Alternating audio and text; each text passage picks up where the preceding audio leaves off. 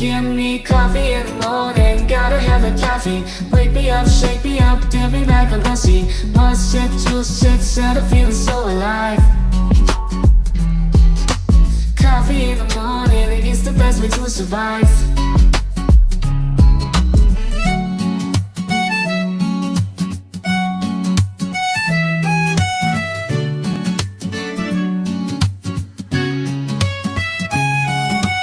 Woke up in the morning, sleepy eyes yawning. Jumped out of bed, started the day, opened the curtains. Felt the cool breeze, the sun shining on my face.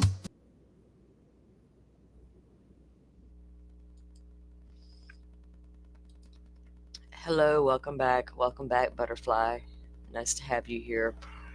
I was like, man, I had to get something to eat for lunch before we started this next round. Oh, let me pull up the screen here. Give everybody a few minutes to get on in here.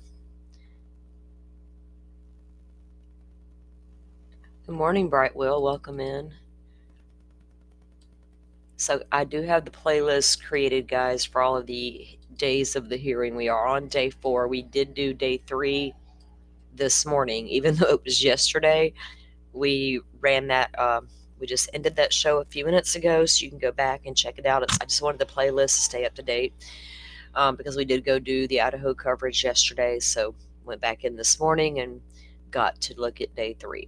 So we're all caught up and ready for day 4 to start here soon. And I think they just have one more juror needed to complete the jury for Karen Reed's case, from what I just heard and saw on the Twitter, or no, actually it was YouTube.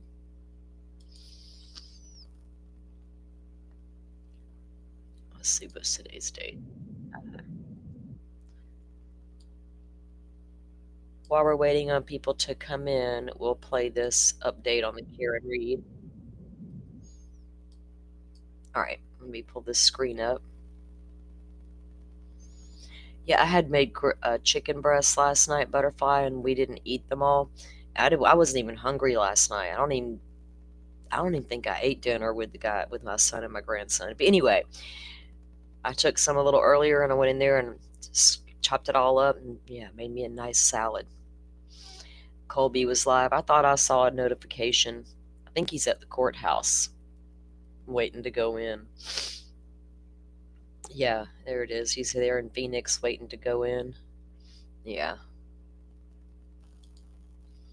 All right, let me pull up the screen. We'll take a look at the Karen Reed update real quick. All right, the start of Karen Reed's second murder trial is almost here. Only one more juror needs to be seated to get this trial fully underway. This comes as the Supreme Court has made a decision on whether or not to delay the high-profile trial. Our Manash Kwingwari is in Dedham this morning. Karen Reed's defense team fighting multiple battles before opening statements begin in this trial. Of course, jury selection, but they've also asked the U.S. Supreme Court to dismiss 2 of the 3 charges against Reed. They believe she should not be charged with second-degree murder and leaving the scene of a crash resulting in death because after the first trial ended in a mistrial, they claimed that the jury found her not guilty of both when they voted behind closed doors, but that vote was never revealed to the court. So Karen Reed's team went before the Supreme Court to fix this issue, and they wanted to delay this trial until the Supreme Court responded, and the Supreme Court did by first denying their request to delay, and then they said they could look into dropping the charges in a hearing 2 weeks from now. All that means is that this trial is scheduled to continue with no interruptions, at least for the time being.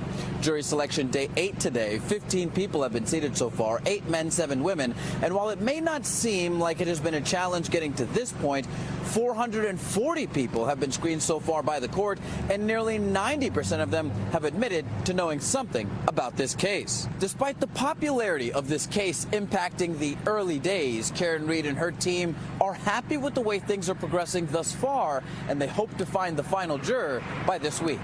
Reporting in Dedham, Manash Kwingwari, NBC 10.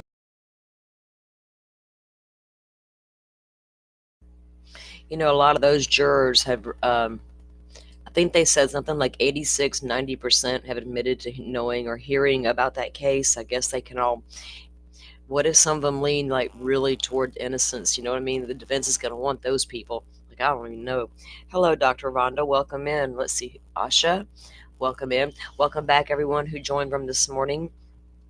For those of you, Bright Will. Okay, so we did the Idaho hearing yesterday. It took all darn day, so we didn't get to do our day 3 coverage. So we did that this morning. You can check that out on the playlist, and we're just gearing up for day 4. Let me pull up their feed. I don't think they even have a live shot going on outside of the courthouse yet like they did last couple days, but I haven't checked in the past few minutes, so I'll check real quick.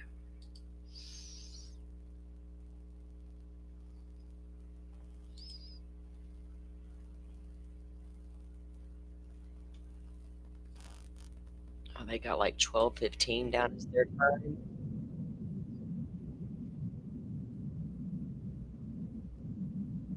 They've adjusted that since this morning. I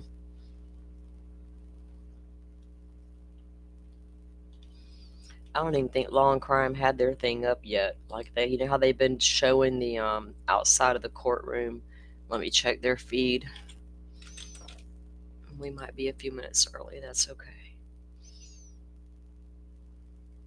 Oh, they got something. Oh yeah, they do. They got the same thing they've been doing. Let me save this though, because this is where we'll watch it from. I'd rather watch it from here because it seems to do better in court TV for some reason. Okay, got that. Okay. So how many of you were here for that Kohberger hearing yesterday? There was a lot of craziness going on in that hearing. I've got to do a show just to talk about that. I got to do a show just to talk about all the Delphi stuff we just got down. I couldn't even think about Delphi last night. I was getting aggravated. I was like, nope, not doing it. I'll go back to it tomorrow at some point. But I've got to do follow-up shows on those 2 things for sure. Yeah, they're still on the 30-minute delay. They'll be on that 30-minute delay every day. And they did that so they could redact things they don't want the public to see, certain kinds of information and things of that nature. They had a big discussion about that before they started the trial.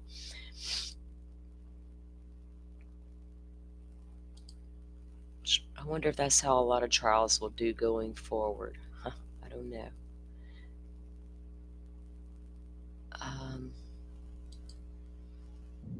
Okay. I'm going to give you guys a news recap about yesterday's Kohberger hearing in case y'all weren't there for all of that, whatever that was. It was some spicy stuff, and the judge got spicy. No, the Delphi stuff I'm talking about is what I'm still processing from the other day. 8 jailhouse phone calls, and the things people have said about them just blows my mind. And the 2... well, one's an interview with Steve Mullins. The other one's an interrogation by Holman. But yeah, a lot of stuff in that stuff. And of course, my partner in crime, Joe, is so wrapped up in Lori right now, I can't even have a real discussion with him about it yet. It's not his fault. So I'm like, hurry up already.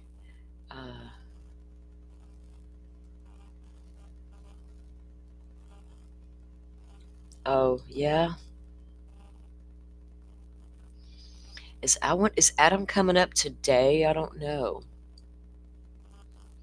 I just don't see Lori's trial being a lengthy one. There's not a lot of witnesses that you need to really call. You know what I mean? Shit, everybody's gone. You got rid of everybody but yourself, Lori. How'd that work? All right, yeah, let's play this little update, Dr. Vonda. So the hearing was quite interesting. A lot of motions were discussed. You know, all those motions that came down. The judge got spicy a few times. Don't blame him. But I do plan to hold a recap show on all of that.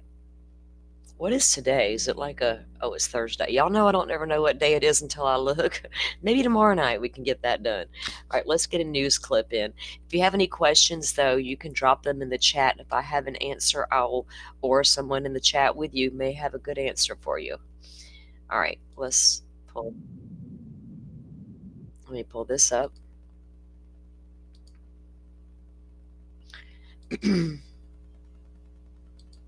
Like I said, I dare air the whole, I streamed the entire thing yesterday, Dr. Vonda, so if you want to, excuse me, you can go back to it. Yeah, funny coincidence. Okay, here we go. Idaho student murders trial today as the judge warns Bryan Kohberger's defense team from the bench that they are making dangerous accusations against the state. Fox 13's AJ Janeville covered today's proceedings. So AJ, what upset the judge here so much? Today's hearings covered everything imaginable, from how to refer to DNA evidence, if family will be allowed in the courtroom, and if the state can use a replica dollhouse they made. But the most shocking moments came toward the end of the day. The accusations he made in there are very concerning. The kinds of accusations, if true, that would get people disbarred. Kohberger's defense team continues to allege that the state has cell phone records that would show the defendant's location around the time of the murders. And that location wasn't anywhere near the crime scene. The state told the judge they never got the records, but the defense is not buying it. What's the evidence of that, counsel? The evidence has been in the practice that I've learned from people that I've worked You're giving me that testimony now? I'm not giving you testimony. I'm answering the court's question. Okay, but you've made some serious accusations against the state of hiding evidence, and yet you've provided no factual basis, zero, that evidence existed for them to be able to obtain it in December. The defense worked to poke holes in the state's case throughout the day, including questioning if Bryan Kohberger had control over his own Amazon account, where the state claims Kohberger purchased a knife like the one used in the killings. From an expert that says that Amazon doesn't work exactly that way. And that's the problem, that when it is represented as a click, that indicates to the average person that he sat at a desk and clicked and made a purchase, when there's a lot more to that. And maybe I'm completely out to lunch, but as I understand it, to buy something on Amazon, you got to put it in your shopping cart and hit purchase. Am I wrong about that? No, that is a step, but how it gets in your cart and what items get in your cart really has to do with the whole model and the ecosystem of the way that Amazon works.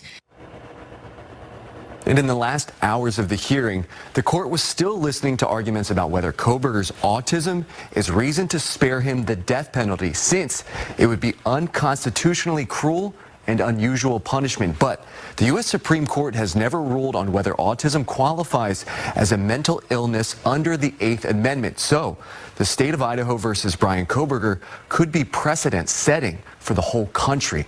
The judge said he'll issue a written ruling on that matter at a later date.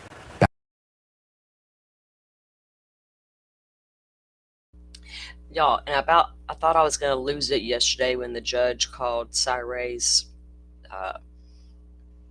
affidavit a conspiracy theory. No.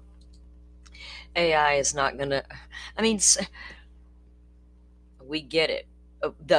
Listen, all you attorneys out there in court that think the average person doesn't understand what you're trying to explain, we get it. Jesus Christ, we get it. We all shop on Amazon on a regular basis, I'm pretty sure. Most people. We know how it works. It's not rocket science, is it? Damn it. Who cares what you clicked on? I don't care about your click activity. I need your purchase history. I really am not concerned with his click activity. What's that going to show me? That dude was looking around at a bunch of different shit. Like, what does that even matter? What matters is what you bought. So, did AI say, hey, buy this, I'm showing you this. This would also be a good idea to go and do this. It's crazy talk. Crazy. But that even if you have a subscription, does he have a subscription to K-Bar Knives? It's still not going to suggest you anything you haven't already sought out and searched for initially. unless your phone's listening like usual. Here's you talking about something, and the next thing you know, there's an ad for it. So did it read Koberger's mind? I think I need a K-bar. I don't.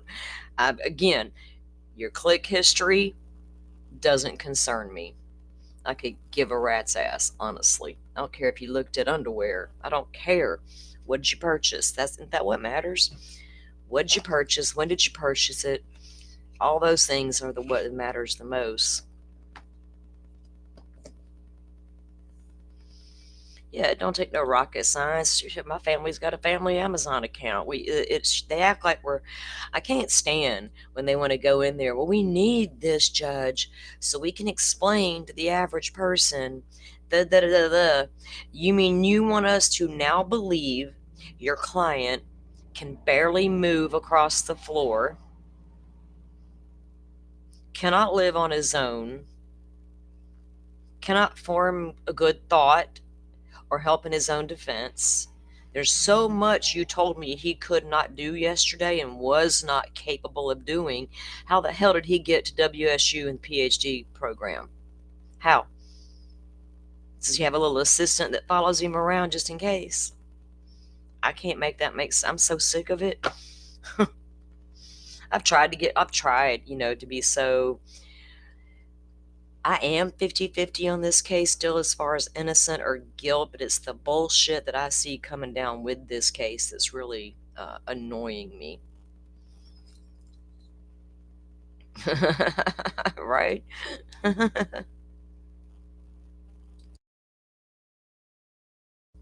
Like some things you don't want to search up because it's never going to stop telling you about them, right? Right, Forrest? I mean, Jesus.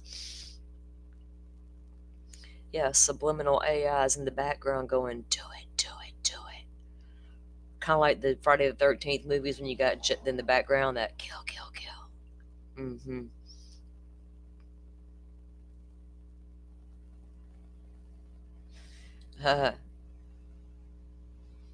They let a couple of interesting things slide during that trial. Not slide.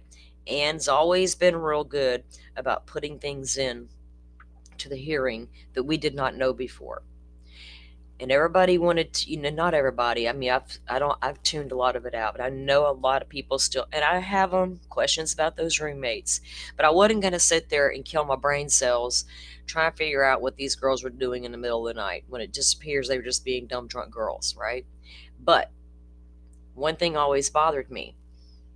What alerted them to the point where they alerted the neighbor?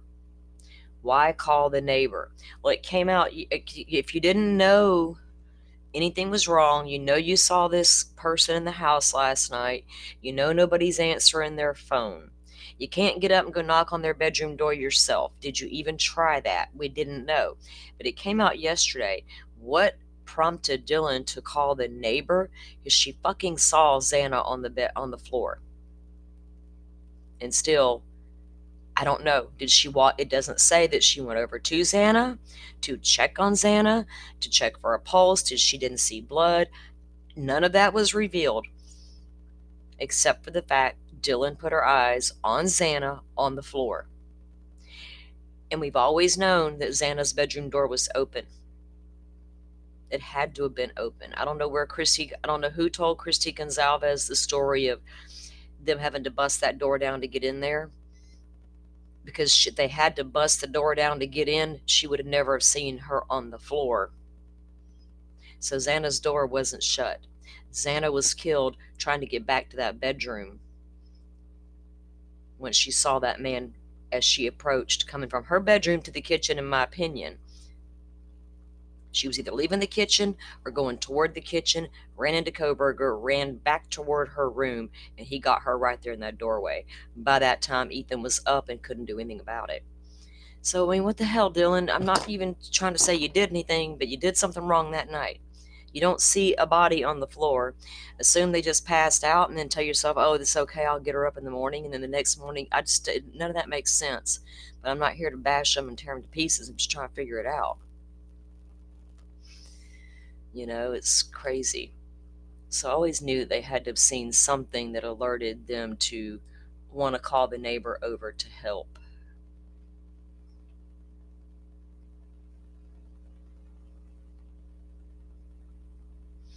Yeah, well, she's been complaining about those terabytes. And let me tell you, she's not the only one doing it. She is not the only defense attorney out there right now playing games about how much discovery they get.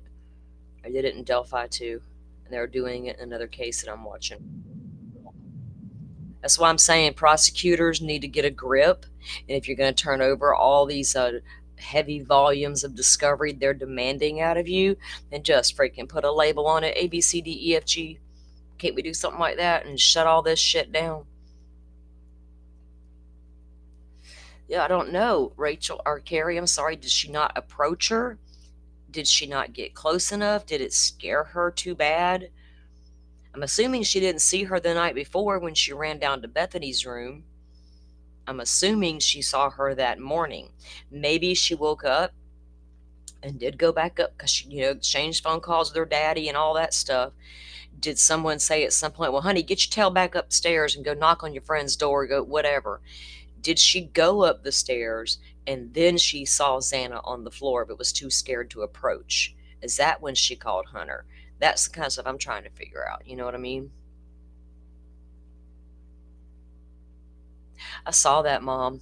I saw that. It's so funny. They look the same almost, don't they? They really do.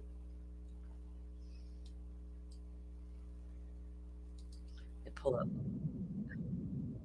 Goodness, I'm sorry. I pulled the feed up, and every time I do that, it starts talking in my ear. And it's not the... Okay. I'm just going to pull this screen in the background. You guys can look. There's nobody outside this courtroom. Like, nobody cares about Lori Vallow. Unless they're all in the courtroom sitting down, listening.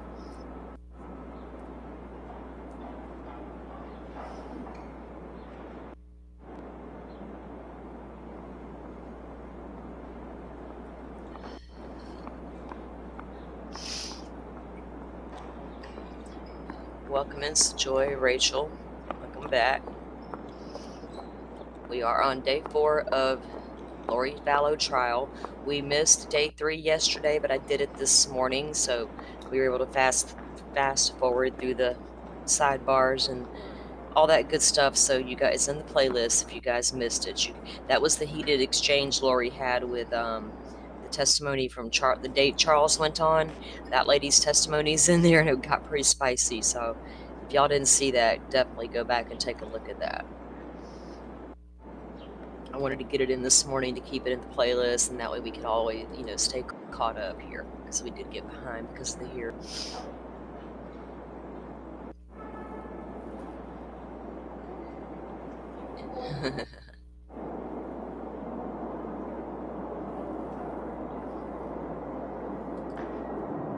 Yeah, I mean, could she have turned down Tyler Meade's case? I don't know that she could have, because of her position, being the state's top DP attorney in that area.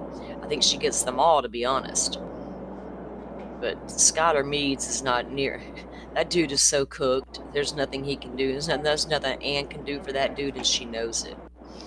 So I don't even know. And she's got a lot going on with his stuff, but his is so different than Kohberger's. And she knows it. But she marched his little tail right on up there in court and said he's staying silent, and I had to put a video out there. Look, another client of Ann's is sorry, I got sidetracked reading. Gigi posted court was crowded this morning. Adam was testifying. Yeah, Colby's there. I thought Adam was testifying today.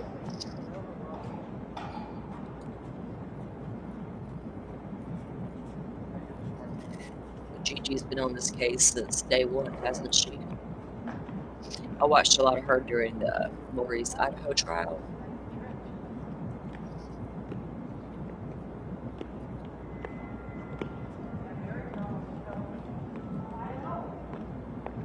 That must be a boring job, that camera dude. Yes, Colby is there. Let's pull up something while we're waiting on that. Hang on. Like Butterfly said, Colby posted a little earlier. Let me go to his YouTube and show you what he put out, guys. He wasn't there yesterday. I know Kay is there again this morning. Where did it go? Colby. Live. Okay, she was told. Okay. Yeah, Colby is there. Let me share the screen. I'll show you guys what he posted a little while ago outside the courthouse. Okay, here we go. I'm trying to figure out how to get around here. Now, for those of you who don't know, this is Lori Vallow's oldest child, her only surviving child. He was half brother to Tylee and, of course, adopted brother to JJ. This was a mess. I had to couldn't turn left, couldn't turn right. All the frustration. I don't know where I'm going.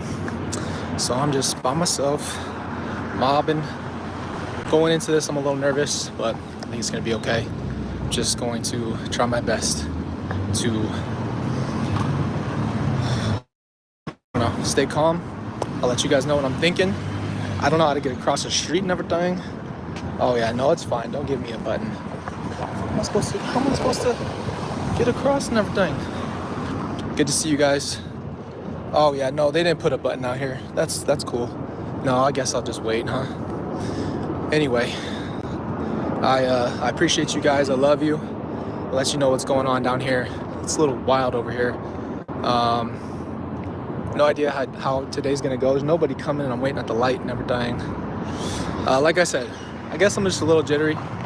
It's always hard. It's not easy to see Lori. So this is the first time I've seen her. We'll be seeing her since 23 during her other trial. So we'll see how it goes. But appreciate you guys. I'm trying to find where I'm supposed to go. I genuinely don't know where I'm going. I hope I don't pull up in the wrong spot. But anyway, you know, it's nice down here. I don't know if I can flip. Can I flip the camera? Nice. I can flip the camera. So, like I said, we'll see how it goes. I'm still vlogging for you guys. Maybe we'll do a live at lunch, talk more about it. Like I said, I don't know how to expect for today. I mean, based off what we've already seen and watched, it's gonna be a mess. Oh, and don't hate on the bun. I have a bun today. Don't be hating on that bun. Actually, it's a real bun this time. So, look like a samurai or whatever you want to call me. We going in as a warrior today. But anyway, I'm pulling up. Love you guys. Appreciate you. And like I said, I might go live on lunch, or we might just do a live tonight, or the vlog. I haven't made a decision. See how I'm feeling. But appreciate you guys. Love you. Let me know your thoughts in the comments below on this video, and I'll catch you soon. Okay? Love you. Okay, yeah, guys, that was Lori's oldest son. Colby has a, well, shit, I was just the,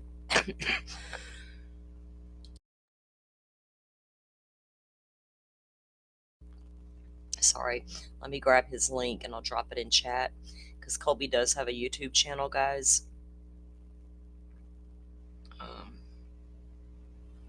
There we go.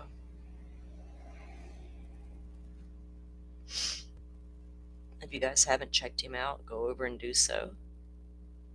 He has a lot of good insight about his mom, and he's open and he's honest, and he's struggled, and he doesn't shy away from his struggles. And it's kind of like, you know, communities rallied around him, and Kresha, and, you know, they just give them a lot of love and support. So those of you who do that, I appreciate that. I know that he does as well.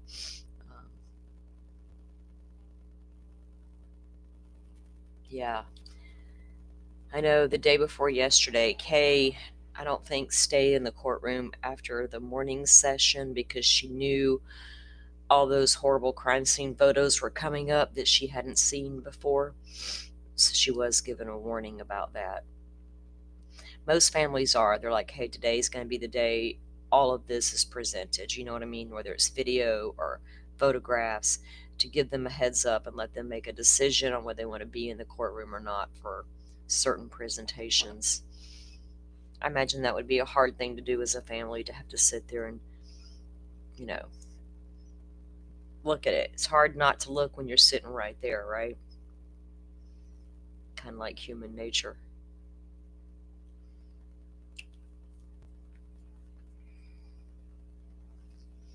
So the judge just in that Kohberger case yesterday, guys, I can't get over the way he acted about Cy Ray. Oh my God. He was so shady about that guy. And he also pointed out something I've been waiting on someone with some authority to point out. Thank God he finally did, when he talked about how Cy knew the FBI could have access to those certain types of records prior to 2023. Cy didn't lie about how he figured it out. Just people didn't want to talk about how he figured it out. When the FBI gave him that report, and then he looked at it, and Cy said, I had no idea what it was. He had never seen it before. It was AT&T Timing Advanced Records prior to 2023. But he had no clue what it was. And he was supposed to develop a program that could read the data. But he was told the next day, we gave you that by accident. We need that back. And forget you ever saw it. Don't even make copies.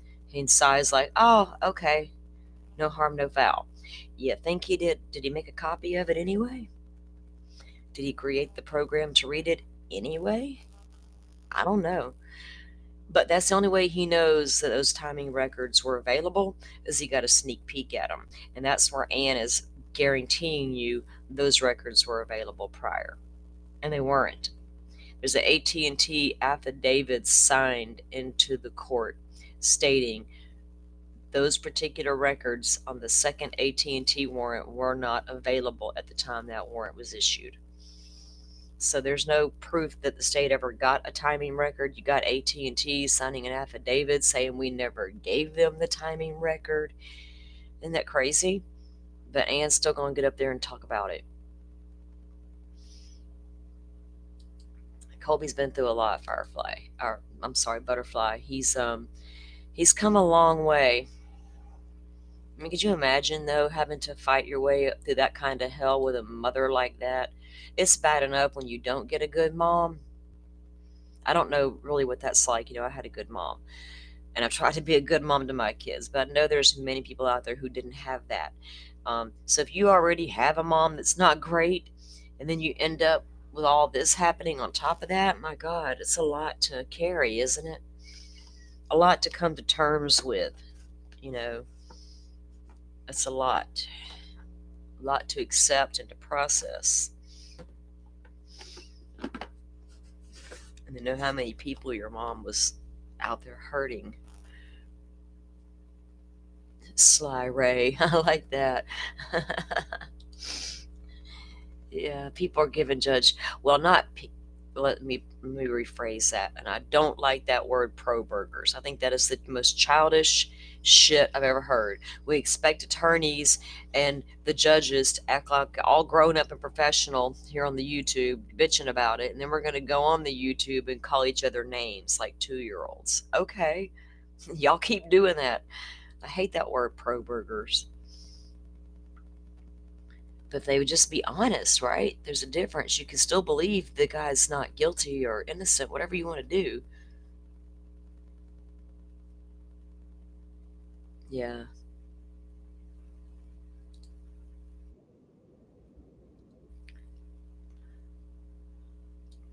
Good thing we didn't get struck trying to air that trial or hearing yesterday, like we were warned was going to happen. Oh, goodness. These YouTube streets, I'm telling you. Okay, court's not up yet, guys. They're taking their ever-living time getting us that feed out here.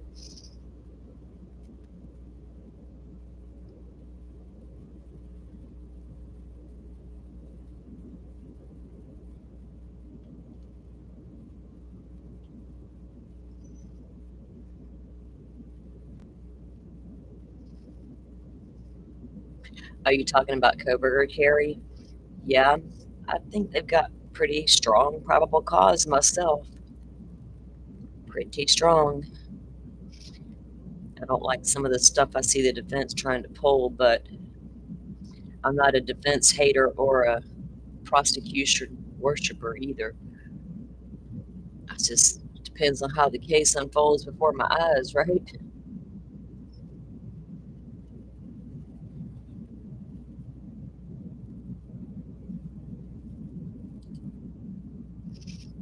Believe me, if I saw like if I really saw some like legit shadiness going down in Idaho 4, I'd so be talking about that. But the only thing shady in Idaho 4 is the damn FBI. What's new there? Like, I'm not even trying to fight with them dudes. Ann can take all that up with the FBI and their attorneys. Yeah, talking about Kohberger. Yeah, it's going to be interesting that when the judge finally gets his rulings out about these different things. He got really upset though at one point when he told Ann what the things that she was accusing the prosecution of were pretty serious accusations and dangerous to a point, and she knows that. I don't know why she's continuing to try to go down that path. Like her now not wanting people, I don't want the prosecution to use the word murderer over and over during trial, but Ann didn't mind walking into hearings over and over and saying the state's trying to kill my client. Finally, the state addressed that. It's like, lady, that's the law, right? It's called the death penalty. The state didn't just seek him out to kill him. Use your grown-up words, lady. But here you are wanting everybody else to refrain from using grown-up words suddenly to describe your person.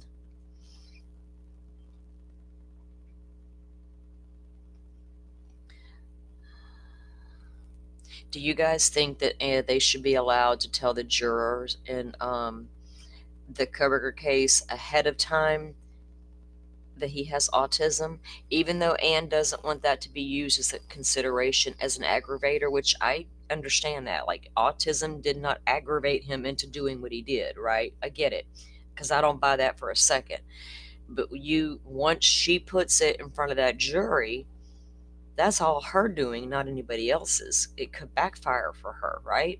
So, but what do you think about it personally? Do you think that the jurors should be aware that he has autism, in case he sits there with that strangeness that he has going on? And let's be honest, there's a lot of people out there on the spectrum, and they're not all the same, right? Yeah, she's been watching YouTube a lot. You can tell, Forrest, but I don't know if it's a good idea. It could backfire on her to go in there and tell the juror he's got autism. Is that going to benefit him? Because then the juror can say, oh, that explains why he's sitting there with this blank look on his face while you're showing me horrific crime scene photos.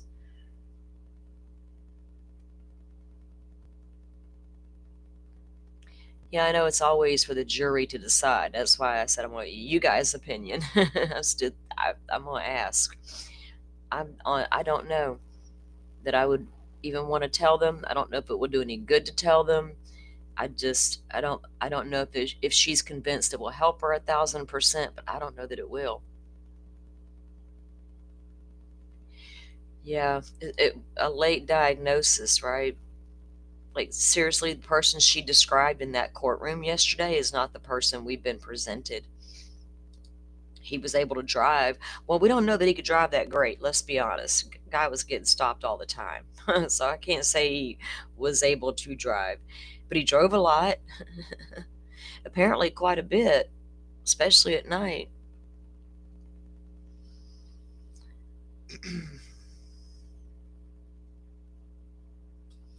I don't know, Rachel, you think? It's a hard one. I don't know what the judge is going to do, because normally that they don't do that, right? They don't normally just come out in the beginning and like, look, my client's got this or that. And she could actually bring it out in testimony during testimony, but she's not going to put him on the, well, actually she's saying he can't be on the witness stand now because of his condition. But how can you get that wrong? I was just out driving around. Is he going to get so confused he's not going to know what to say?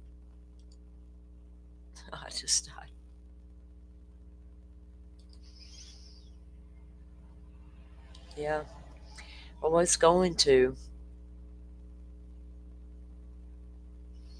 What if you were on that jury? And I'm not convinced we're out here messing up the jury pool, because I don't think they're all watching the YouTube. They're not all true crime buffs. It always annoys me when people say that. You're messing with the jury pool. Are they watching me right now? And if they are, they're supposed to be honest about that when they go in for voir dire. So that's not on me. That's on the individual person out there. Y'all responsible for your own morality, not me.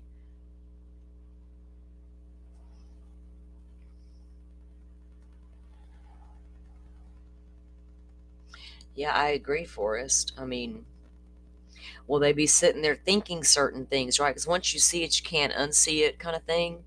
And once they're told of this diagnosis, and only use it to watch his mannerisms, it's going to be in the back of their mind the whole time. And it's not supposed to come up again until, you convict my client, and then mitigation comes. Then we're going to bring it up again, which I get that too. But all this in between, you can't unsee that shit. I think that he does to an extent, Rachel, because there were a lot of things about this guy. A lot of us noticed early on. We pointed those few things out in chats and were totally slammed for it. We were called stupid. We were called names. You're making it up. Like, no, legit, I'm not saying the guy killed somebody. I'm telling you, you don't notice this blank stare? Like, I'm just being honest, I could talk about any of the people when they're first arrested like that, because we don't ever know what's true and what isn't. It could, Forrest, it very well could. It could go either way. And that's what Anne doesn't know. That's where her danger lies, right? She just already has to be careful about what she's wishing for, because she wanted that change of venue and she got it. We see how that's worked out for her. The feed's still not up yet, guys. Yeah, they'll use it in mitigation. But in Idaho, the codes and the rules are very specific. And so far, autism is not recognized as a condition to keep DP off the table.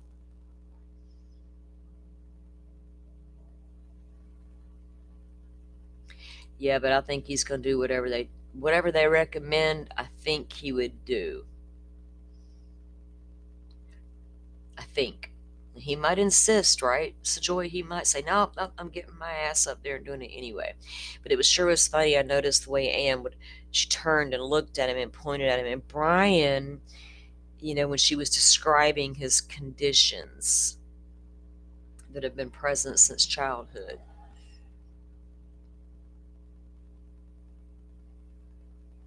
Yeah, they just might.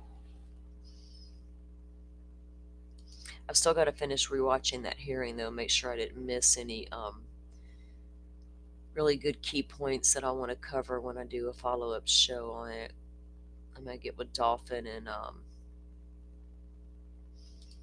yeah, how you gauge it, right, Pokemon? We hear so many people are on the different ranges on the spectrum. Obviously, Kohberger was incredibly high functioning, and I'm not buying this he could barely walk across the floor thing. Now, my kiddo, he gonna fall down over his own feet walking across the floor, right? He's the only one out of my 4 like that. The other 3, I'm not worried about that happening to. This one, he gonna fall down. If the wind blows crooked, he's gonna fall over. It's just, but that is not Brian Kohberger, right? All that jogging he was doing, the Strava app. We hear he was trained in boxing for a long time. Very agile, athletic type of dude. Not a frail guy who can barely walk across the floor because of his neuro, whatever she called it.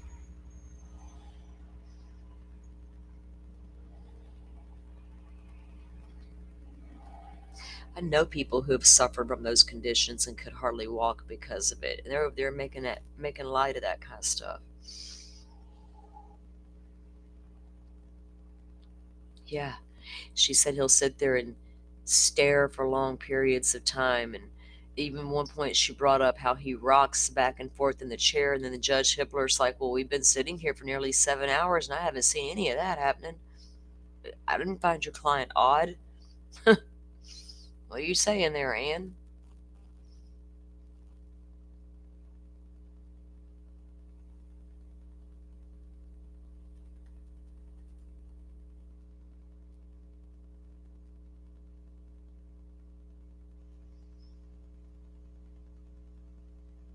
I was reading you guys' comments and thinking, I was like, I forgot I was, I was like, wait a minute.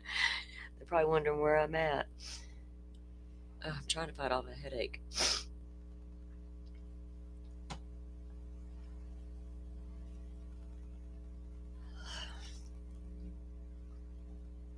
I'm going to check Twitter for any updates while we're sitting here waiting.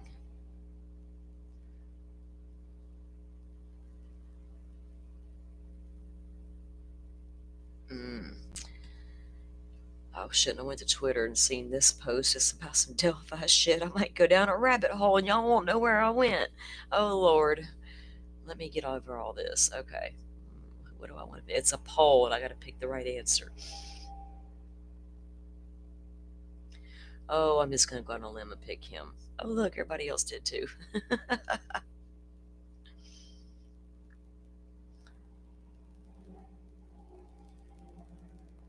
All right, let's see. Oh, not him. That was the wrong Joe. I don't look at that dude's stuff.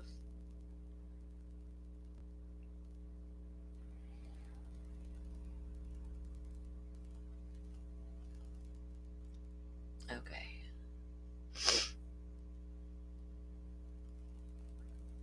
Nope. The only thing Joe was posting on was about how it was a beautiful day in downtown Phoenix. Oh, wait. Oh, he put us a picture of his...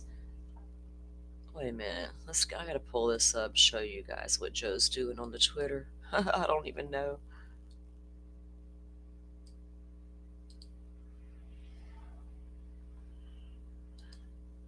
Okay. Sorry if I yawn and stuff, y'all. I'm trying. Okay.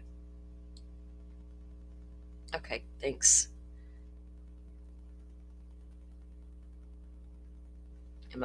I left the live. What are you talking about? Oh, the live stream? Yeah, they're not up. The court's not up yet.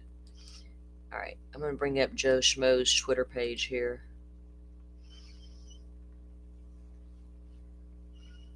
Okay, that's where here it is.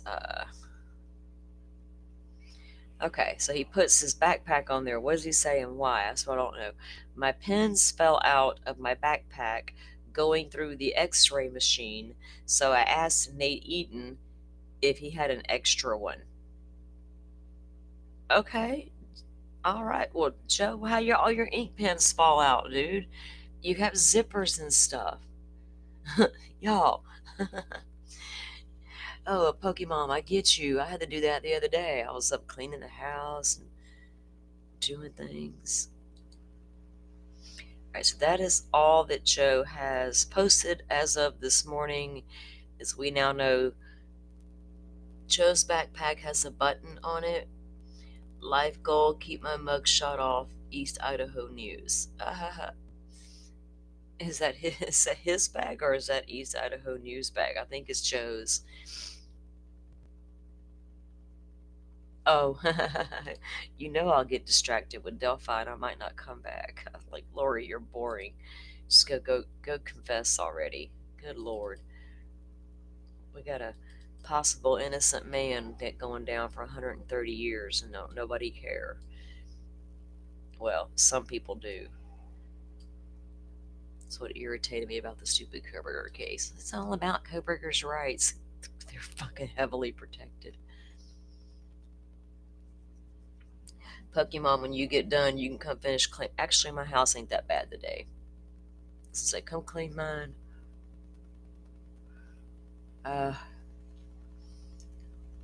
Carrie's cleaning too.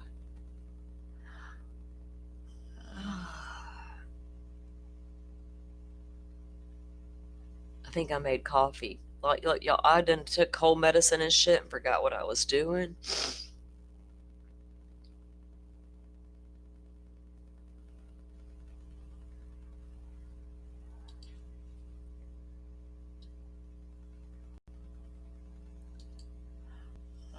Goodness, I can't stop yawning.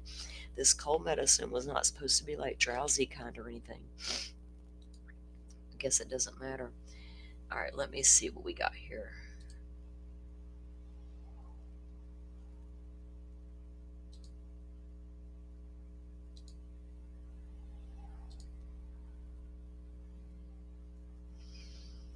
Everybody still has their thumbnails up, but nothing actually going on yet.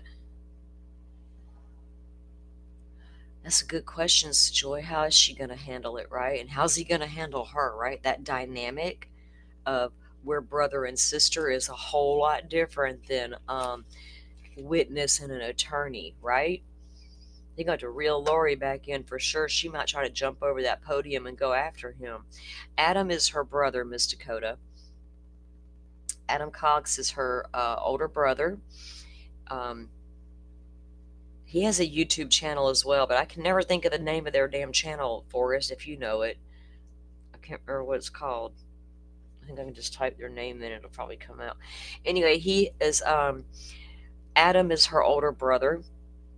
Him and his uncle Rex do a podcast together and talk about, yeah, he's the good brother.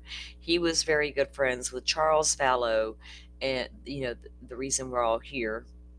And he can attest to things that Charles told him about Lori. You know, he knew all of it.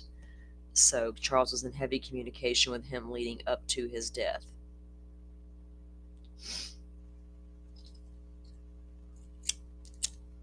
Yeah, they're still showing the state seal.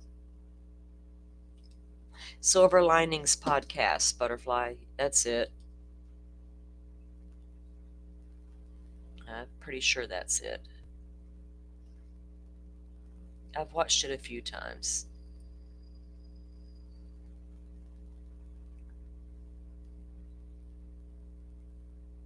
Let's see. Yeah, that's it. Let me grab the link.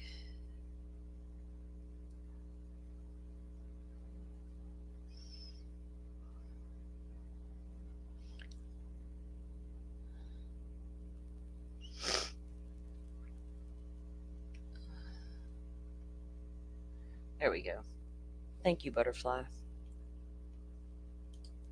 You guys are a great community. When I go brain farting and can't remember nothing, y'all got me.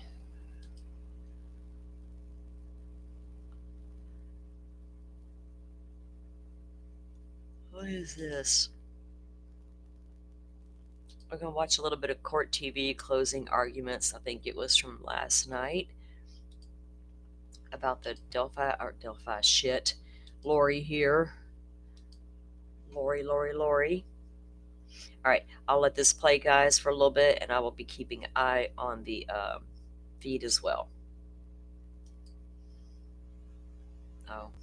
Lori and Charles Vallow were happily married and really seemed to be living a charmed life with their blended family. Both had prior marriages. In fact, Charles was number 4 for Lori. Charles' children were grown, so they were raising Lori's daughter Tylee, and together they adopted their great-nephew, little JJ. But by early 2019, things began to change. Lori's embrace of apocalyptic prophecies and self-proclaimed divinity cast a shadow over their marriage. She believed she was chosen to lead 144,000 souls in preparation for the Savior's imminent return. And she warned Charles that she would kill him if he impeded her sacred mission. Fearing for his life, Charles tried to get some help, citing Lori's threats and her erratic behavior. Lori then accused Charles of being possessed by dark spirits, branding him a zombie. The culmination of this turmoil was on July 11th, 2019. That's when Charles was shot and killed by Lori's brother, Alex Cox, who claimed self-defense. But prosecutors allege a sinister conspiracy, asserting that Lori and Alex orchestrated Charles' death to clear the path for her union with the doomsday prophet Chad Daybell. Lori denies the charges and is now representing herself in this high-stakes murder trial, and tonight we are live from the courthouse. I'm Vinny Politan. Thank you so much for joining us tonight on Closing Arguments. What a day inside the courtroom in Lori Daybell's latest murder trial. I want to take you back to that scene, right? When Charles was shot and killed, there were 5 people there that day. 5 people, all members of the family, right? Lori was there. Charles was there. Alex Cox, Lori's brother, Charles' brother-in-law was there. Tylee, Lori's daughter, JJ, Lori and Charles' son. So 5 people were there when this happened. Now, obviously, Charles was shot and killed, so he is no longer alive. So now we're left with 4 people were there. JJ was murdered. JJ was murdered by his mother, and prosecutors believe with the help of Alex Cox, her brother. So JJ, his life is taken. So now, of the 5 people who were there at the time Charles Vallow was shot and killed, we're down to 3. Let's talk about Tylee. She was also murdered. Again, Lori convicted of her murder, her remains burnt and put into a pet cemetery in Chad Daybell's backyard. Taken out. Probably the most important potential witness to all of this. But the witness is dead, and the person on trial for murder is the one responsible for murdering that witness. So now, from the 5 people who were there in this, as Lori called it, family tragedy, we're down to 2 that are left. Alex Cox suddenly died on the toilet. All these people dying at young ages, it's unreal. This one, they're calling it natural causes. I don't know. I don't know about that. I'm not buying that. I'm just not. I just don't think his death was investigated like a homicide. Because, things happen, you do the autopsy, oh, okay, but what caused that? Like, how did that happen in this individual? And the timing of it was so significant. The day that they're digging up Tammy Daybell's body, that Alex Cox is suddenly gone as well. So now, for the shooting death of Charles Vallow, when there were 5 people there that day, all alive in the morning, only 1 is still alive. And that's Lori Daybell, the accused murderer. Think about that. And she got up in that courtroom and said, this was a family tragedy, the death of my husband. The problem is, all that I just told you, I don't know how much this jury's going to know about that. They're not getting the whole picture. They're not getting the whole story. What they get is what's presented inside that courtroom in Arizona. And it's much more narrowly focused than the other trial against Lori Daybell and the trial against Chad. This is really about what happened that day to Charles. So the jury might be wondering, all these people, why is no one testifying? Why isn't anyone else coming in to tell us what happened? There were a whole bunch of people there. Well, nice, they're all dead. 2 of them at the hands of Lori. Potentially a 3rd if she's convicted here. So today, Lori Daybell still representing herself. And this was quite a moment. This was an unexpected moment. A woman gets on the stand named Nancy Jo Hancock, who apparently dated Charles Vallow. They met on some app and then went on their first date the day or the night before Charles is shot and killed. She came into the courtroom and testified about what she knew, but then she got cross-examined by Lori. And wow, some fire in the courtroom. Lori Daybell kind of like, all of a sudden, like the fangs are coming out and she's going after this woman like she did something wrong. She met a man on a dating app and went on a date with him. But it was an interesting moment in how will the jury take this? How will they interpret this? Let's take a look. You stated that your husband, or my husband, told you that he was going through a divorce. Is that correct? That's correct. And did you have any way to verify that? No, I didn't try to verify that. Okay. So did it surprise you later to find out that we were not in the process of a divorce?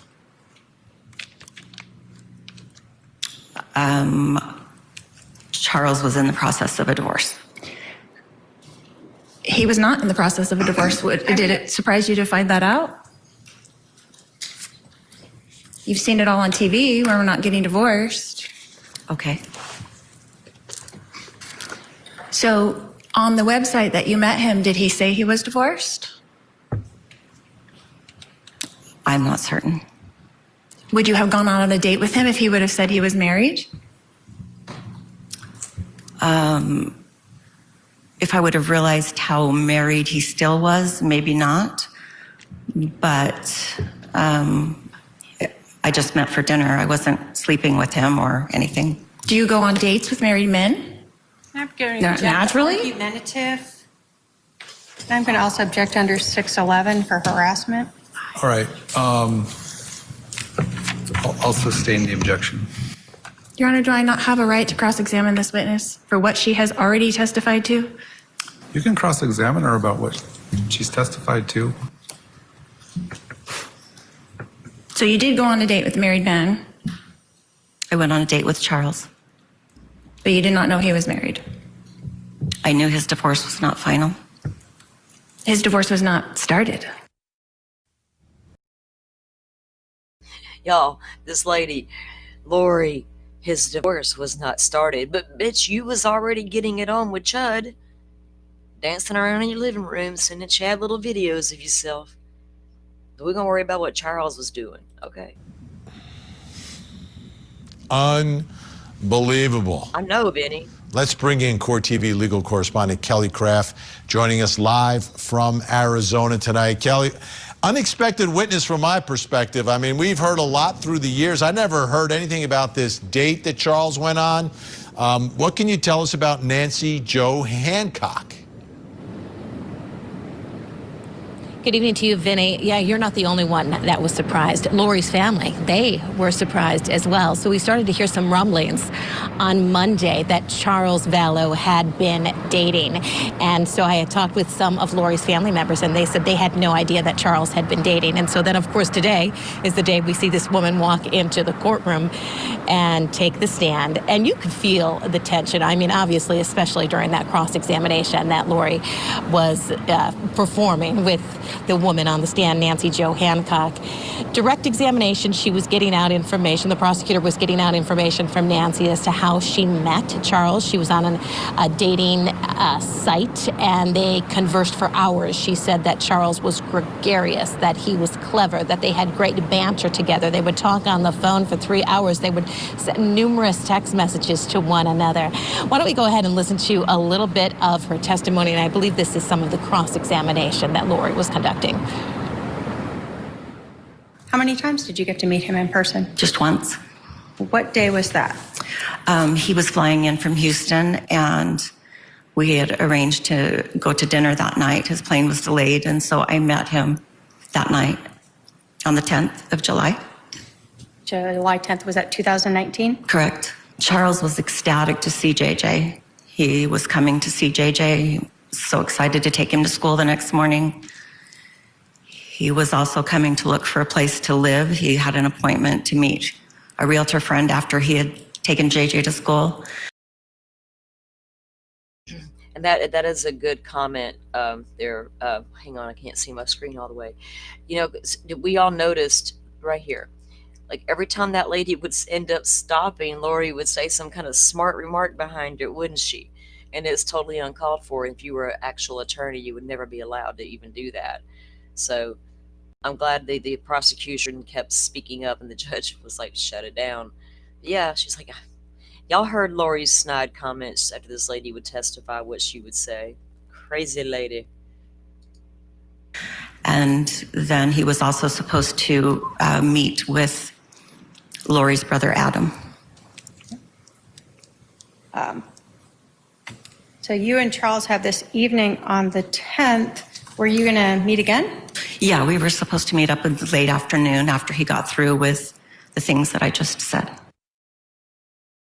So are you trying to tell me and this jury that you went on one date with my husband and he told you all the details of our lives? I'm telling you the truth, and that's what I know. So you spent your whole date getting to know each other, talking about me? Don't flatter yourself. No, we did not spend the whole time talking about you. That shit was epic right there. Don't flatter yourself. We didn't spend the whole time talking about you. And when we did, it wasn't good, Lori. It wasn't like they was sitting there talking just so great about Miss Lori. No. No, quite the opposite was going down.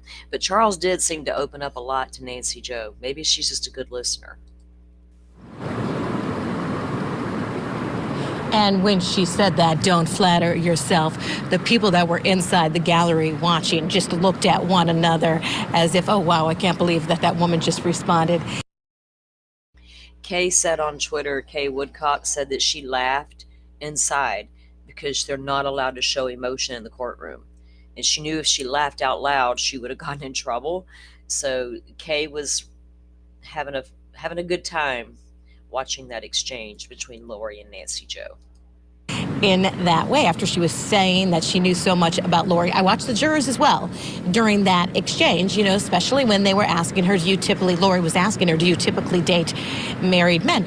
They were jotting down notes, Vinny. So they were definitely interested in what the woman had to say. I'm not too certain that they felt that she had as much maybe credibility as the prosecutor was hoping for, because Lori was doing a good job getting some information out there. I will say the jury did have one question for Nancy on the stand. They asked her if Charles ever indicated to her or verbally expressed to her that he was under stress. She did respond yes. As she started to go on more, the judge stopped her.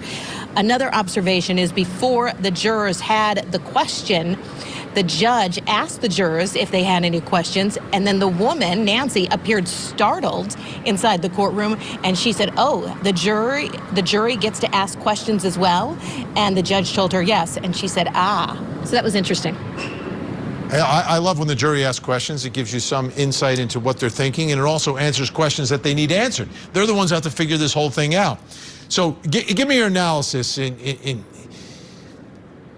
Watching it is one thing, being in the courtroom is another thing. I felt like Lori was acting like a jealous person. My husband, you're dating my husband. They're living separately. She left him. He had filed divorce once, took it back. They were not together, but she seems to be like, you are a scoundrel. Nancy Jo, you are a terrible woman. How did it play inside the courtroom on that issue? That's exactly how it played inside the courtroom, Vinny. You could feel it. I mean, you could feel it. I couldn't wait for more, because then we took that lunch break. And, you know, the judge had warned Lori about opening up the door to some questions that Lori wanted to ask her. And then after lunch, she decided not to follow through with some of those questions. But you could feel that inside the courtroom. She was coming across that way. And frankly, I will say from watching the jurors, it wasn't as if they were looking at Lori, because, again, they don't know the whole background. They don't know the whole story. They don't know the story. They are looking at it as a woman. My IFB just fell out. They are looking at it as a woman who, maybe a married woman. She was married to this man who is the victim in this case. And then all of a sudden now he's shot and killed. And here's this woman that was dating her husband. And so, yeah, it was interesting to watch, to say the least. Vinny, I'm going to tell you, if you're going to ask me a question, I'm trying to get my IFB back in because it fell out. All right. I think she's going to get her device back into her ear so she can hear us. This is fascinating, folks. This is this was unexpected. Nobody knew about this. Like, Lori's family didn't know about this. No one knew about this. And we're at a point now where, you know, a trial that I thought was very predictable has become very unpredictable. Any other witnesses today, Kelly? Yes, there were some other witnesses today. The first one out of the gates was Detective Coons. So Lori had the cross-examination of him, asking him a series of questions about the items of clothing that Charles was wearing. Also, a really good witness ended the day. This was Christina Atwood, and she got out information that it was after a fast. So she was involved in a meeting with Lori as well as Alex Cox. They had fasted. This was a whole situation where Lori had been telling them that she felt that Charles was possessed. And she said that Alex made a comment as the fast was ending and then they were beginning to eat, saying that he wished he could just kill Charles. Let's go ahead and listen to some of that testimony. Was there anything that Lori said at this meeting in February-ish of 2019 that she said about Charles that stood out to you?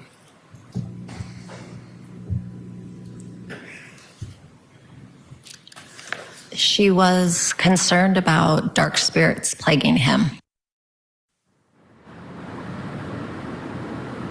So the prosecutor was able to get out that important information that Alex Cox had mentioned previously, that he wanted to kill Charles Vallow, that Lori had told her that she had crushed up some of JJ's medication and given it to her husband, Charles. So you could tell the jurors during that testimony, they were really jotting notes at that time, because now they're hearing.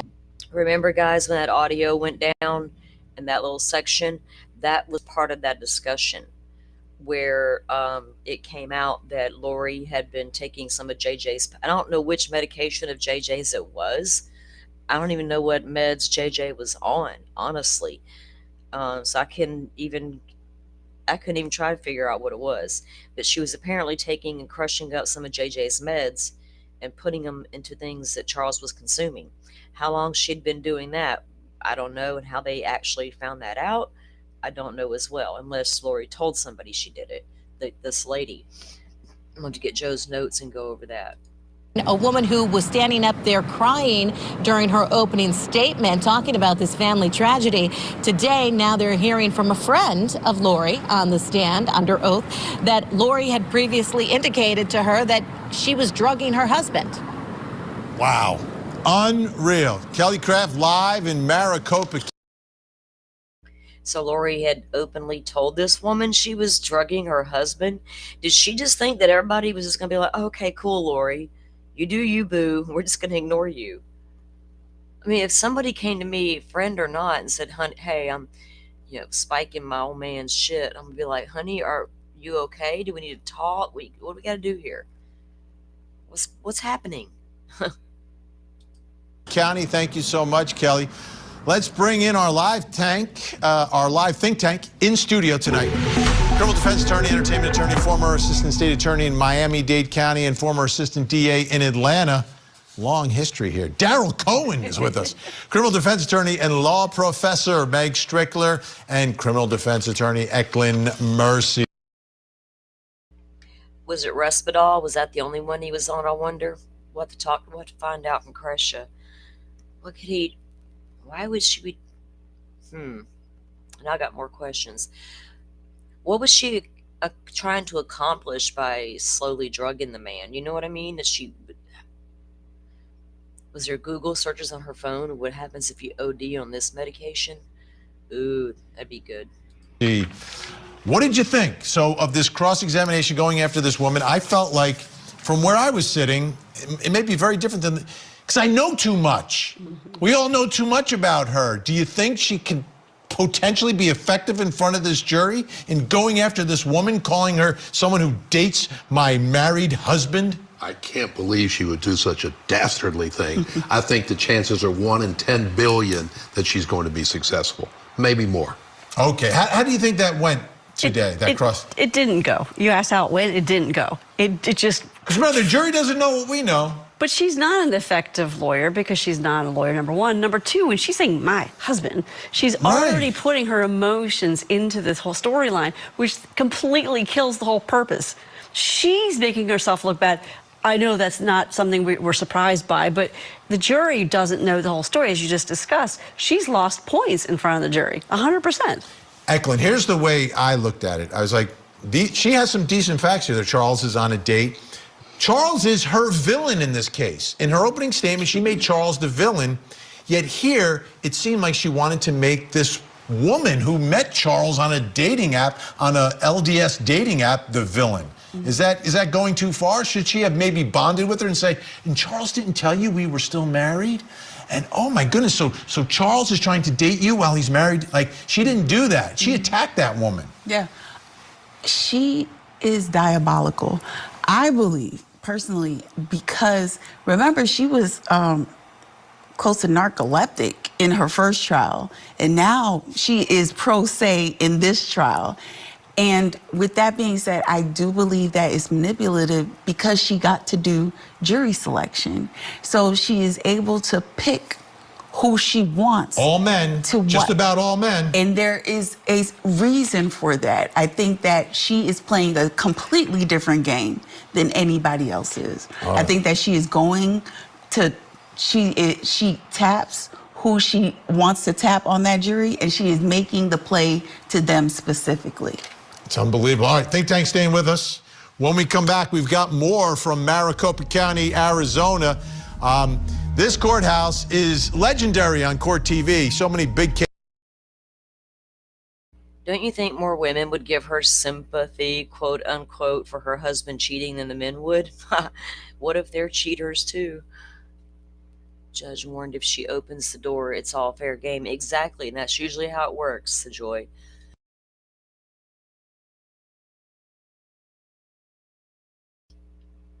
Sorry, guys, I had to mute out for a moment. That's usually how it works. Because they were allowed to know the names. There was just a lot. The jury doesn't know all the information, right? And they don't know all that we know. And they don't know about her past convictions yet. But if Lori keeps on, then she's going to open that door for it to all come in. And that's she's the only one to blame at that point.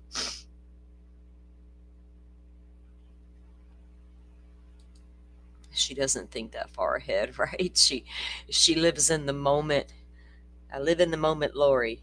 Cases, including another blonde-haired woman. Remember her? What was her name? Jodi Arias was convicted in that building. And we'll do that plus coming up next hour. Tonight on Vinnie Politan Investigates. Next week, it starts all over again. The retrial of the century, Massachusetts versus Karen Read. And tonight, we take a look at the biggest problems the prosecution has in this epic redo.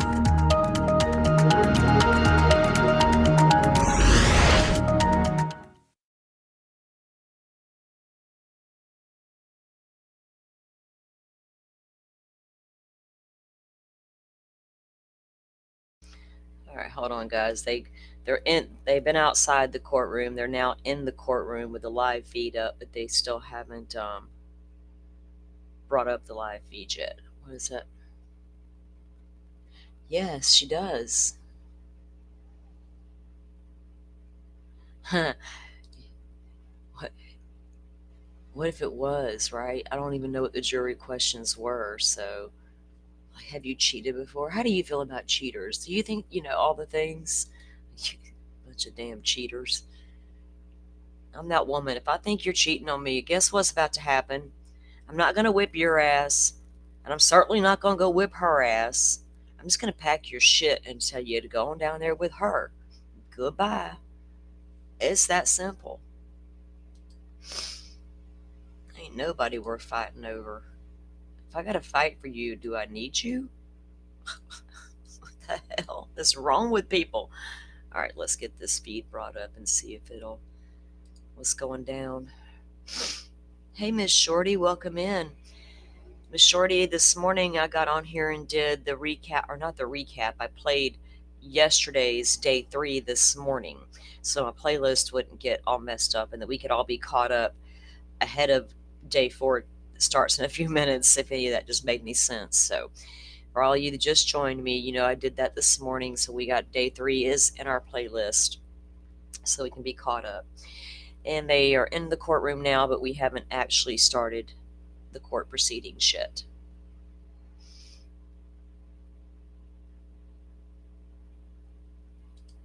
Okay, let me pull this up.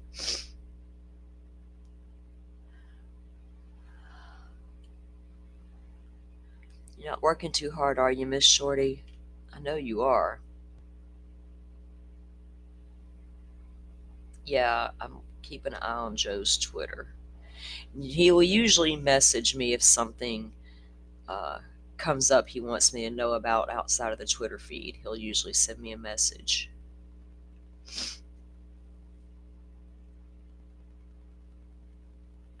Right? What is she thinking, right? Is she thinking, I got this, God's got me, we are good to go, we're getting our exonerations next week? Crazy. Miss Shorty, I'm hearing they got one more juror to seat over there in Karen Reed. What was that judge, y'all, from that one case? He kept calling the jury, it was at Murdaugh? He would say jurors, and we would all laugh, and we'd all just say it the same way he did. So if I say it funny sometimes, it's because I'm mimicking that judge. Jurors. I need to go check on mine for us. I forgot if I put her out or left her inside, if she's being real quiet. So I don't know what she's doing.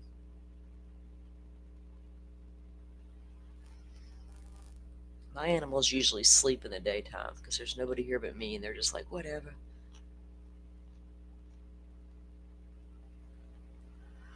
All right.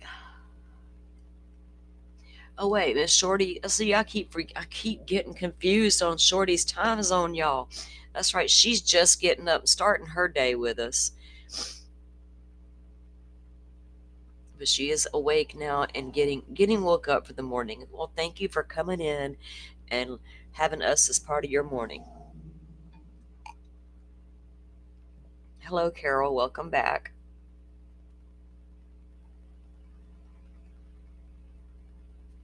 Yes. And I think Lori's will be done by that time, Miss Shorty. I hope so. I don't think there's not a whole lot of witnesses that you can call in this case, and I just don't think it's going to run that long. I want to cover Karen Reed, so I need this one to wrap up. Delulu. I'm keeping an eye on the feed, guys. Hey, Lisa, welcome in.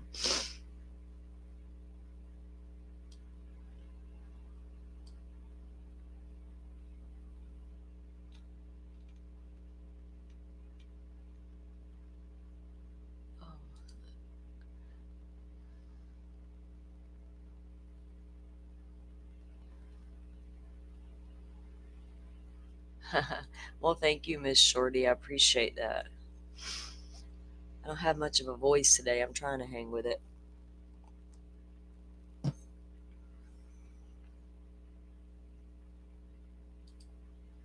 When I'm sitting here with this downtime, my mind starts wandering to the other cases I'm wondering about, and I don't want to get started on those because then I would just... Oh no, Lisa, hope you feel better. So, luckily, I do not have any kind of battles with migraines. I feel for those of you who do. My mom did, and my brother, they said he had cluster migraines, but he grew out of them. So lucky I never had any problems like that.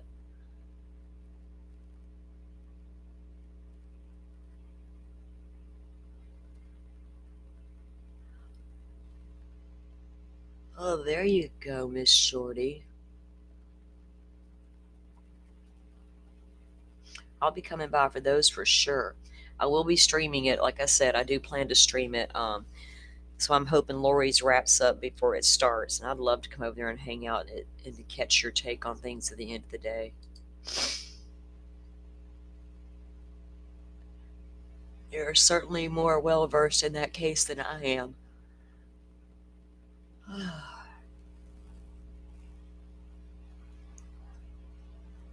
Lisa, isn't there medications out for that now? Do they even help? I have no clue.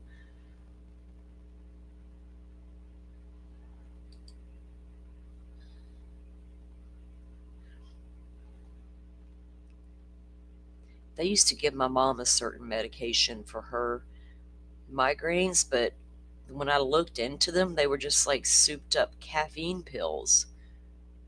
I was like, seriously? My mom consumed a lot of caffeine already, like I do. I forgot the name of that medicine though, but it was like 20 years ago too, so hopefully it's come longer, further than just trying to put you guys on caffeine.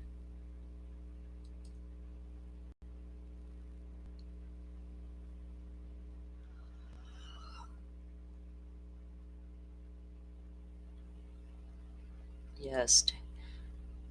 What's the other cases? Oh, Tanya. Delphi, Idaho, Crystal Rogers. I got several roaming around up in his head at any given stuff on Stearns. I'm not worried about Stephen Stearns shit. I just want that shit over and done so his ass can go where he deserves to go. But right now, really, Idaho, I got a lot of questions since yesterday's hearing that I haven't been able to process or even think about a whole lot. And some major stuff in Delphi. And I have to discuss it so I can work through it.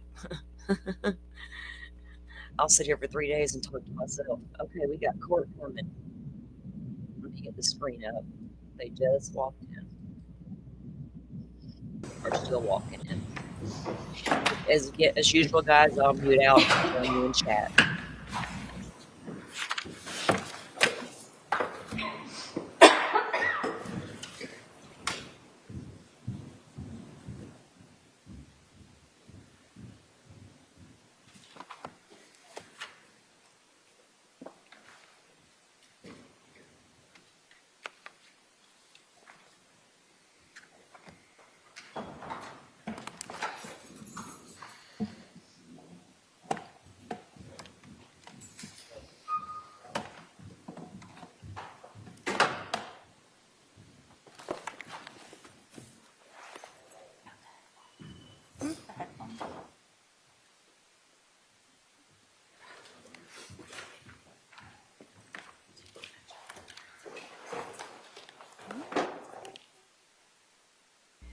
Nice, Tanya. We might have questions.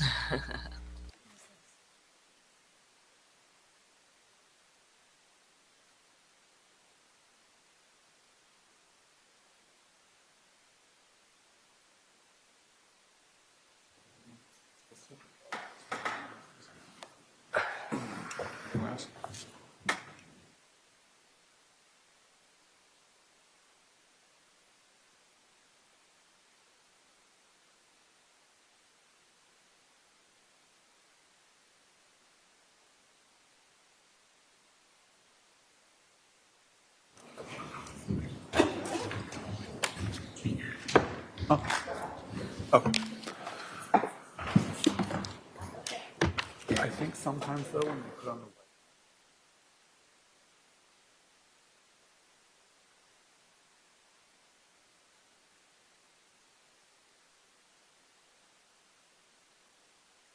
All right, we're on the record. State of Arizona versus Lori Daybell, CR 2021-001704. For planning purposes, Judge Kemp, who does his morning calendar in this courtroom, is dark on Monday and Tuesday. Do the parties, council, advisory council, does anyone have an issue starting at 10 a.m. on Monday and Tuesday? No, Your Honor. Advisory council? Monday and Tuesday at just 10? Yeah. Yeah, no problem. Okay, so for advising your witnesses, we'll plan on starting at 10 a.m. on Monday and Tuesday. Is there anything we need to discuss before the jury comes in? Not that I'm aware of, Your Honor. All right. Do you want to? All right, we're ready for the jury.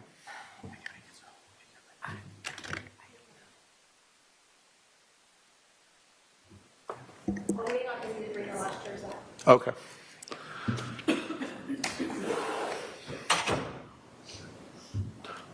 While we're waiting for those jurors, can I have everyone come up to the bench? And I just want to discuss off the record potential scheduling for the second trial.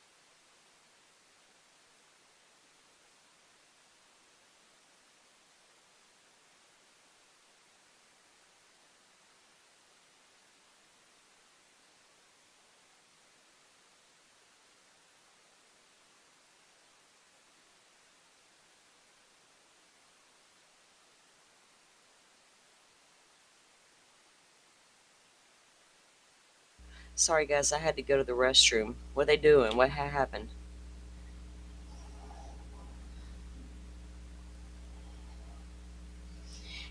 Yeah, Colby's there in the courtroom. Adam's going to be the first witness. Okay.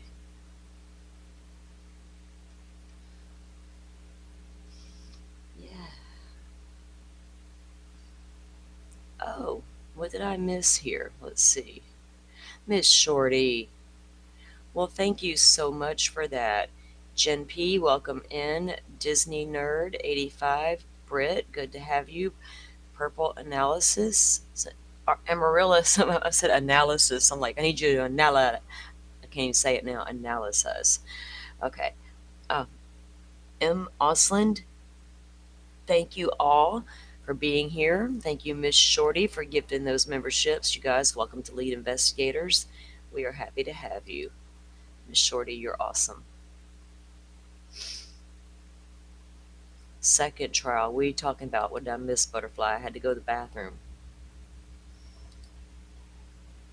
I don't even know what we're having this little delay for, y'all. I didn't take my phone with me so I could keep listening in as I walked away. Oh, discussing the second trial. Scheduling of the second trial. Okay. I'm assuming for Brandon.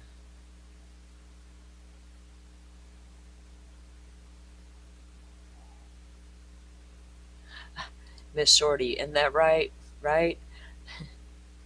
I still have never gotten I don't even know. I haven't gotten a payout from YouTube. No, I don't even make no money on the YouTube. That's not what I'm here for either. But yes, ma'am, paying it forward is definitely not something you see a lot of creators do, right? Even like gifting their own memberships. I can do 10 a month and I do it every single month. So for y'all, if y'all have somebody you're devoted to and you're watching them religiously and you never see them give out memberships, ask yourself why. Because they're free and they're there. I usually do 5 at the beginning of the month and usually 5 around the middle of the month. Ready for the jury. They're coming back.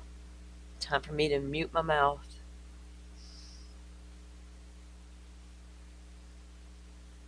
Well, they thought they were coming back. They're like, nope, we're just going to trick y'all.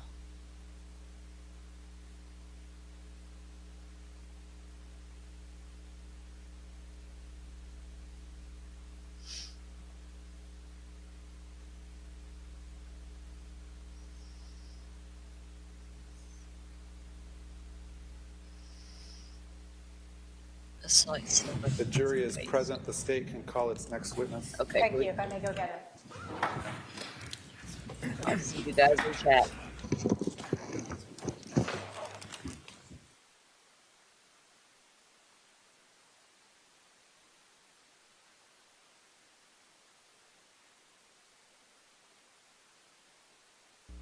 That's nice, Miss Shorty. I thought I saw something about that, and I was wondering how you were handling that. That's cool. Really cool.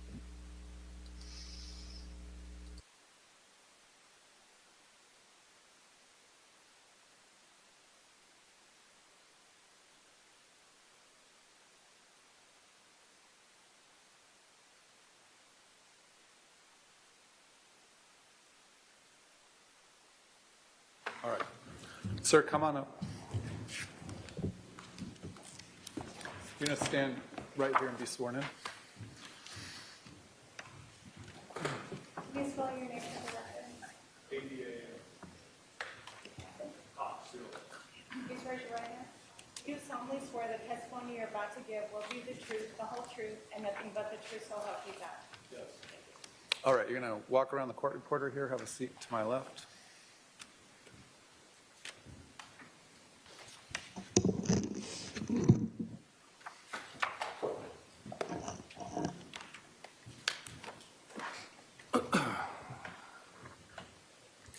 Sir, would you please introduce yourself to the jury? My name is Adam Cox. How old are you, Adam? I just turned 56. And what do you currently do for a living or for life? I'm a pro pickleball player and instructor. Where are you living now? Just what state? I live in Arizona. Back in July of 2019, where were you living? Wichita, Kansas. Okay. Prior to your pickleball career, did you have a different career? I did. What was that? I was a radio morning show host. Okay. Is that why you were in Wichita? Yes. Did that make you travel a lot? Yes. So I want to talk to you about your family first, okay? Okay. Where did you grow up? I grew up in Southern California. Okay. Do you have any siblings? Yes. How many? 5. Or And- 4 siblings. Can you tell us the names of the 5 siblings you had growing up? Stacy, Alex, Lori, and Summer. For Alex, did people refer to him as Al sometimes? Yes. And for Summer, did people call her Sum? Yes. Were your sisters Lori and Summer close? Yes. I want to ask you about another family member. Back in 2019, Melanie Boudreau. How is she related to your family? Melanie is my oldest sister, Stacy's daughter, so she's my niece. And was your sister Lori close with Melanie? Yes. Do you see your sister Lori in the courtroom today?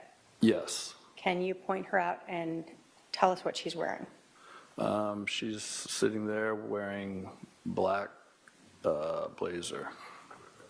May the record reflect the witnesses identified the defendant. It shall.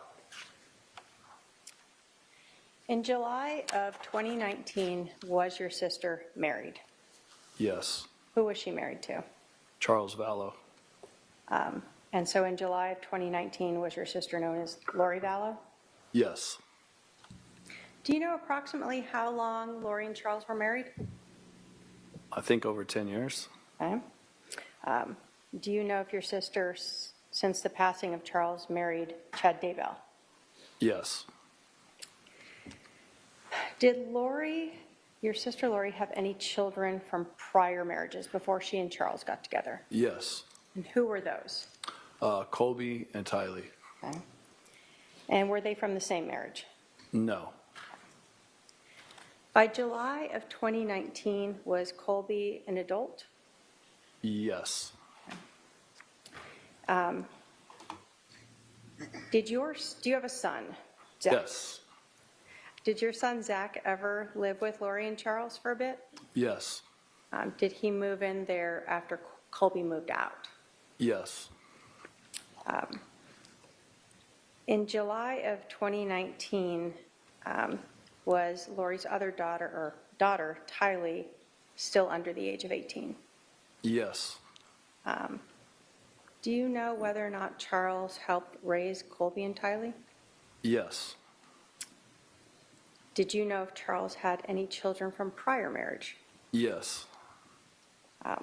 Do you know if do you know how many children he had from a prior marriage? I think 2. Okay.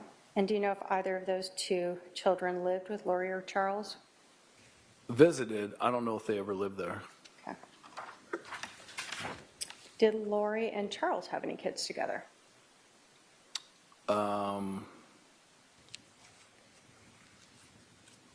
JJ? Was JJ adopted? Okay. So did they adopt him together? Yes. Okay. So in 2019, did Lori and Charles have just JJ and Tylee as their kids living with them? Yes. Did Lori and Charles always live in Arizona? No. Where else did you know them to live? Texas and Hawaii. Okay. We had talked about your brother Alex, or Al. Were you close with your brother Alex? Somewhat.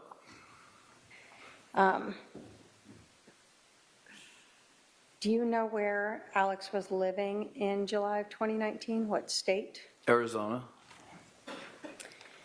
And can you describe your brother Alex's relationship with your sister Lori? Were they close? I mean, I don't know if close is the word I would use growing up, but Describe just for us. normal brother-sister relationship, I guess. As they became adults, did they continue to be close, or what do you recall of their relationship? Yeah, over the last, I guess 4 or 5 years. The last 4 or 5 years between them was what? They were closer, they were close for like a year and a half, is what I remember. Before this happened? Yeah, they became oddly close for a while. How about the relationship between Charles and Alex? Do you recall what that was like? Just a normal brother-in-law relationship, I guess. Did you ever know them to do things just the two of them? No, I don't have any knowledge of that. Okay. Did your family sort of do a lot of big family events where everyone might be together? Yes, yeah, Birthday meals, holidays? yes.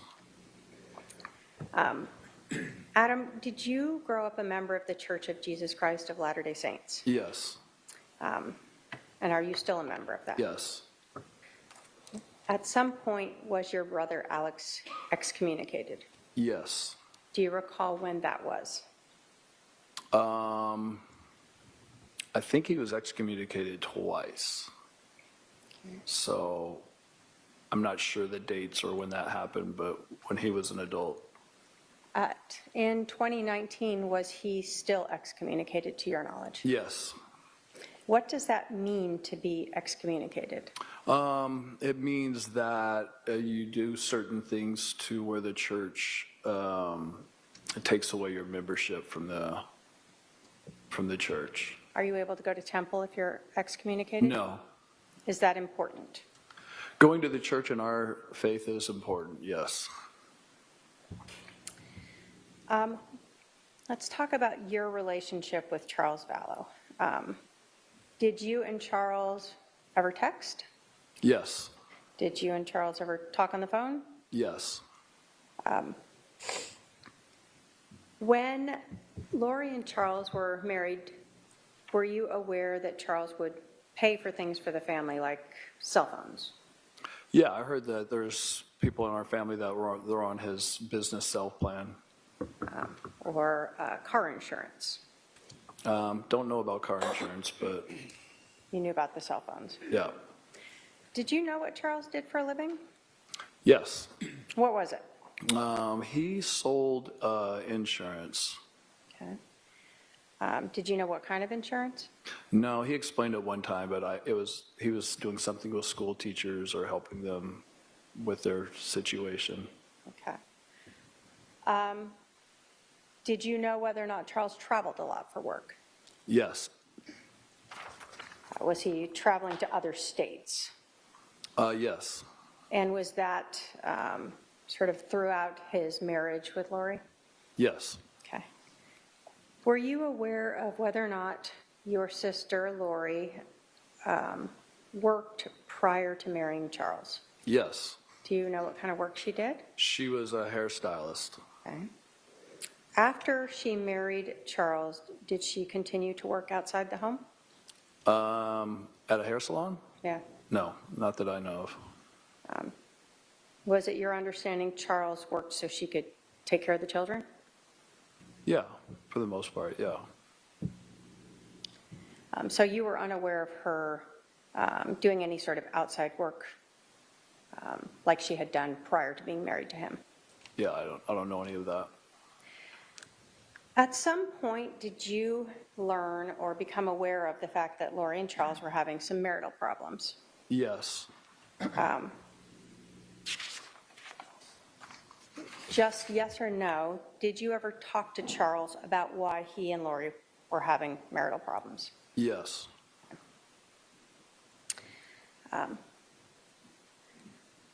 You yourself personally, were you aware of Lori having any beliefs that were outside of what is accepted by the LDS religion?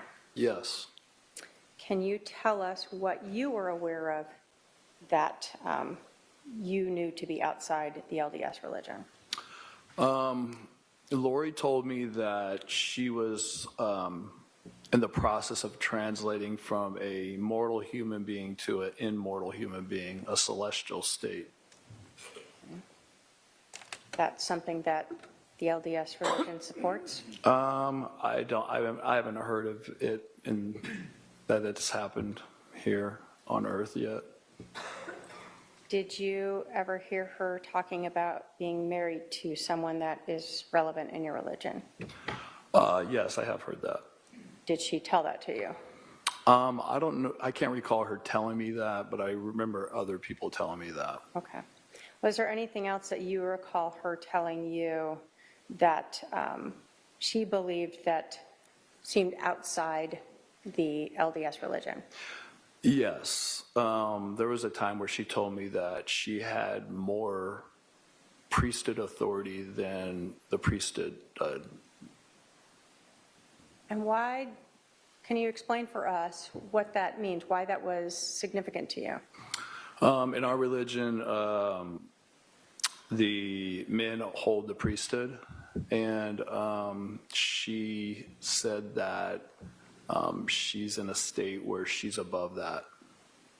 Okay. I didn't quite understand it, but very strange. Did you confront her about these beliefs? Confront her? No. Did you discuss with her about these beliefs? I just let her say what she wanted to say. Was there ever a conversation where, when she was telling you these things, where she asked if you thought she was crazy? Yes. And how did you respond to that? I said, I don't know if you're crazy, but what you're telling me is not true. It's not real. After you said that, what happened to your relationship with Lori? She stopped talking to me. Okay. Were you ever aware of Lori believing that people could be dark or possessed by evil spirits? I later have learned that, yes. Did you ever try to tell your family about the beliefs that Lori had expressed to you? Yes. What was your family's reaction? One of the reaction was, she's in a delusion, let her do whatever she's doing and she'll come out of it at some point. How did this impact your relationship with your family when you're bringing up these concerns about Lori? They basically cut me off. So you bringing up your concerns about Lori's beliefs being at odds with the LDS religion sort of terminated your good relationship with your family? Yes.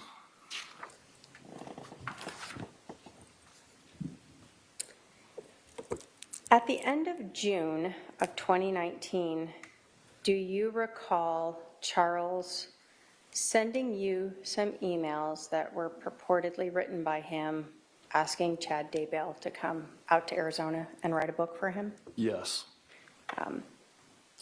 And did you, without going into it, did you review that email? Yes. Did you know Charles, what he had done in his life prior to selling insurance? Yeah, I know that he played minor league baseball. And In this email was the person pretending to be Charles asking about writing a book about his career. Yes. Was that something you knew Charles was not interested in? No, he's not, or wasn't. After you saw those emails that Charles had forwarded to you, where someone was reaching out to Chad, were they inviting Chad out to Arizona? Yes.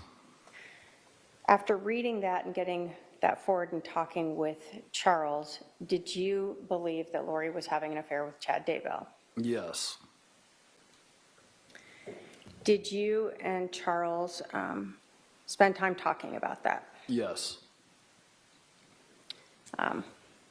Was he kind of, I guess, in a tailspin? I'm not sure the best words to say from learning that. Yeah, he seemed a little desperate. Did Charles have some idea on how he thought he might be able to get Lori back into the LDS faith? Yes. What did you understand that to be? Charles just thought that Lori was going overboard and that she was going to the temple like 5 times a week, and that's not normal in our religion, and that she was going a little off the wall. So he figured that if she got her temple recommend taken away from her, that she would come back to normal, who she was before she started in all this things that she was believing. Now, you told us that you had heard yourself some ideas by Lori that were outside the LDS religion. Did Charles also tell you about other things that she had told him? Yes. Okay. And so, did you talk with Charles about something that we'll term an intervention? Yes. What did you mean by an intervention? Intervention means Charles he's kind of desperate because nobody in our family would talk to him. I'm sure that, Lori had told people in our family not to talk to him. So he thought that, having an intervention would be getting in front of her, recording her, giving it to the stake president, or having the stake president hear what she was talking about and hear the crazy things that she was saying. So the intervention was part of the way to try to get her to come back to the mainstream LDS beliefs. Yes. Did Charles ask you to help him with this intervention? Yes, he did. Did you guys have a specific plan, like on X date at X time, we're going to do this? No. Had you talked to Charles about potentially going to Lori's and recording her on your phone? Yes. Did you talk to Charles and text him about another idea of having a family dinner and again recording her so that you could play that for the stake president? Yes. We're using a term there, stake president. Who is that? What is that in your religion? Well, in our religion, we have our churches organized to where we have wards, and then like 4 or 5 wards are in a stake, and then there's a president of the stake, and so it's somebody who's in charge of everybody in the stake. Okay. So someone that's pretty high up in the church. Yes, yeah. And so the idea was to bring any of these recordings to show she's saying these things to his attention. Yes. Okay.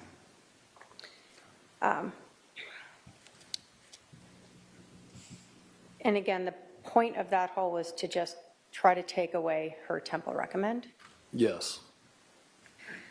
So on July 9th of 2019, did Charles talk to you about him flying you out so that you can help him with this intervention? Yes, he did. And did he offer to purchase your flight Yes. to bring you to Arizona? Yes. At that time, did your parents live here in Arizona? Yes, they did. At that time, was Lori here in Arizona? Yes, she was. And you told us your brother Alex was living here as well at that time? Yes. Was your sister Summer also living here at that time? Yes. And after Charles purchased your tickets, did you reach out to anyone in your family to ask if you could stay with them? Yes. Who did you reach out to? Alex, my brother. And did he offer to let you stay with him? Yes, he did. Were you supposed to fly in on the next day, July 10th? Yes. So your understanding was when you flew in on the 10th, you'd reach out to Alex and you'd spend the night there? Yes. Did you end up staying with him? No, I did not. So when you landed in Phoenix on July 10th of 2019, do you recall what time of the day it was approximately? Sometime around lunch. Okay. And did you reach out to Alex? Yes, I texted him as soon as I landed.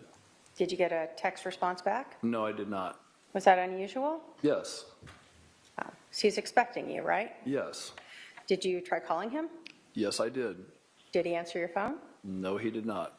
Again, was that unusual to you? Yes. Did you think anything was odd at that time? Yeah, at first I was like, he can't be that busy. He knows I'm coming. Did Alex ever respond to you on the 10th? No. So he ghosted you. Yes. What did you think when you didn't hear back from Alex? I just thought it was very strange and bizarre. Okay. So you were supposed to be staying at Alex's when you talked to him on the 9th. Did Alex ever text you between when you guys talked and when you landed saying, oh, I'm going to go stay at Lori's? No. Did Alex ever call or text you and tell you, you know, I can't have you stay with me? I know I initially said okay, but not anymore. No. So he just ignored you. Yes. Where'd you end up staying? My mom and dad's house. Okay. On July 10th, did you understand Charles was also flying into Phoenix? Yes. Did you see Charles on the 10th? No, I did not. Did you see your sister Lori on the 10th? No, I did not. So you told us you stayed with your parents. What did you do on the 10th? They picked me up and we went to lunch. And then we just, I think, hung out at the house. You said your son Zach lived here at the time? Yes. Who was he living with at that time? I think he was living with my mom and dad. Okay. So although you didn't talk with Charles on the 10th, did you have an understanding of what he was going to do the morning of the 11th? Yes. What was that? He was going to go pick up JJ, his son. It was his turn to, I guess, have him for a few days or whatever. Were Charles and JJ really close? Yes. So the morning of July 11th, you were not expecting to get together with Charles at 7 in the morning, right? No. Did you get a text message from Charles? Yes, I did. And did you learn where Alex was? Yes, I did. Where did you learn Alex was? Alex was at Lori's house. When you learned this, was Charles texting you sort of in real time as he is coming to the house, Yes. explaining to you what he's seeing and what's going on? Yes. And are you responding back to him? Yes.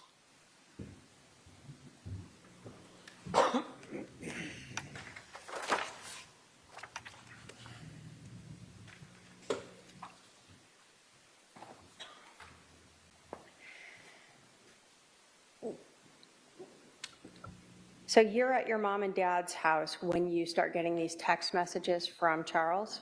Yes. When you learned that Alex was at your sister's, what were you thinking? I just thought something weird is happening because he never answered my text the whole day I was there, never returned a call. And then all of a sudden he said he's at Lori's house. And I didn't even know what to think at that point. I thought something was off. So immediately you knew something was off. Yeah. From the prior day where Alex ghosted you to now he's at your sister's that morning when Charles was going over to pick up JJ. Yes.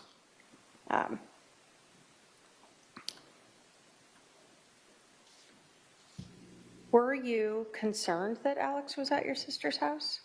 A little concerning, yes.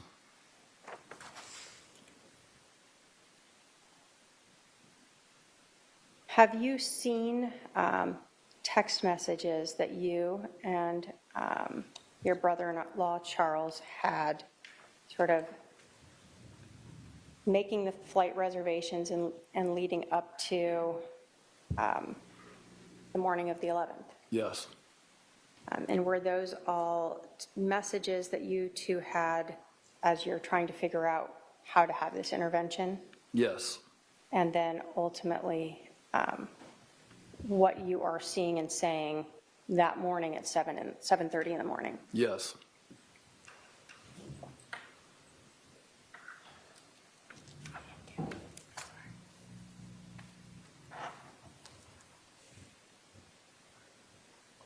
And I've shown defendant Exhibit 210, if I can have a paralegal approach with that.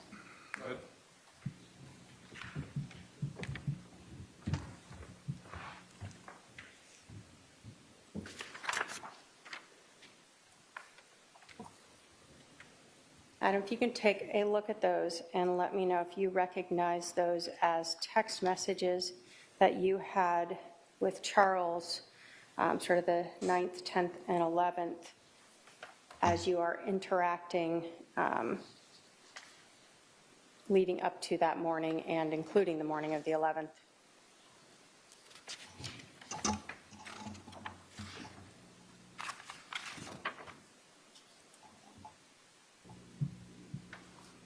Yes. Your Honor, the state will move to admit Exhibit 210 pursuant to 8031 as present sense impressions. Yes, Your Honor, we object in lieu of that is a report and not the full extraction. All right, well, may I see that particular objection wouldn't prohibit admission, it would go toward weight, but give me a second here.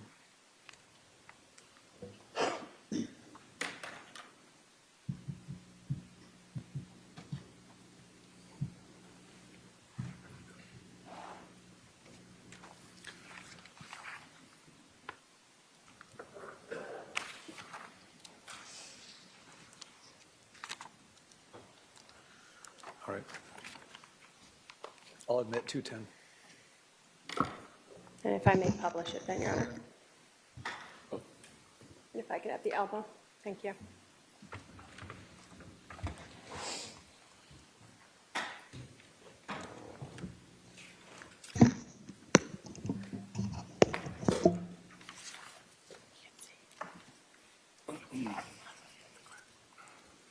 Adam, I'm going to start sort of going back to, in Exhibit 210, the conversations that you and Charles were having as you're trying to come up with a way to have this intervention, all right?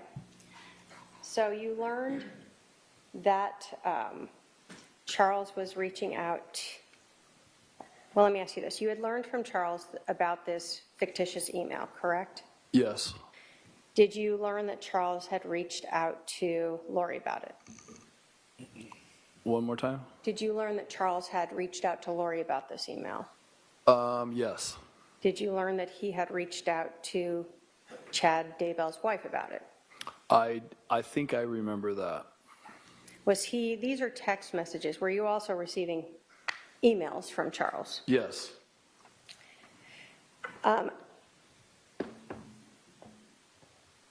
Does this sort of array of messages start to involve where you and Charles are talking about having you come out to Arizona to help with this intervention? Yes.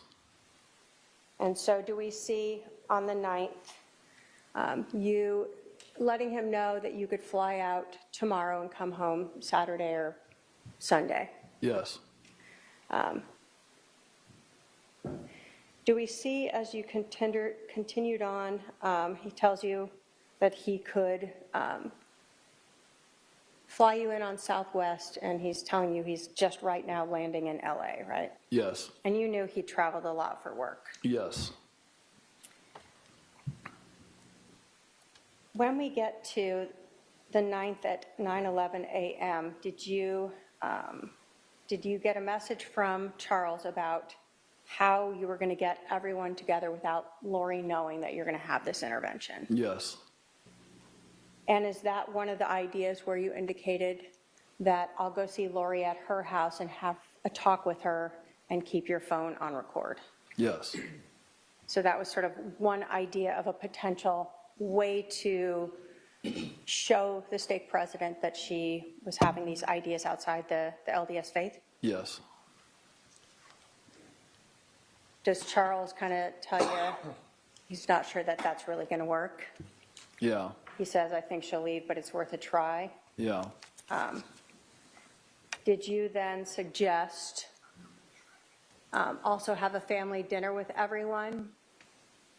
And then say, always leave my phone on to record what I say and what everyone else says? Yes. And then you go on to say that's to have proof for Holmes. Who's Holmes? President Holmes. He was our stake president, or their stake president. You were in Wichita, but he was the stake president here. I lived here before, and he was in my ward, so I know him. So when you're talking about the stake president, Holmes is who it actually is? Yes. Okay.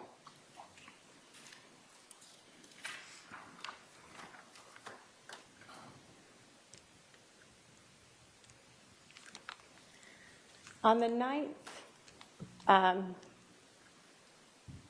does Charles tell you that, got it, but honestly, if you, Zach, Brandon, and me go to him, that should be enough? She will feel like we ambushed her, but something has to be done. She'll be real careful what she says. Had you brought Brandon into this yet? Like, did you have a plan to have him come with you? No, but Brandon played basketball with us on that night. So me and Zach and Brandon played basketball where President Holmes played basketball at a church. So that was that reference. Okay. So you thought if we go to the church, Brandon will be there and he can help you talk about say this. that, yeah. Okay. But Brandon's not part of this conversation right here, right? No. Then does it kind of go back to Charles asking for your information so he can make your flight reservations? Yes. Okay.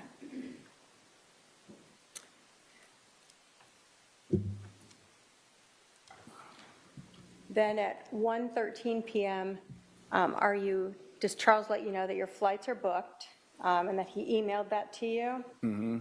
And then does he go on to say, I'm really uneasy about how she will respond, not only to you, but to me and Zach and Brandon, right? Yes.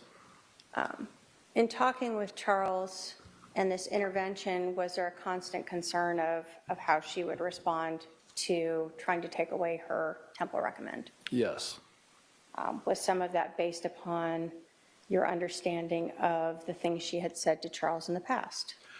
That and others. Apparently Lori was flighty. When Charles tried to serve her divorce papers, she disappeared and nobody knew where she was. So in Charles's mind, that she could be flighty and just take off again where nobody would know where she is. So there was some definite reference to that as well. Okay. Then it goes on to say, I'll pick up JJ and take him to school. So you knew what he was doing that next morning, right? Yes. And you said she'll be there, right? Yes. Friday the same. So you knew his idea was he was going to be with his son in the mornings, Thursday and Friday? Yes. And then you said she'll be highly suspicious about recording. If you can bring a second device and put your phone on the counter or turn it off, it might help. Is that sort of the same idea that he was unsure that she would trust you showing up there and trying to ask her about those things. Yes, this was all just like it seemed like Charles was just desperate, and he wanted to do anything he could this is the last ditch effort to try to shake Lori loose of whatever she was under, some spell that he said. So, that's basically what happened. And then does he go on again to talk about that he really thinks the only thing that's going to break her out of this is going to Holmes? Yeah, yes, And that she's hurting too many families and that he's upset his is gone. yes, Does he say that he still loves her? yes, And does he think that she's basically potentially gone forever? yes, And then we see that he corrected slots to Lori, right? yes, Typo. yes. Lots of typos. On July 10th at 3:34, do you get a text from Charles asking if you're in Phoenix? Yes, And do you respond, yes, you're going to Summers, and that you'll call him? yes, And then does Charles let you know he's got a meeting, but he'll try to call you before he goes to see Lo? Who is Lo? Lo is Lori. So people will call her Lo or Lolo? Mm-hmm. Yes,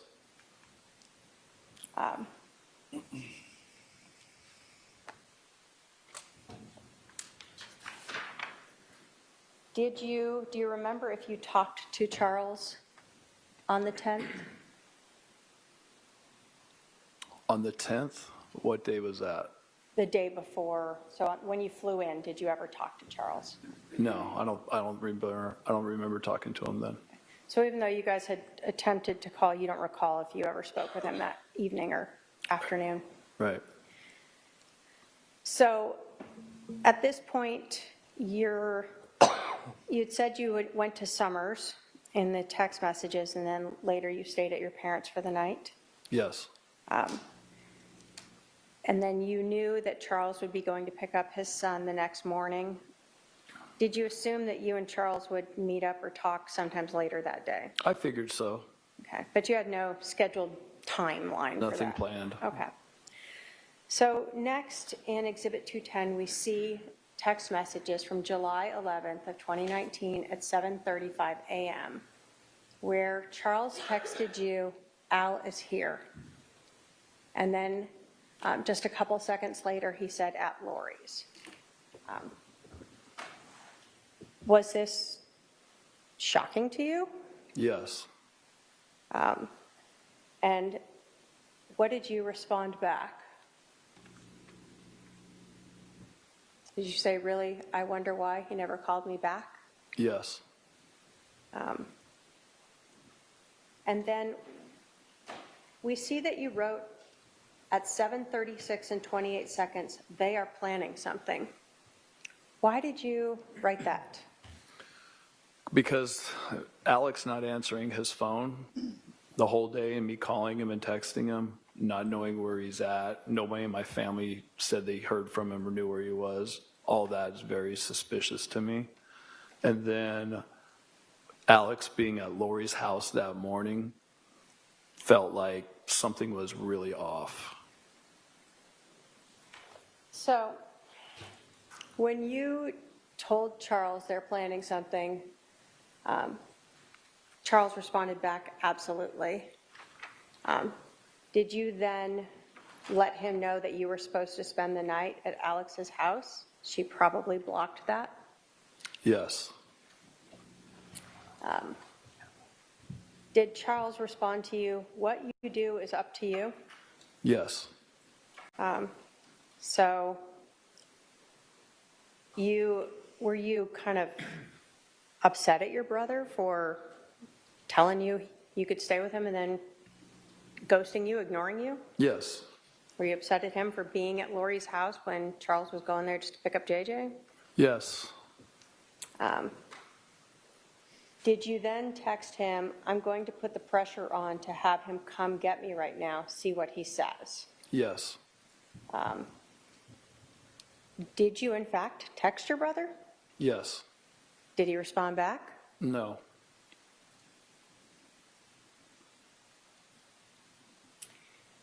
As we're going along here, we see that each of these are being read sort of in this short period of time, these couple minutes that Charles is here as he's driving in.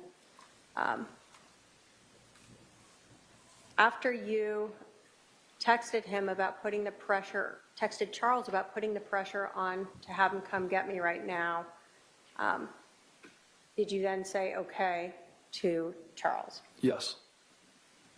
And then we see again that at 7:49:34 a.m., you texted Charles, "Me and Zach are going to the Stake Center tonight at 8 to play basketball. Holmes is always there, either playing ball or interviewing people. I will try to catch him and have a conversation with my old friend." Yes. What was that about? That was just part of the plan that Charles initially came up with to somehow get in front of the stake president. That night, he's the stake president. He interviews people for Temple Recommends and also plays basketball afterwards. So that was just a thought of maybe this could be something that we could do to help with that situation. Okay. Now, up until 7:37 and 7, you had been interacting with Charles, right? You would respond and you were getting some text messages back from him. Yes. We see after 7:37 where he texts you, "What you do is up to you," that he didn't respond back to any of your other comments, right? Right. So when you sent him at 7:37 and 29 seconds that you're going to put the pressure on him, you meant Al, Yes, Alex. to come get you, Charles didn't respond to that? No.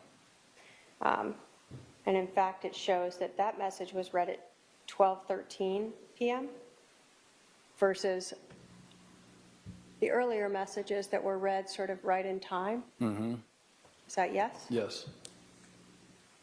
And when you told Charles that you and Zach were going to go to the Stake Center to play basketball and see if you could find Holmes, did you get a response from Charles? No. And again, we see that that was read at 12:13, correct? Yes.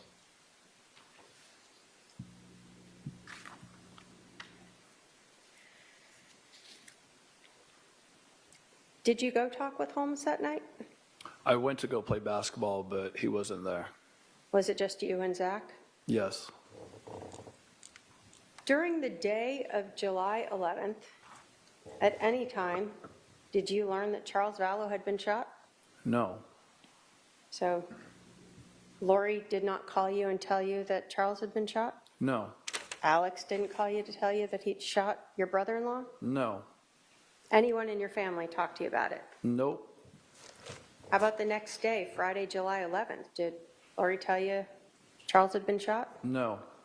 Alex contact you to tell you that he'd shot Charles? No. Anyone in your family talk to you about that? No. Did you decide to go visit a friend in Tucson on Saturday the 13th now? Yes. What were you going down there for? Going to see my friend Eric. And did anyone come with you? Yes, Zach did, my son. Okay. When you went down there, did you talk with Eric about what's going on? Yeah, I just thought it was really fishy that I heard from Charles. I didn't know if he took JJ and just was having one-on-one time with JJ. I didn't know if Lori and him were getting back together and Lori told him not to talk to me. Or my mind was spinning. Like I had no clue what was going on. Had you talked to any of your family about it? Were you still keeping that intervention thing secret from them? At that point? No, at that point, but I think nobody had heard from, I asked if anybody had heard from Alex, and nobody said that they heard from Alex and my family. But at that point, I was there spending time with my son, Zach, also to help Charles with what he wanted to try to get an intervention with Lori, and also to see my friend Eric, because I live in Wichita, so I was trying to do 3 things at one time on my short visit. So on the 11th or 12th, though, were you still keeping that sort of secret that you and Charles had been wanting to do an intervention on Lori? Yes. You weren't telling your family, like, I don't know why we're not doing this? Charles asked me not to tell anybody. And was that actually sort of a message you guys had talked about of who in your family might be, might prevent any type of intervention? Yes. And who in your family were you guys concerned with if they learned about the intervention might try to stop it? Mom and Dad, Summer. Alex, too? Alex, yes. So even though you're here and you're seeing your family and you're seeing your son, you don't want to tell them a lot about Charles because you're trying to still keep that quiet in case he does want to go forward with it. Exactly, yes. So you're in Tucson and you start talking to your friend about Charles. Yes. Do you learn at some point that Charles has been killed? Yes. I was talking with Eric saying something doesn't feel right. I haven't heard from Charles, and usually he would text me or send me a message or something. And then Eric asked me, he goes, well, what's his last name? And I said, Vallow. And he was on his computer and he just Googled Charles Vallow. And he said it popped up that he's been killed by his brother-in-law. So you learn this. What is going through your mind now? Just everything, chaos. I had a knot in my stomach. Just probably one of the worst feelings I've ever felt in my life. Obviously, you had been concerned that something was being planned when you told Charles that on the morning of the 11th, right? But well, not that. Not that, but yeah, it felt like something was off, that why Alex would be at Lori's house that morning. Did you know your brother Alex to carry guns with him? Yes. Did he regularly go shooting with guns? Yes. Okay. Prior to Charles being shot and killed, did you ever tell Lori that you were going to be trying to do this intervention with her? No. Prior to Charles being shot, did you ever tell Alex, hey, I'm going to stay with you, but we're trying to do an intervention with Lori? No. What about your parents? Did you ever tell them you were going to try to do an intervention? No. Your sister Summer? No. So if your sister told detectives a couple hours after Charles was shot that she was confronting Charles about you and Charles talking and texting, it wasn't something that you told her about? No.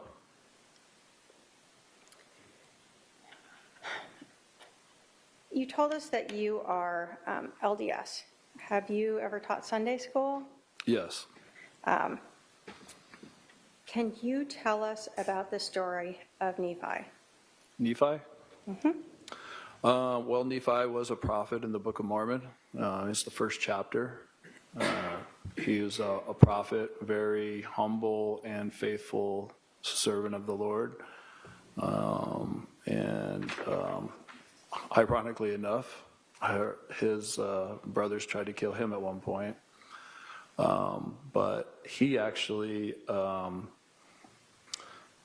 ended up going to Jerusalem to get these plates back, and he was run off, came back, and then went back again because the Lord asked him to. And when he did, the King Laban, who was actually a wicked king, was laying on the ground drunk in front of him, and Nephi was told to kill Laban. Who was he told by? The spirit, or Okay. God. So So God was using a Holy Spirit to tell him to kill Laban, and did Yes. he? Yes, he did. Was that something he anguished over? Yes. But ultimately, it was a justified killing. Yes. So was the concept that it was better for Nephi to kill this one evil man and sort of benefit the nation and his descendants? Yes.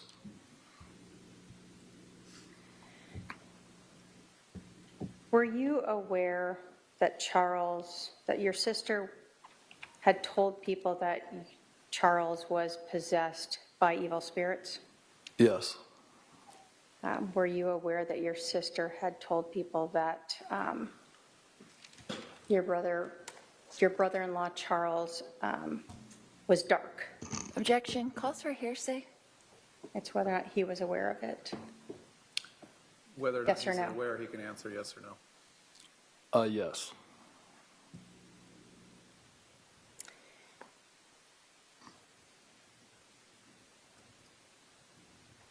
When you and Charles were talking about this intervention, were you trying to help your sister come back to mainstream LDS beliefs? Yes. So it wasn't just Charles, but also her. Yes. You told us that your friend had Googled and learned that Charles was killed. Did you know at that time it was by your brother Alex? That's what the article said. So yes, he told me that. What did you do after you learned that? Freaked out for a little bit, cried, didn't know what to do, thought my world was coming apart.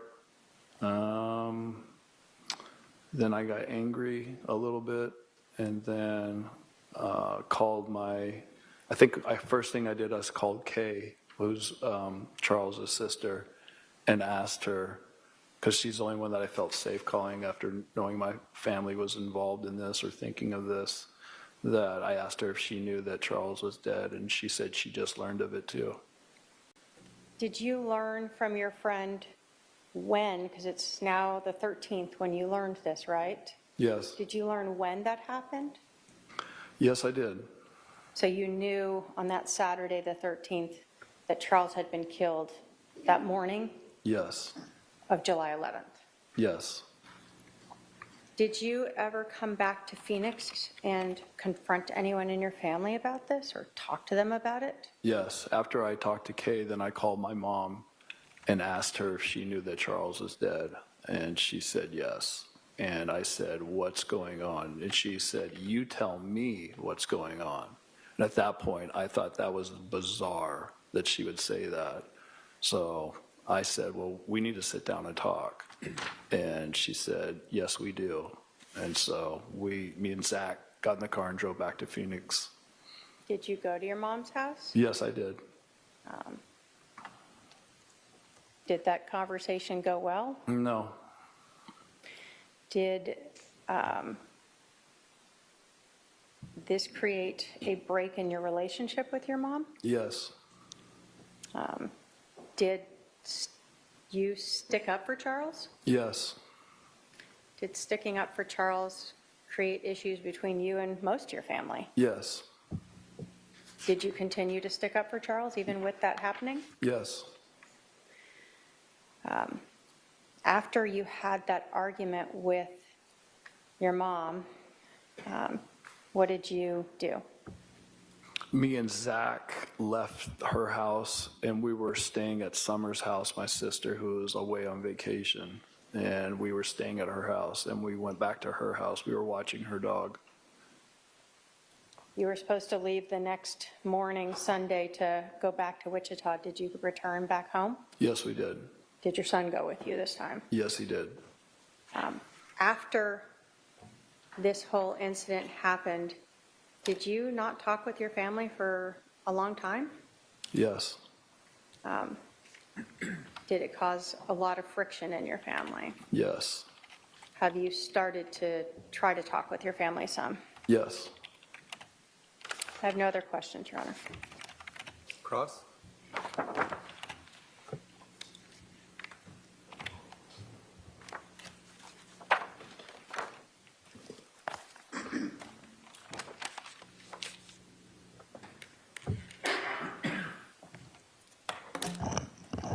Mr. Cox, how long has it been since we've seen each other in person? Don't know. When was the last time you saw me? I don't recall. So, has it been a year, 2 years, 3 years, 5 years, 6 Something like years, that. 7 years, 8 years? Something? Okay, so you have no idea. Nope. You have no idea when the last time you saw me in person. I don't know the year or how many years it's been. Okay, so did you see me at Colby's wedding in January 2018? No, I was not there. You didn't come to Colby's wedding. No, I did not. So did you see me sometime that year at my house Possibly. where Colby got married? That house, I did see you at that house, yes. at least one time. Yes. So possibly in 2018. Yes. And when was the last time we had any communications? The last time I remember our communications was you and I were speaking in the kitchen when the family was over. Okay, so you think that was that time in 2018? I think so. Okay. And were we eating my green chili chicken enchiladas? Do not remember that. You do not remember that? Nope. Is that what I made every time we had a family get together, which was like 10 times a year? I don't remember that. Okay. And when was the last time that we had a phone call or text message? I have no idea. Could it possibly be around that exact same time? Possibly. Okay. So that was possibly in early 2018? Yes. Okay.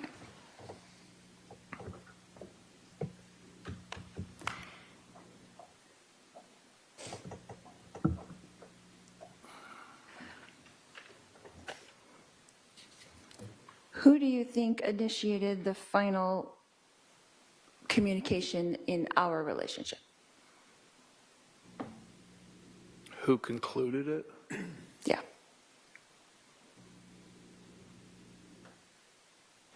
I don't know. So right now it's 2025, is that correct? Yes. And so we haven't spoken in about 8 years? Would that be correct? It's probably 7 or 8 years. Okay. So would you say up until that point that how often would we communicate before that? Before what? Before 2018? Probably on a regular basis. Once a month, twice a month, 3 times a month. Like a call or a text message? Yes. Just keeping in touch? Yes.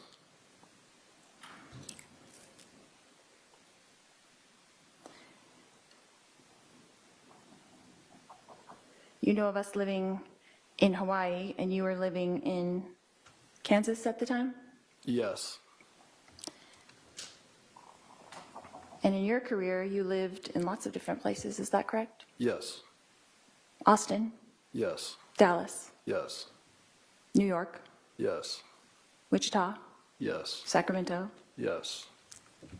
Did I miss anything? Others.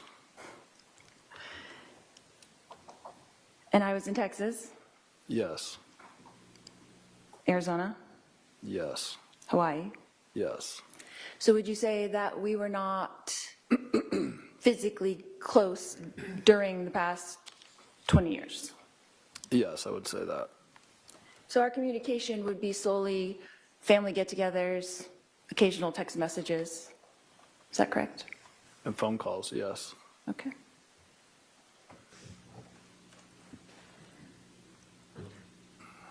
So, Mr. Cox, did you see or hear or personally witness me conspire with my brother Alex Cox to murder my husband Charles Vallow?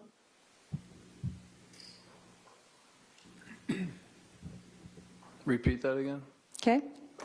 Did you see with your eyes or hear with your ears or personally witness me conspire with my brother Alex Cox to murder my husband Charles Vallow? No. Thank you. No more questions. Redirect?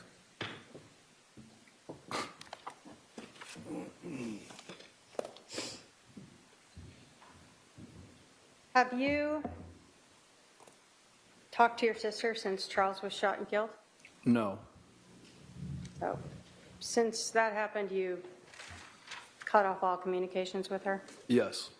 Prior to that, you were being asked about 2018 being at Lori and Charles's house. Was that the time where Lori told you she was becoming a celestial being? Yes. And the time where she was telling you other ideas that were not in line with the LDS faith? Yes. After you had heard those statements by your sister, you told us that she had asked you if you thought she was crazy, right? Yes. And you had responded back how? I don't know if you're crazy, but what you're telling me is not true. After you told her that her beliefs were not true, did that sort of end your talking with her? Yes. You were asked if you personally saw, heard your sister Lori conspire to kill Charles. Were you there that morning? No. Were you the person who was supposed to, though, be with Alex on the 10th into the morning of the 11th? You spent the night with him? If I would have spent the night with him, yes. So that stood out to you because you had made plans with your brother, right? Yes. And instead, you learned he was at Lori's house. Yes.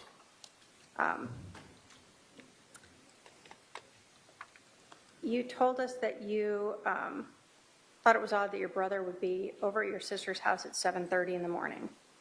Yes. And you were aware that your brother had guns. Yes.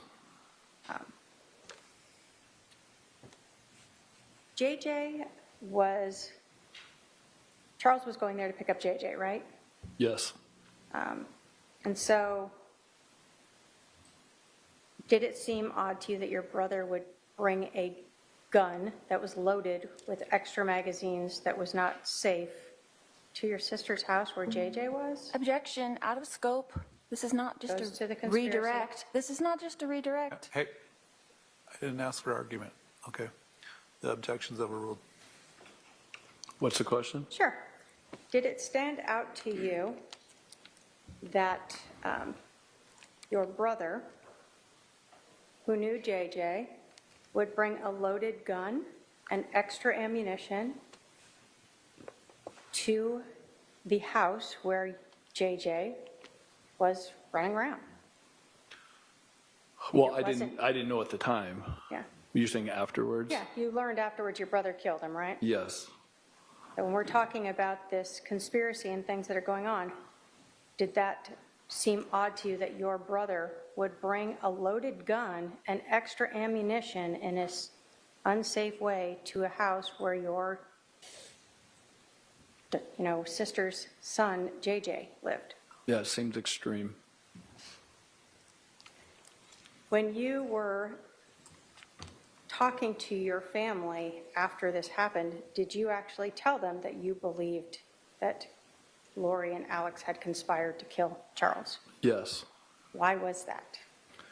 Because Lori had told people that Charles was no longer living, that some guy named Ned was inside of his body, that there was a zombie living inside of him.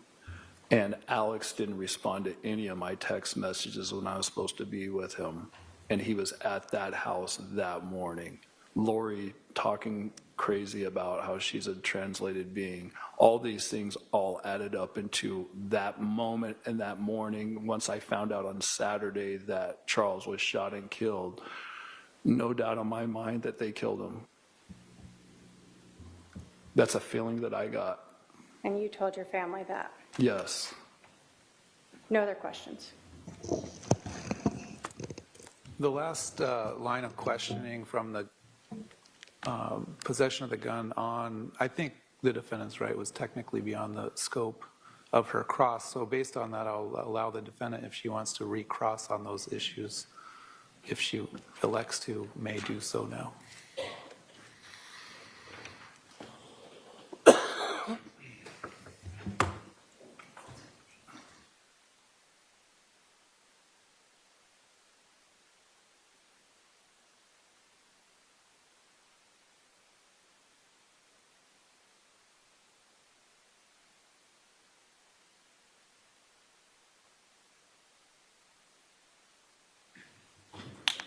No questions, Your Honor. All right, are there any questions from any member of the jury?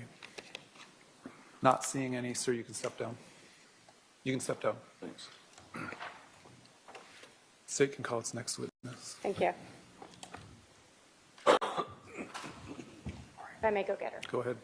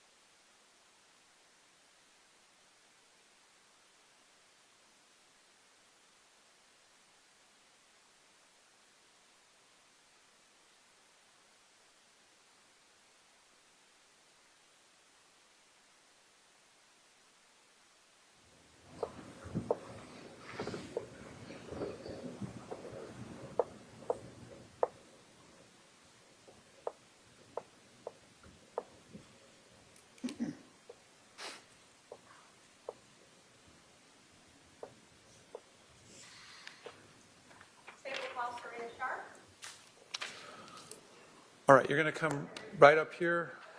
My clerk will swear you in. You're going to stand right here.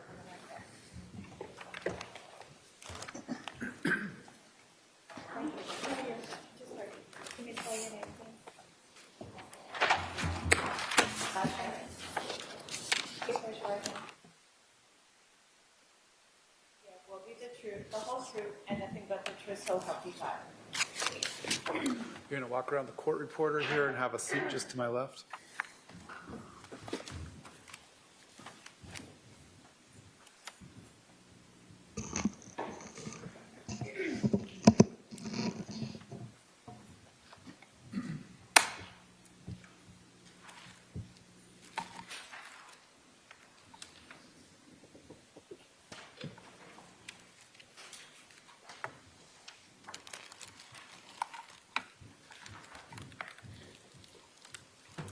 Thank you. Would you please introduce yourself to the jury? My name is Serena Sharp.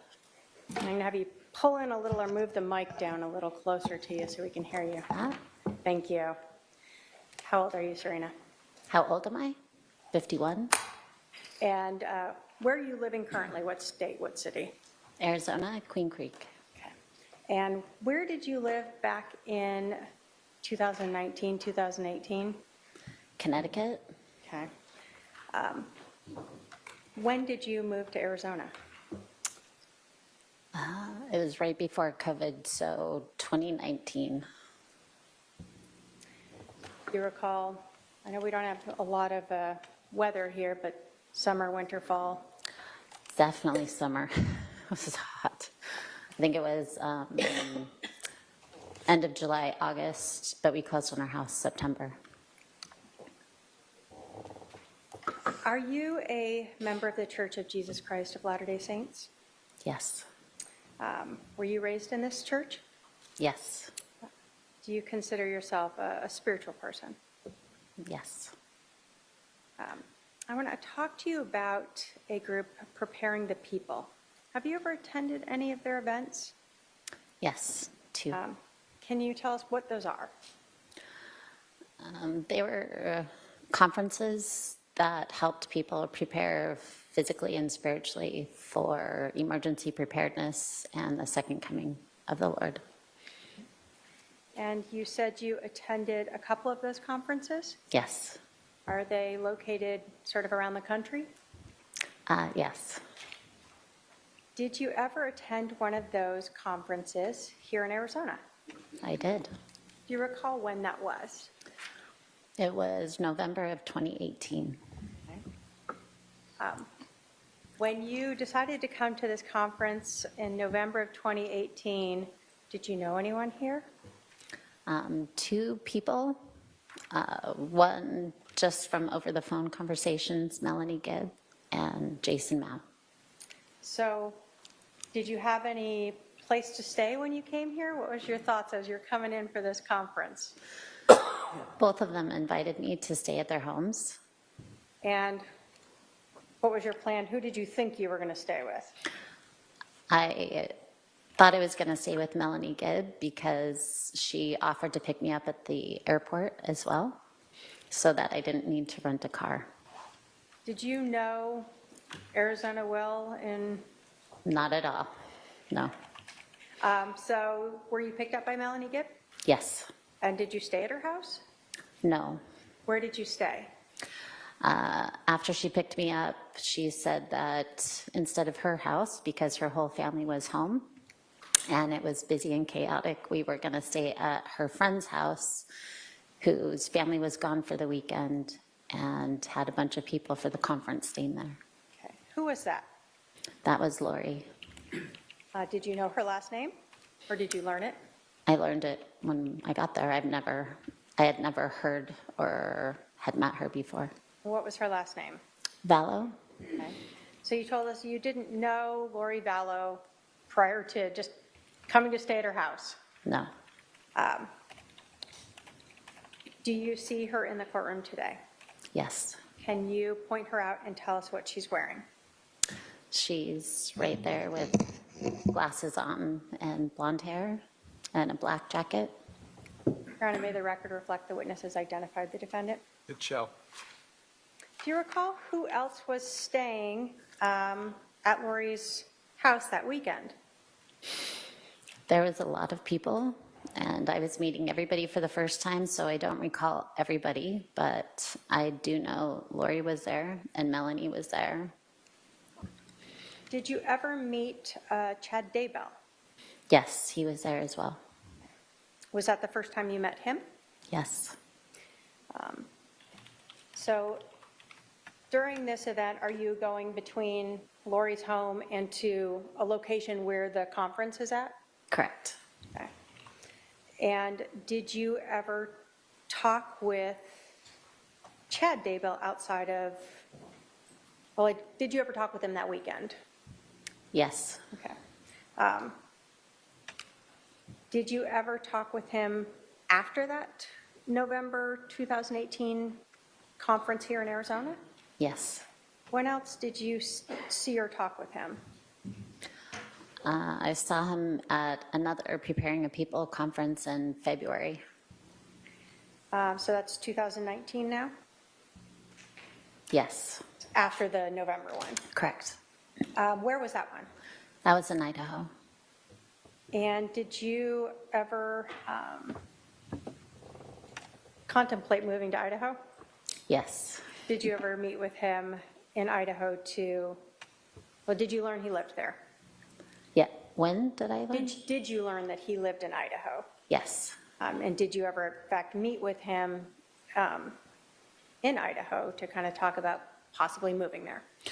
Yes, I was actually house hunting with a realtor and in the city that he lived, so we connected for a few minutes. What city was that? Rexburg?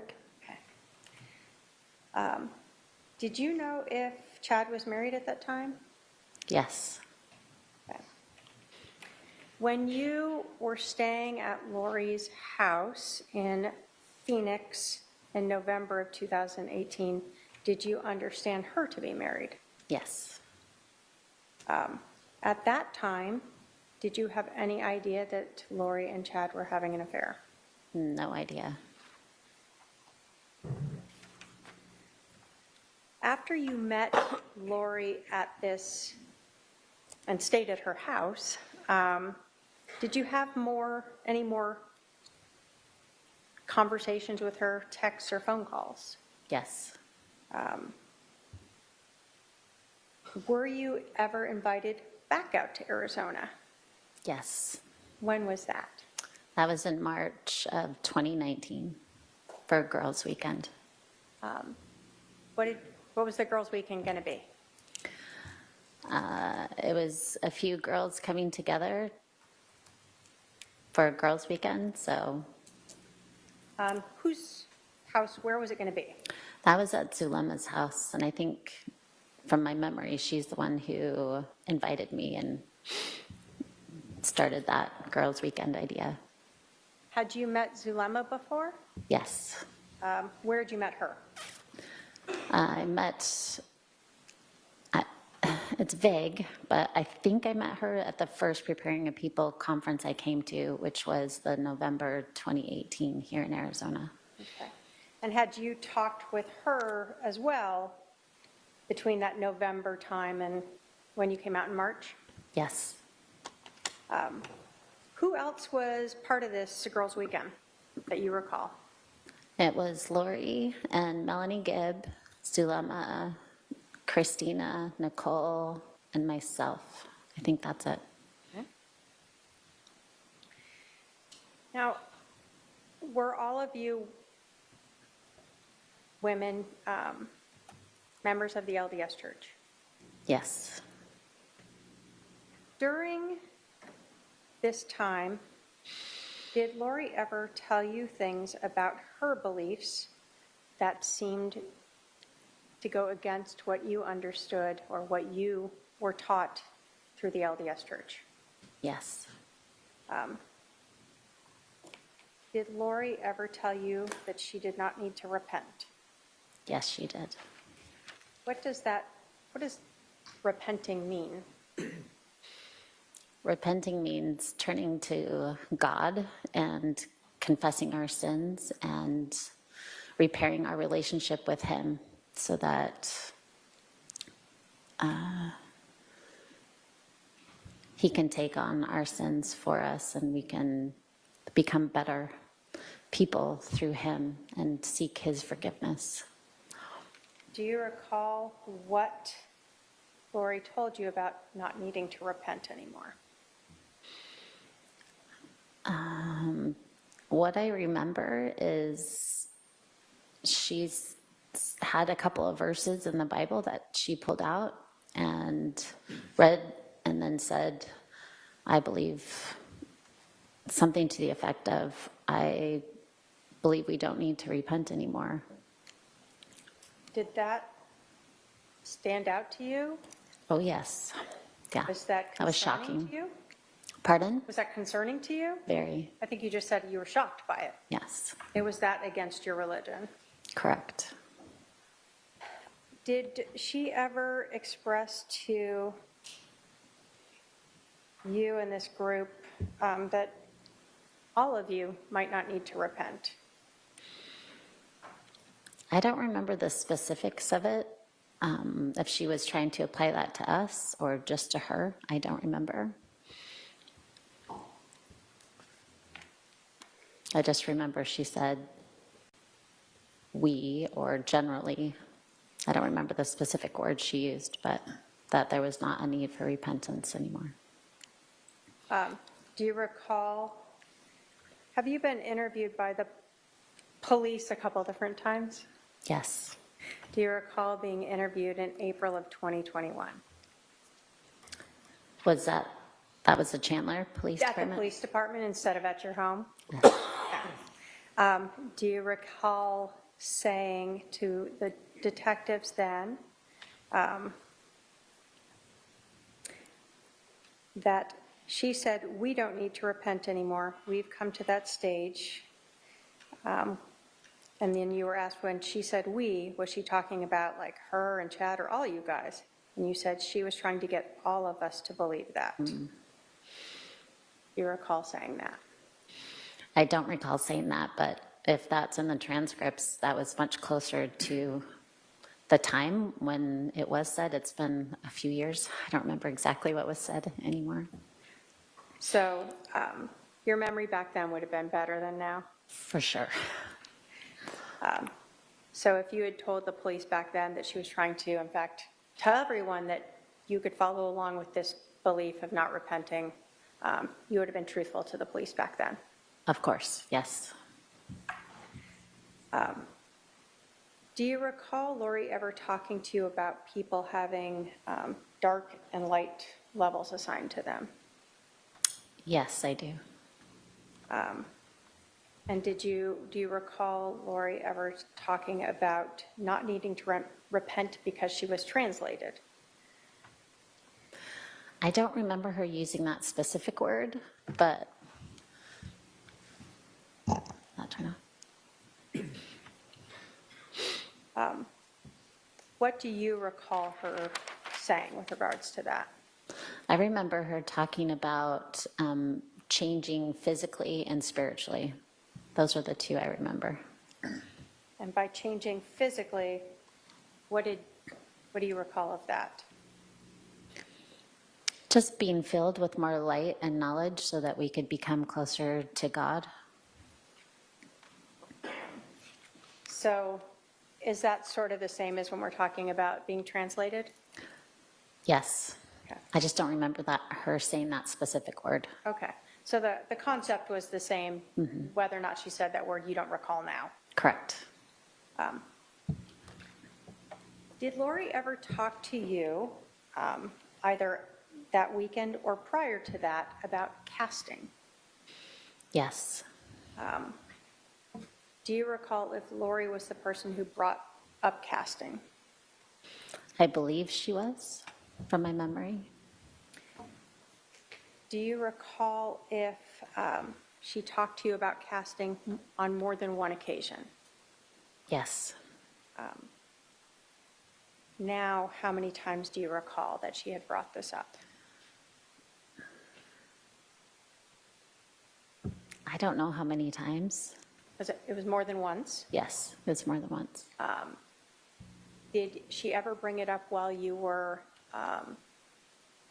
talking or Zoom talking like we used to do in the pandemic? I never Zoom called with her. Phone call? Phone calls? Yes. So at least one phone call you recall that she brought up casting? But I remember one phone call. There might have been others. I just don't remember. So was that phone call, to the best of your memory, before this girls' weekend in March of 2019? From my memory, I think it was after. Okay. But So then let's talk about the weekend of March, the girls' weekend in March of 2019. okay. Did Lori bring up casting there? Yes, she did. And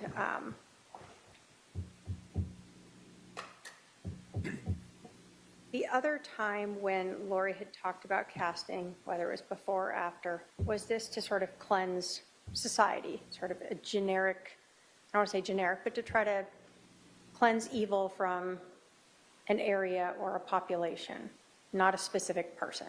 Yes, it was like generally a cleanse or casting out evil.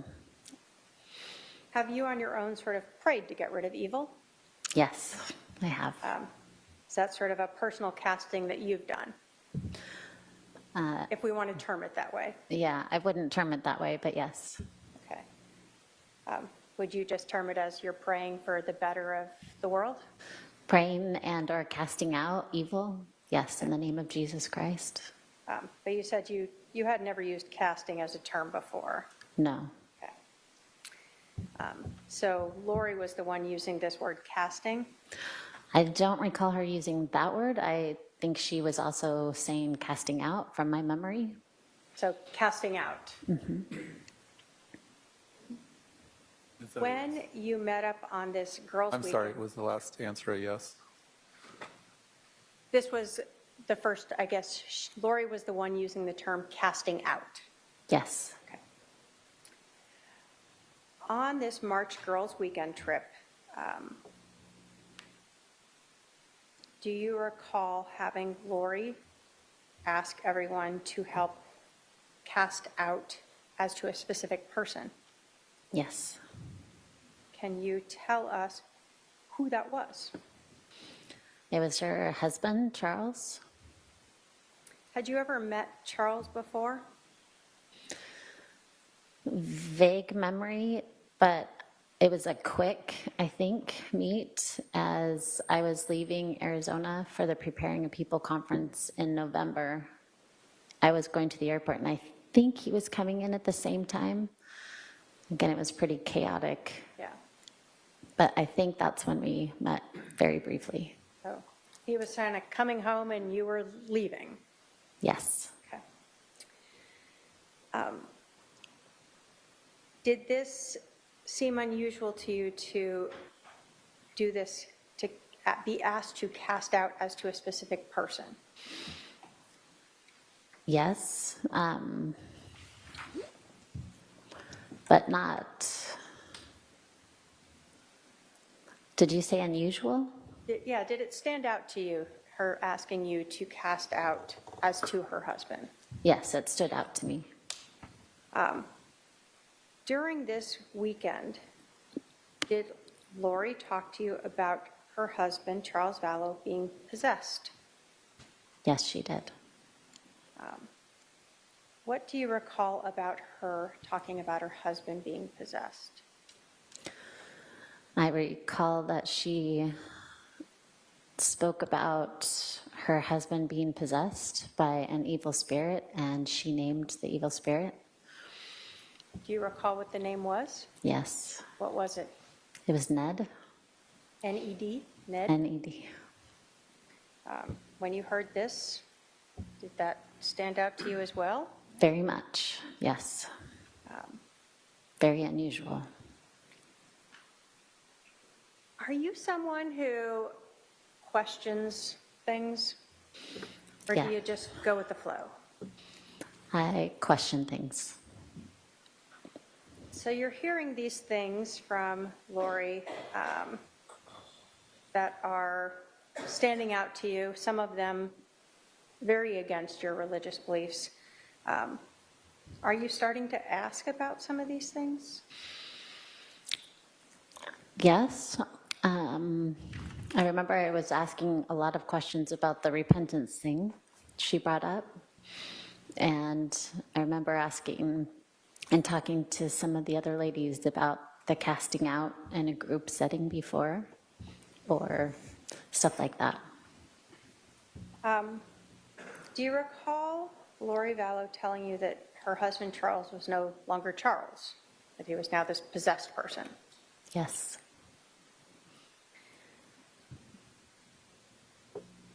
When Lori was talking to you about Ned,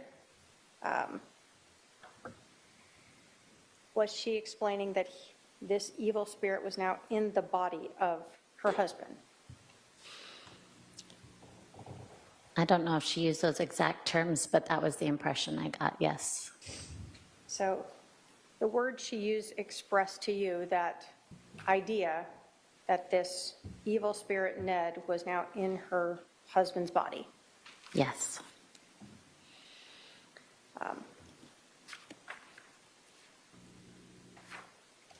So Did you ever hear Lori use the term zombie? I did. Is that another thing that kind of stuck out to you? Very much. In listening to Lori, did zombie sort of did you understand that to mean someone whose body was possessed by an evil spirit? Prior to this, I had thought zombie was like a Hollywood thing, but she tried to relate the zombie and correlate that to the evil spirit that was inside of somebody. Like her husband? Like her husband, yes.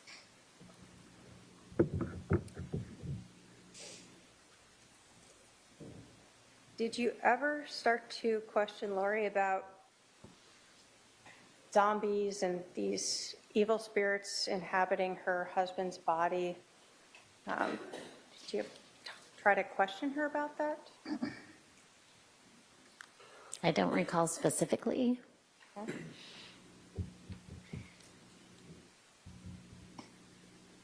When you started questioning her, at least about repenting that you recall, did you see a difference in how you were treated? Soon after that girls' weekend, yes. So let's talk about the group casting. What happened? What did you guys do for this group casting for her husband, Charles? All the ladies came together and we were all in the same room just talking, and I remember coming together.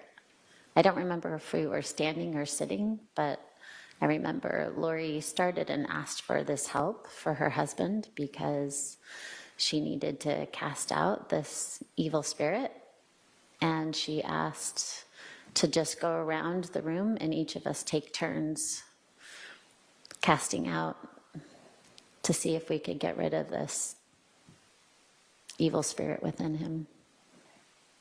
Ned. And this was the first time you'd ever had anyone ask you to be part of some group to cast out? Yes. And a group to cast out a evil spirit as to a specific person? I've never done that in a group setting before. Never even heard of that before. After this weekend, let me ask you, how many days do you recall that you were here? For which? That March? That March? Yeah. Just a couple days. I don't recall how many. Just a couple days, though. Okay. So like a weekend, maybe? just the weekend type of thing. Approximately. During that time, do you recall just the one evening where Lori had asked you and the other women to cast out this evil spirit and her husband? Was there just one incident that weekend that you recall? One incident. I'm sorry, I don't understand the question. Over the March Girls Weekend, was there just the one time where Lori asked the group to cast out Ned from her husband? From my memory, yes, I think so. Had you heard on, though, more than one occasion, Lori saying that her husband was possessed? More than one occasion on that weekend, or like? Or either that weekend, or had you previously heard that? I don't recall previously hearing that. And I don't remember hearing it after how many times she said that. Was it discussed throughout the weekend? I believe so. Let's go ahead and recess for lunch. We'll resume at 1:30 p.m. I'll tell the jurors to remember the admonition. All rise for the jury.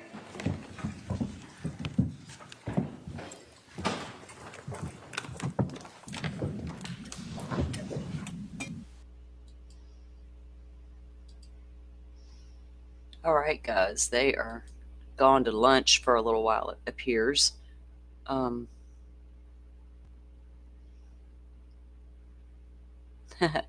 Rachel.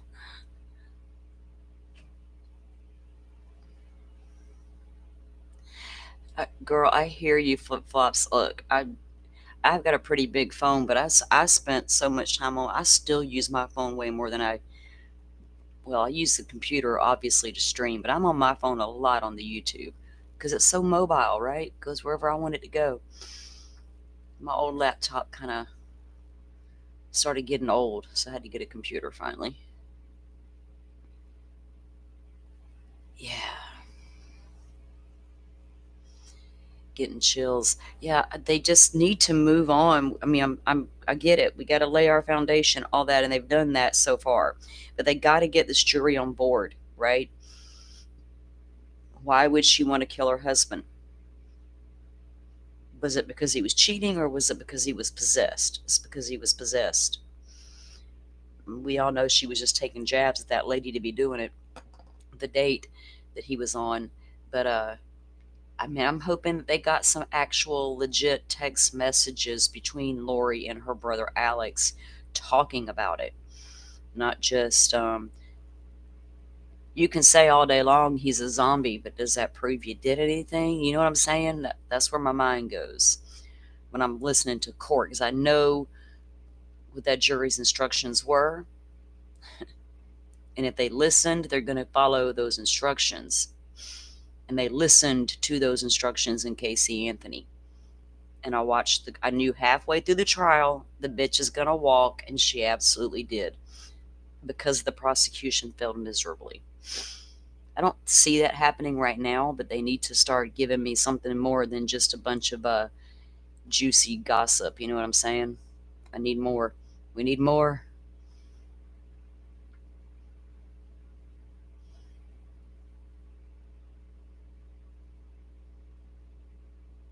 What, Forrest?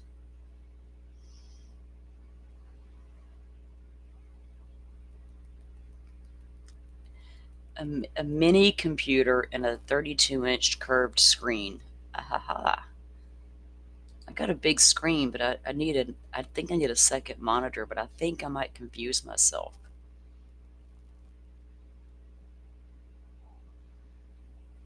A lot of folks use their iPad. I don't have an iPad, so I've never messed with one. I'm not an Apple kind of gal. I roll with Android.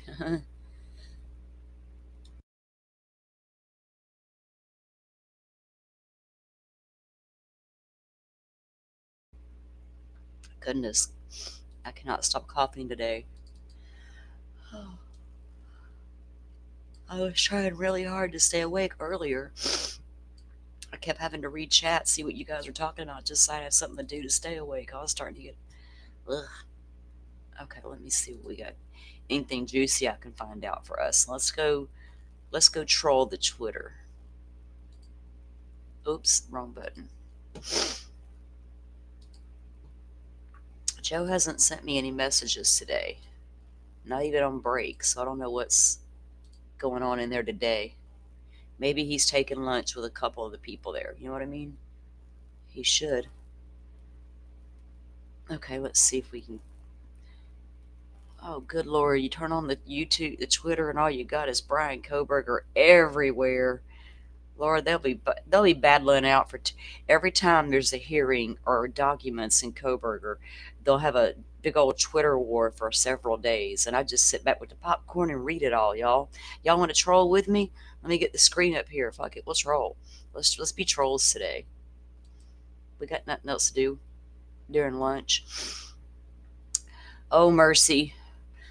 My friend Mercy Wright, y'all, is a defense attorney who I happen to like quite well, but she and I have very different takes on Kohberger, but we have mad respect for one another. And she won't come on the show because she likes her privacy, but anyway, let's see what Mercy had to say. I would be moving to exclude the phone photo on the grounds that it doesn't accurately reflect that Bryan Kohberger, or Brian, looked like at the time, so is unduly prejudicial.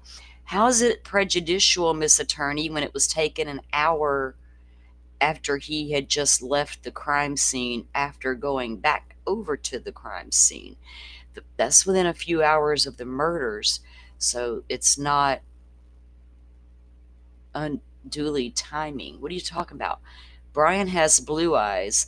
The photo shows him with brown eyes. How's she know he got blue eyes? Have y'all ever seen that man with blue eyes? Don't they always look dark? Brian has medium brown hair and lighter brown eyebrows, and it shows him with dark brown hair and eyebrows. He has medium brown hair. No, ma'am, he has dark hair, and in the actual picture, in the documents, the shower picture, he has a reddish tint to his hair. Why are they trying to trick us like we don't see what we see? I don't get that. Y'all thought y'all find that weird? Is it just me? Do y'all agree with Mercy? Let's see. Or do y'all even care? What are you writing all over Post-it notes? Because I do that, and then I got to sit down and go through the Post-it notes, which is a pain in the butt. Because then I'm like, why did I do this to myself? Oh, you're talking about your computer cost you that? Ooh, Sinead got a birthday coming.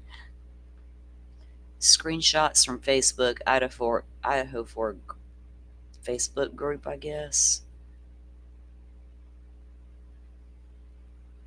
Who posted this? Kristen, figures.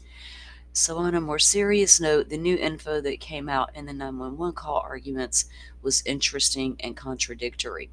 Prosecution. The 911 call was immediately after learning that Hunter J.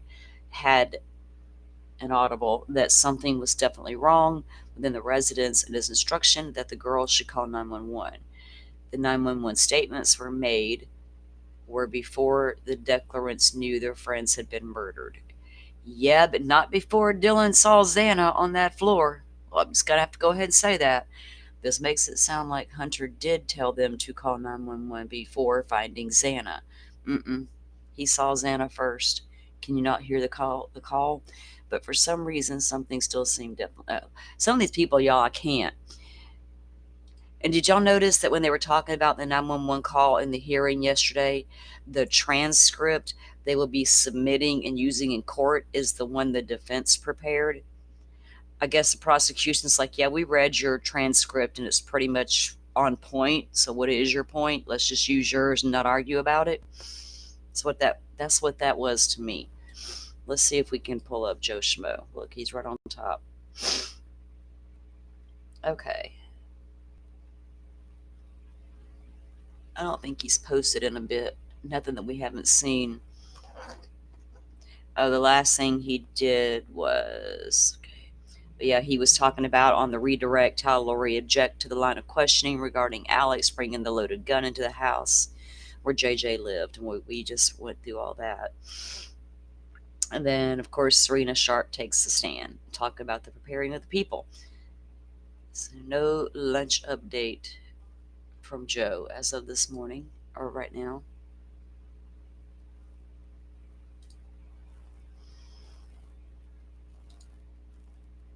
Some of these people need to let this stuff go, man.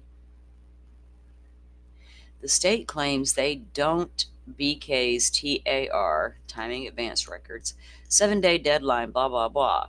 Did the data dump of 3,800 people, excluding 2 victims, person of interest during the timeline of the crime, not include BK's? No, it didn't. The first AT&T warrant with the 3,800 people's phones in the dump did not contain Kohberger's because his phone was off. Let's see who commented. Nope, phone was off. Oh, here comes somebody with thinking they got some knowledge. AT&T time of data, the Hemisphere Project, a surveillance powerhouse the DEA's been sipping from since flip phones. Judge Hippler called Cy Ray, who literally helped build this system, a conspiracy theorist. Cy Ray didn't build that shit for the FBI. Where y'all getting that? He didn't build it for AT&T. Y'all need to go back and watch Cy Ray, his own podcast. There's what y'all need to be doing, because I sure do. I've heard what the man talks about. I go to his, I do my research, man. Of course I dug into him. I'm not a fool. Y'all, this lady right here, I don't know who she is. This chick sat back there the whole time the court was happening. Twiz is back here. Here's Twiz. AR was over here to the right. I don't know who she was, and nobody on X knows who she was, but there is literally a picture. Publicly Buzz posted that one. Did he get the other one of her holding up her heart hands? Let's see. Wait, what did he say? Oh, Shorty, you commented on his post.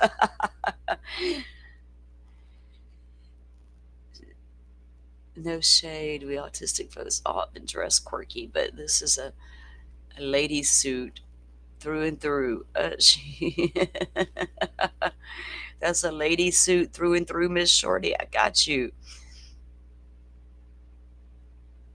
There it is. Look at her, y'all. I mean, it's one thing to support. I mean, okay, do you, boo, but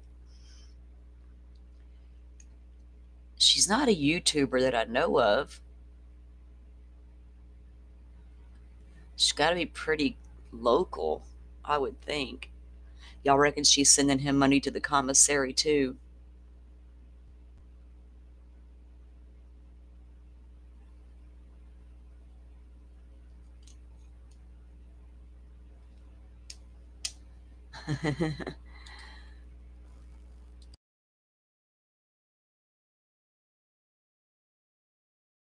I'd love to. We got to have another conversation, Miss Shorty, soon.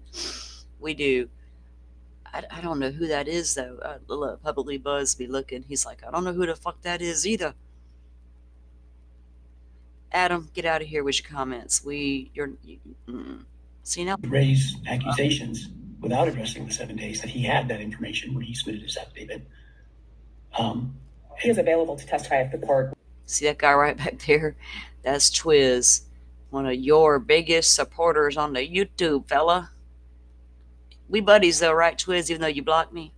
Wishes for him to. It's his obligation and your obligation to establish that. In light of the evidence, I don't understand Mr. Ray's accusations without addressing the 7 days that he had that information when he submitted his affidavit. He is available to testify if the court wishes for him to. It's his obligation and your obligation to establish that. Oh my God. In light of the evidence, I don't understand Mr. Ray's accusations without addressing the 7 days that he had that information when he submitted his affidavit. He is available to testify if the court wishes for him to. It's his obligation and your obligation to establish that. Oh my In light God. of the evidence, I don't understand. Y'all see her back there? Just, yeah. Oh my goodness.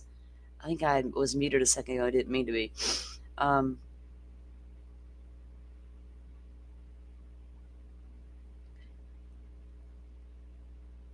was reading comments, guys. I'm trying to make sense. I got to go back up to read because I don't know what they're saying now. Forest in the UK, it's really hard to find somewhere to rent. A place. This country is only the length of Florida. Honey, it's hard to find a place in Florida to live. After our biggest hurricane we had here, which was 2005, just seen how horrible it took a toll on the housing industry here. Florida can be a hot mess when you're trying to find a place to live. It's gotten quite ridiculous out there.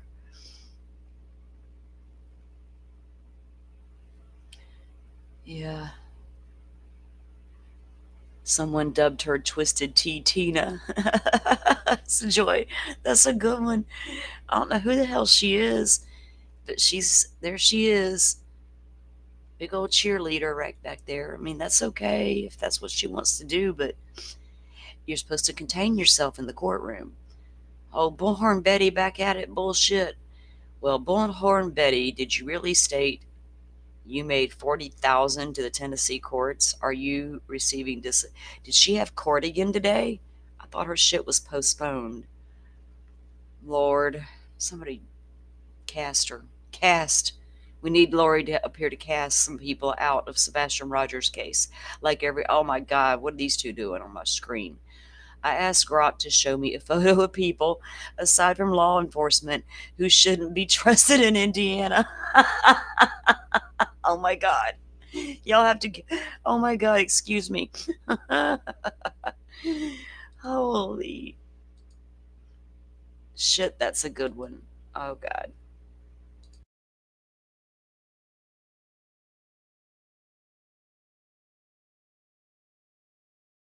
I don't know why my thing keeps muting me. Yes, ma'am. I am so down for that. You just let me know when and where, and I'll be there.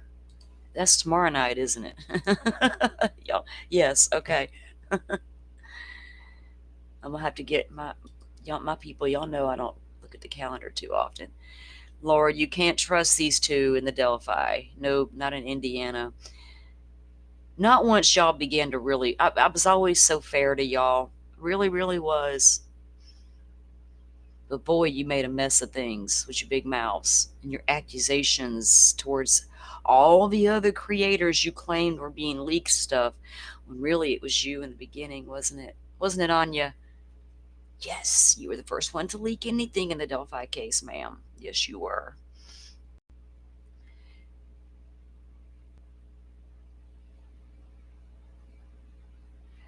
Mercy says, the more I read posts on my feed, the more I'm leaning towards having professional juries.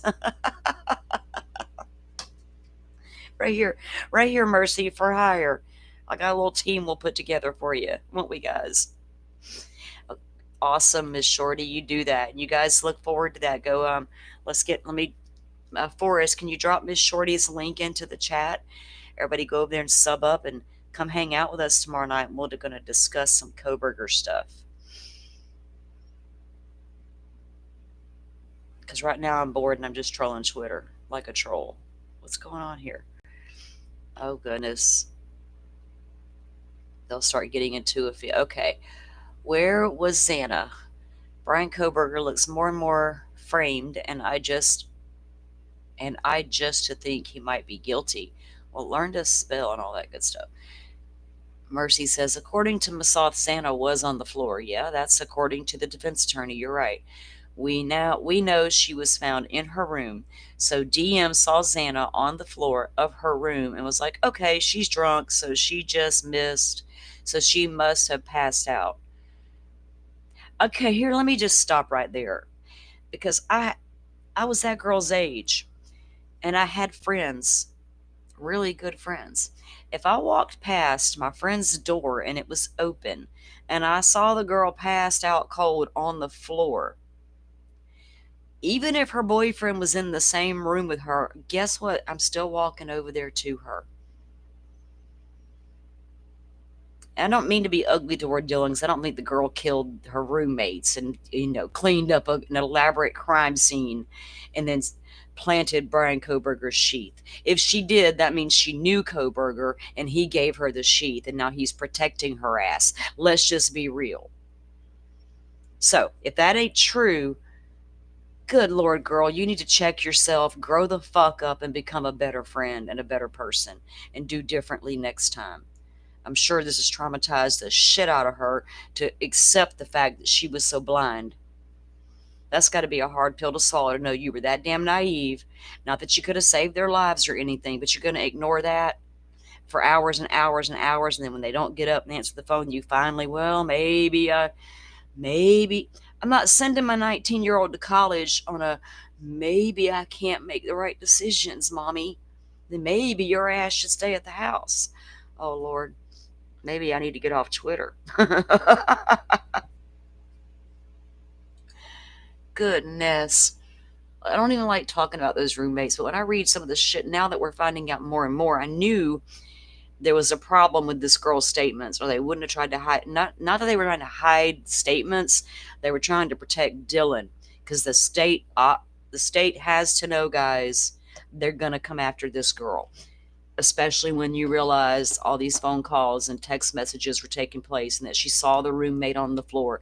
That you have to be honest, that's a weird, hard pill to swallow at first, and then when you figure out that that's exactly what happened now as law enforcement, they're going to come after your main witness. So I get all that, but man, I would have had some long talks with my child.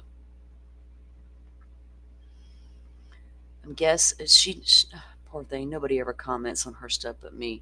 I'm guessing that Brian is denying that he bought a K-bar knife, sheath, and sharpener since the defense is trying to show that he didn't buy it. I'm guessing that Brian, well, honey, if your post makes sense, maybe people would answer it.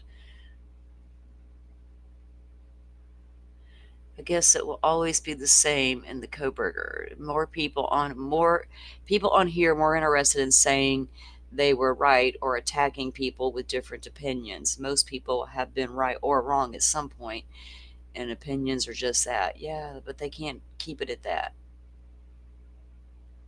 This one says she can't wait to read the Brian Koberger book when he's found not guilty. Oh, good Lord. Publicly Buzz, what'd you do to me? Tonight we going to watch some of this extremely long Brian Koberger hearing. Oh, okay. He's going to bring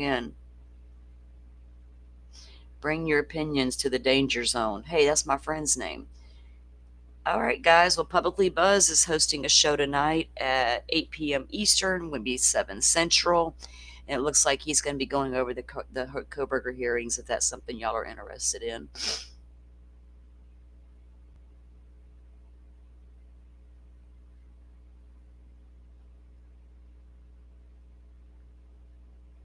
Hey guys, I'm just reading your chat.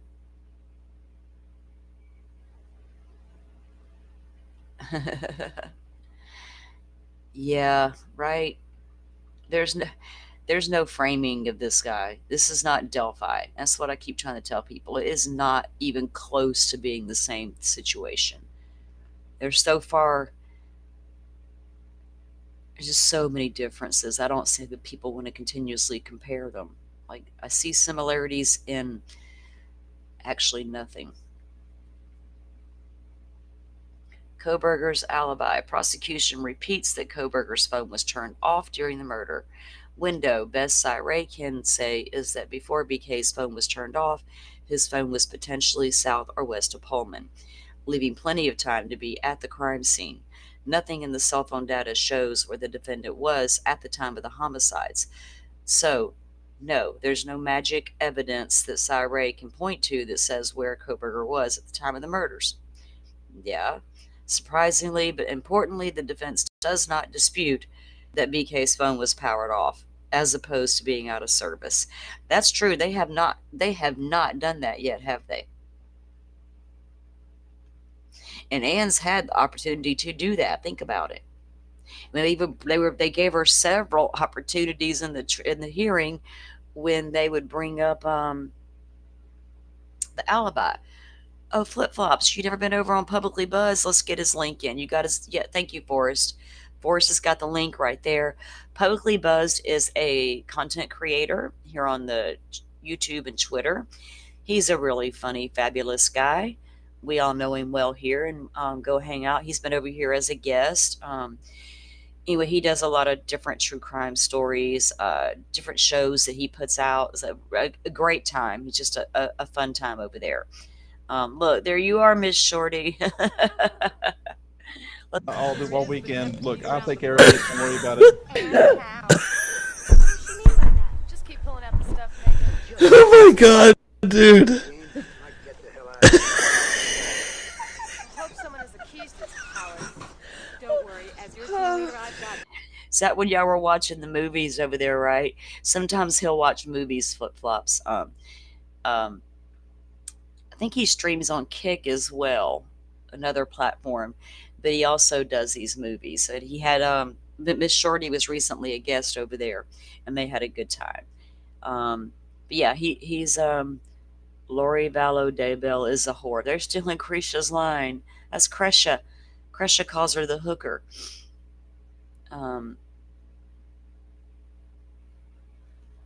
Yeah, so this is Publicly Buzzed anyway. They're great. Go over and check them out. You'll have some fun. I watched it for a while with you guys, Miss Shorty, and then I fell asleep. Feral Friday, right?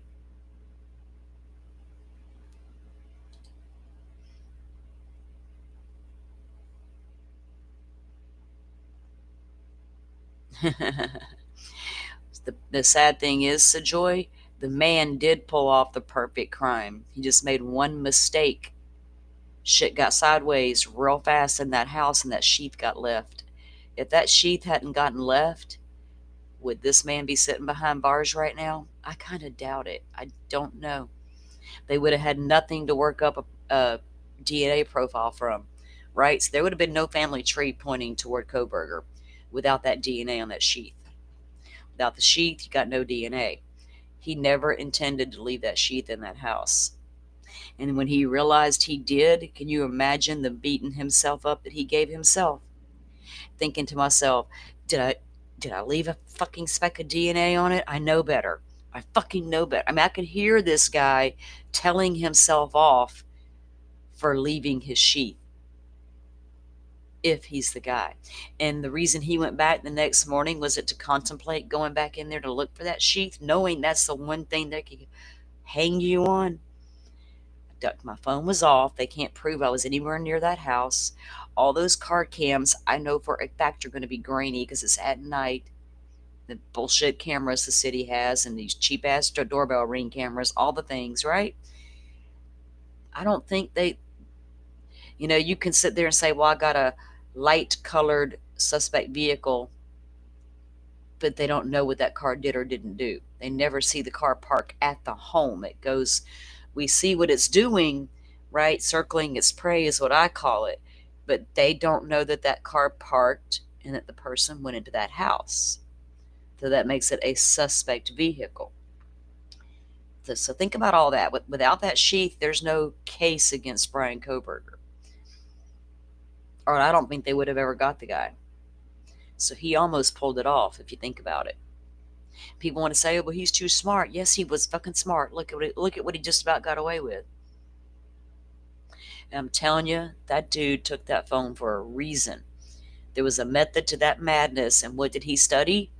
All that data cloud stuff, all that forensic cloud stuff. We just heard about it again in the documents the other day. The criminology stuff I aired, what they're learning.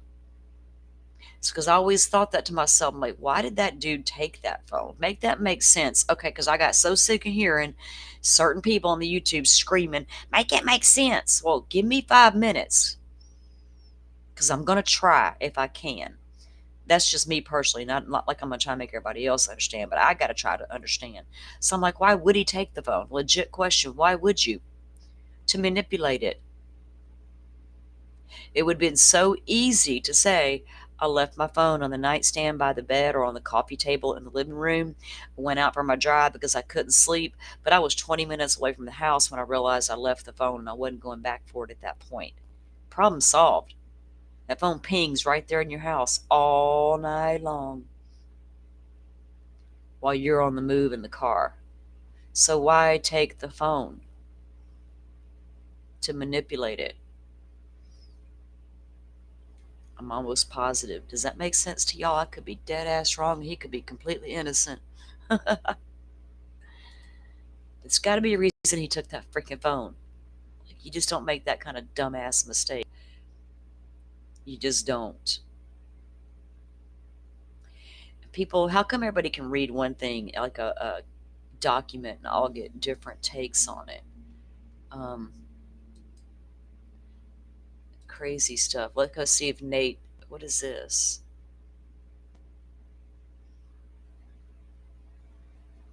Oh, somebody got in a fight? Well, they always showing fights up on the Twitter. That looks like a gym. What is this? Happy 1-year anniversary to Tony Khan, showing the CM Punk all-in footage of proving Punk. I don't even know who these people are. Who are these people?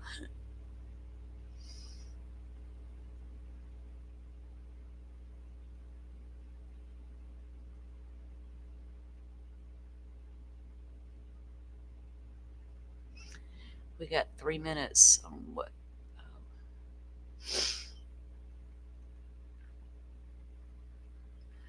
Oh, girl. I can't scroll past you. Testifying that a fairy told a prophet something as a statement of fact should be treated as totem pole hearsay.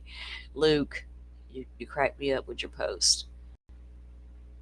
Mercy says, glaring omission, RE, the 7 days is exactly how I described Cyre's affidavit. Not great that Hitler is already not a fan of a conspiracy theorist. Yikes. I know, it's a bad look, isn't it, Mercy? Goodness, people.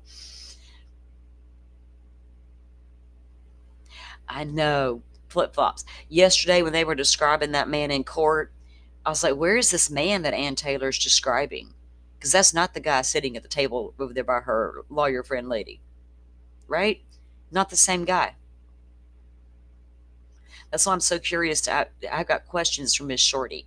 Because this guy, okay, yes, he can be on the spectrum, but my God, all indications is he was super high functioning. Right? And could absolutely walk around without tripping over himself and falling down. But she made it sound like he couldn't do, he could barely get up. Like you said, he could barely tie his shoes. What was he doing living across country from his mom and dad like that? I mean, Coffin Dapper, who you fighting with now? It's time to say goodbye to my Karen Reed trolls. Routinely, I just mute. But I took a look, and now they are spreading incessant misinformation, she says. This platform is about facts. Is it, Jen? Is it? I've never laid into you, Coffin Dapper, but I might just fucking have to. Not bots, trolls, and haters. Wishing them all the luck in their endeavors. May they find the truth, she says. Hashtag care. Well, let me tell you all a little story about Miss Coffin Dapper. My friend over here, DB Cooper, made up some fake Google searches of Richard Allen's in the Delphi case because we knew his were going to be entered into evidence in the trial.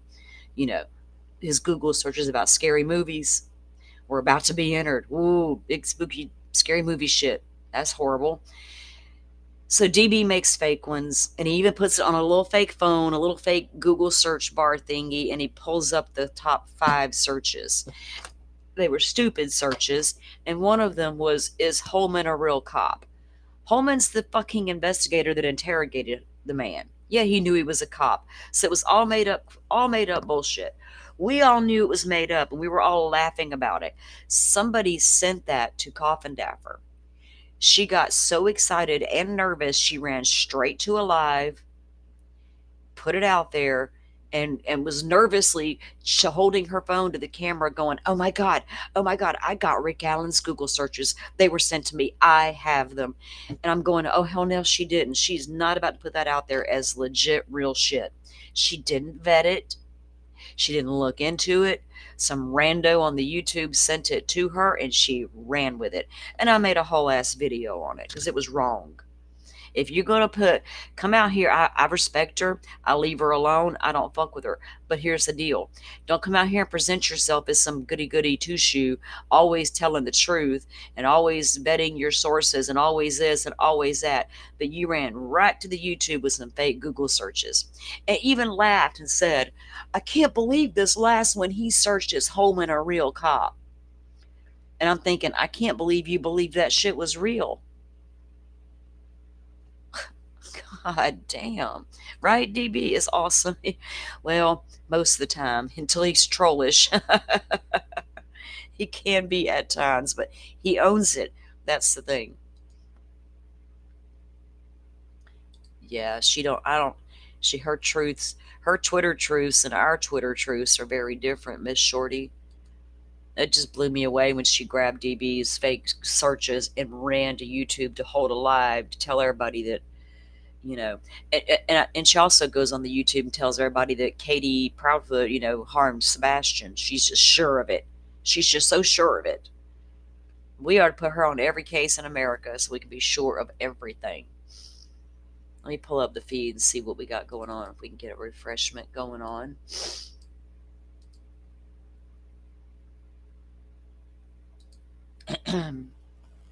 They got a few more minutes still, I believe.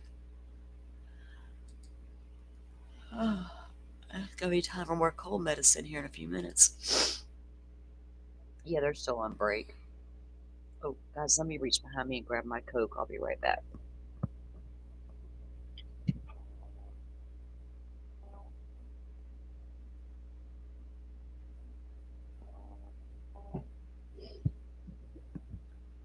I went and got it and forgot. I forgot to open my Coke. I call her J-Cough, y'all. I do. I call her J-Cough. Just hit my head one day. I'm like, oh, J-Cough. Oh.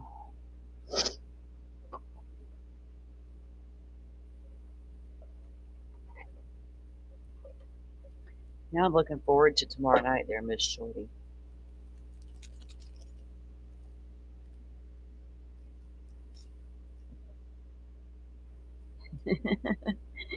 Y'all's comments crack me up. Y'all, if I go silent, just know it because I'm sitting here reading y'all's comments. I love it when y'all are joining the conversation.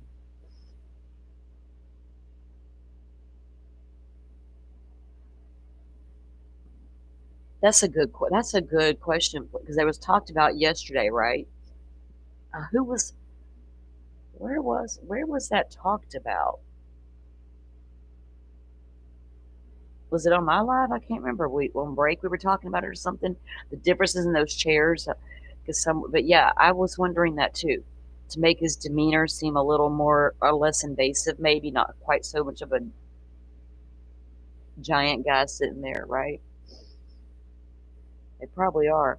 They do all kinds of tricks in the courtroom to make their clients look better. Lori needs to fix that hair though. That shit in the back's bothering me. You can see that line where her little ponytail goes. I just don't like it. I'm ready to go there and take her hair down and just say, Lori, stop it. Just stop it. Joe would rather you have it all down anyway. Right? It sounds like jack off. That's why I call her Jacoff.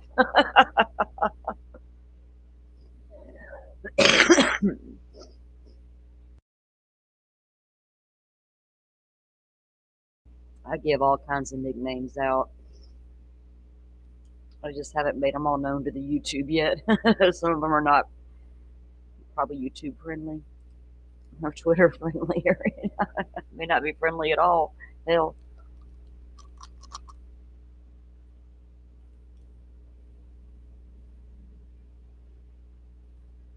Most people get a little nickname though.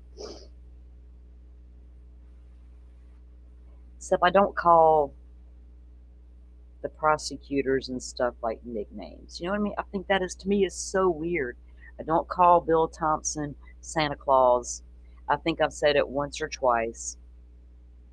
I don't call the Delphi defense team defense daddies because I have a daddy. There's no other man ever going to make me call him daddy. Can't with that. To me, it's a mockery of the system, right? It's like, this is real life people. These are real people. These are real victims. These are real defendants.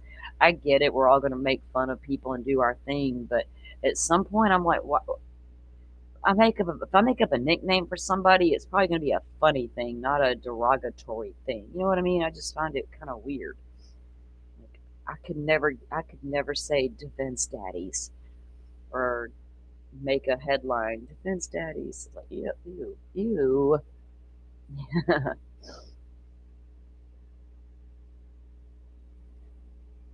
Everybody over there in Koberger's case want to call old Bill Santa. Well, y'all leave that old man alone. What he did to y'all, looking like Santa Claus. So what?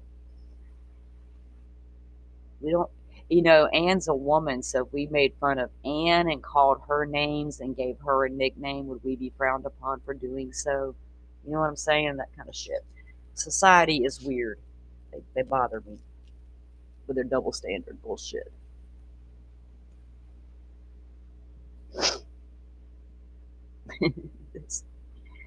Butterfly, you out there saying defense daddies, come here. Oh my gosh. I love you, R&M. No shade directly at you, baby. They are still on their little break. I wonder what they're eating for lunch, y'all. My mind goes to strange places when I get bored, so y'all better start talking to me in the chat.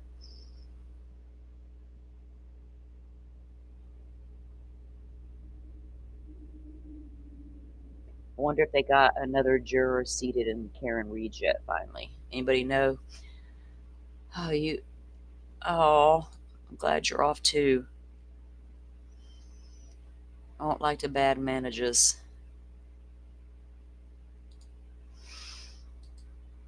They haven't seated the other juror yet? What is taking so long to get that one last juror seated? I was looking on the YouTube, see if we found any news. Hang on a minute. If we can find some kind of little update for it. But I guess they're having her hearing. Let's see.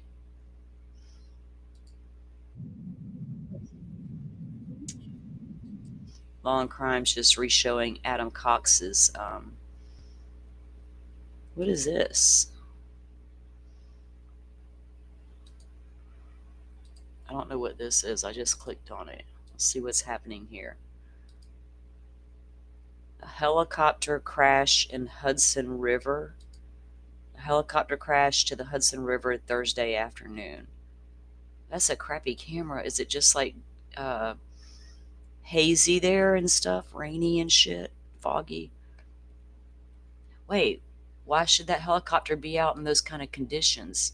We couldn't even send 3 life flights out. We got 3 turned down the other night when that boy had that wreck down the highway. 3 of them said, nope, we can't come up. It's the weather condition. It was so windy that night. So what's happening here? I see movement in that water. I wonder if it was one of like their morning traffic helicopters or something. Yeah, I get it, Forrest, but is Mercy right? We're going to start needing professional jurors. They should have changed Karen Reed's venue. Let's be serious. Let's be honest. If I was the prosecution, I would have asked for one. If I was the defense, I would have asked for one. Like, I'd just get the fuck out the whole state of Boston. How about that? Because if you live in an area where high-profile cases popped off, you're gonna run the risk of a lot of people knowing about it. Right? That's why Ann Taylor made such a fuss about getting Brian Kohberger out of, Latah County's going to fry him if y'all leave him here. Got to move him somewhere else so that don't happen. Casey Anthony had 2 solid years of pretrial publicity. Every jailhouse document turned over to the public. Every jailhouse phone call between her and her parents was released. Every lie she ever told. All of it. All before her conviction, all before her trial ever started. We saw all of it. And she walked free. And I keep having to remind America, but nobody wants to hear it because it's Casey Anthony. Look, I don't love the girl. I'm just saying, do a better job, prosecutor. Because you were boring and you sucked at your job. You lost us with your newfound science smell test. Because I just clicked on this to see what was going on, so I don't have no clue what's going on.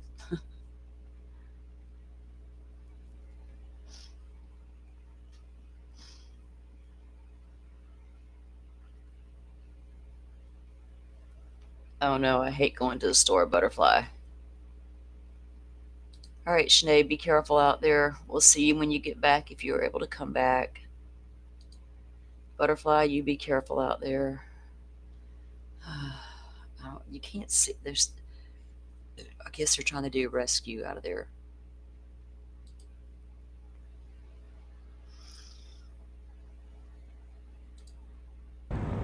Afternoon, everybody. It's around 12:20 here in Phoenix, and look, I'm next to a cactus. I wanted to do something Phoenixy for you during this video.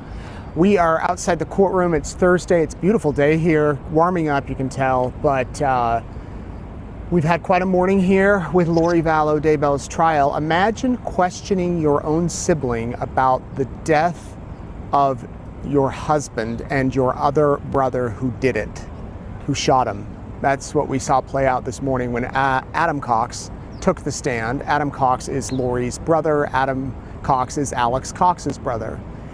He took the stand. First off, the state questioned him about the morning that Alex Cox was shot, or that Alex Cox shot Charles. In fact, they talked about it long before that there were text messages between Charles and Adam where Adam was talking with Charles because Charles was concerned about what Lori Vallow was saying.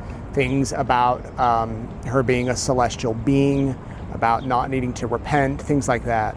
And so Lori was going to the temple 4 or 5 times a week.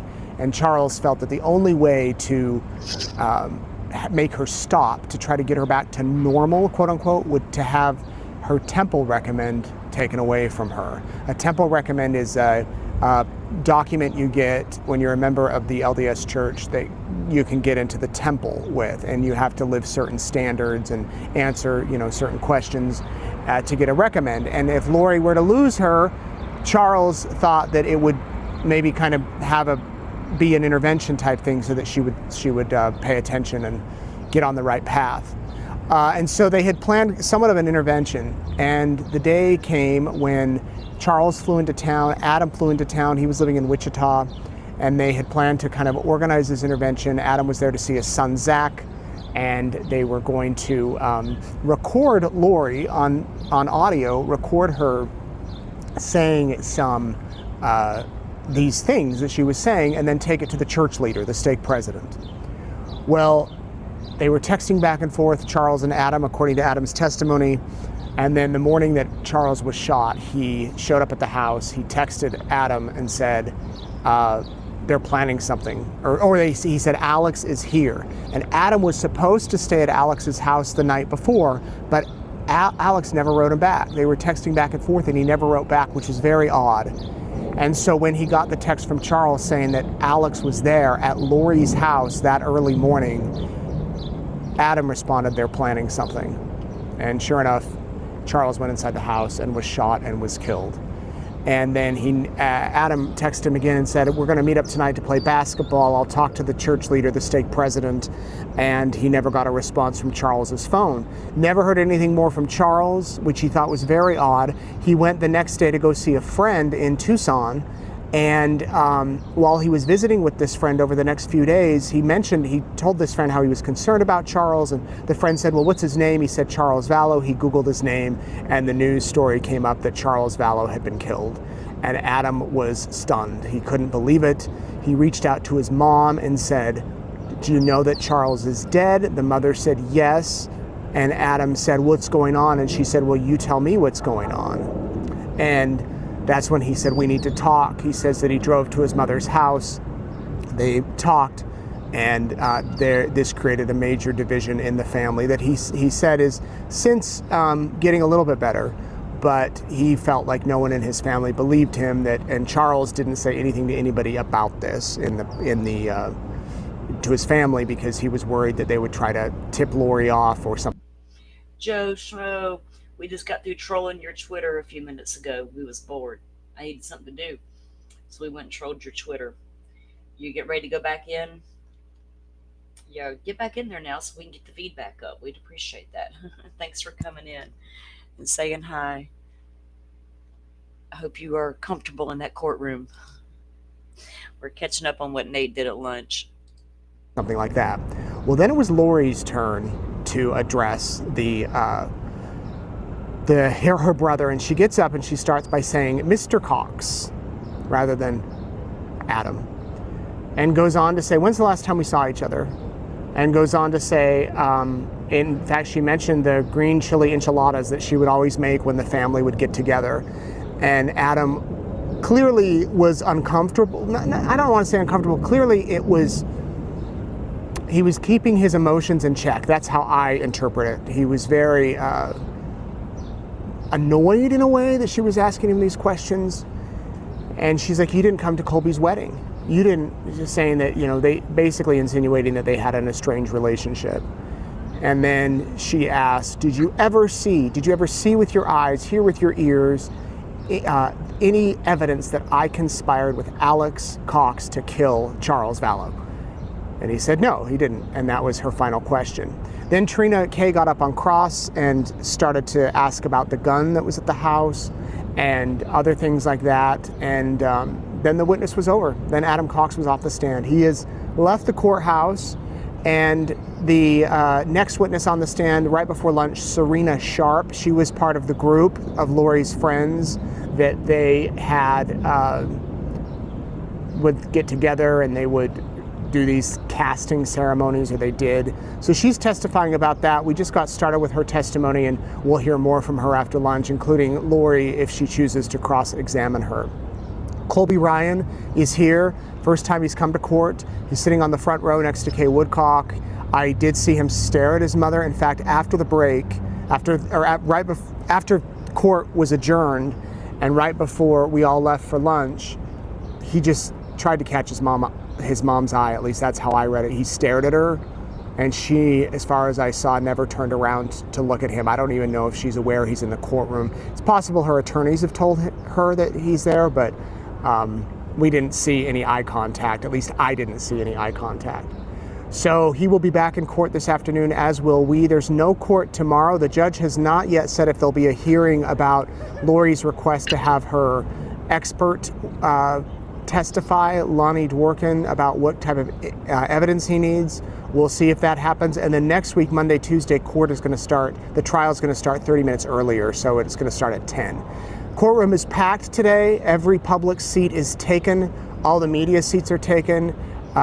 So we have a lot of people in there that are here, that are interested in the trial, and we're streaming it. You can go watch it on our YouTube channel, and then tonight we'll break it all down on Courtroom Insider, So 8 am o'clock I, Mountain Nate. Time. And then we'll... Look, Nate, gave yourself a plug. We're watching it right here. So I forgot Joe did tell me they were not having court tomorrow, guys. So there won't be a hearing or trial day tomorrow. I don't know if Joe and I are going to try to do a show in the morning, not particularly on Vallow, but on other things. I got to get with him later because there's something he and I have been talking about, but we've both been so busy all week. So I really don't know how tomorrow's show will play out yet. I'll either do Kohberger coverage or I'll cover the Delphi stuff, one of the two. As long as I don't get to feeling really shitty overnight, I'll be all right. Cleaning requires breaks. That's right. Carrie, are you still cleaning? Yes. She's been cleaning all morning. She started this morning. I have been kind of lazy today myself. I really have. But it's felt nice. All right, let me take this down and bring up the refresher.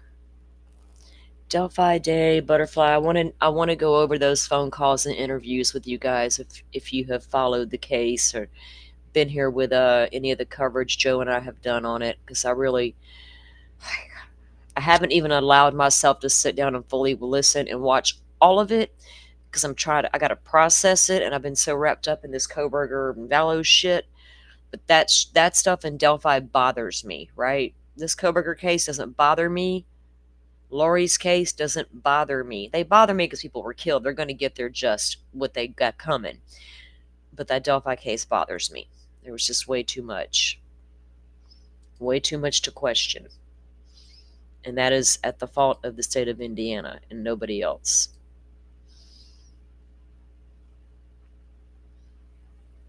Let me pull their feed back up and make sure we are good to go and refreshed. Not yet.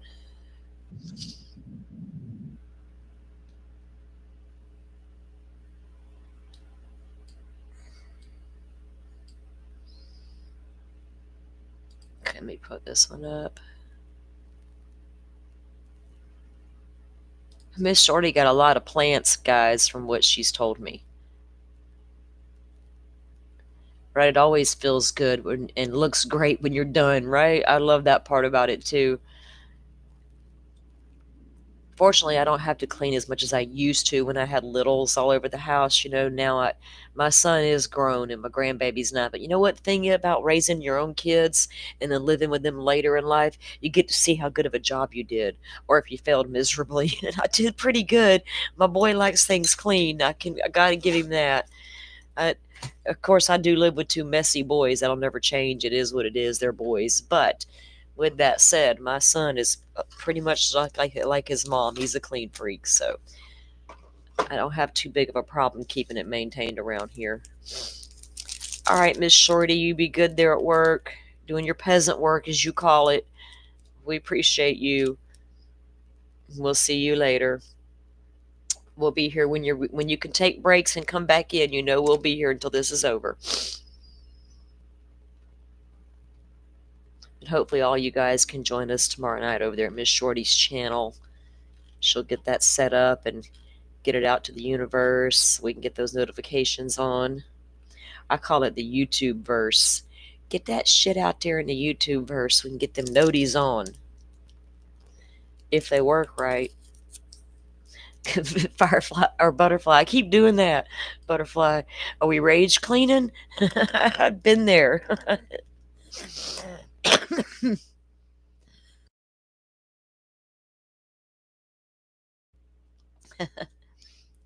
If he's ever looking to do volunteer cleaning, who?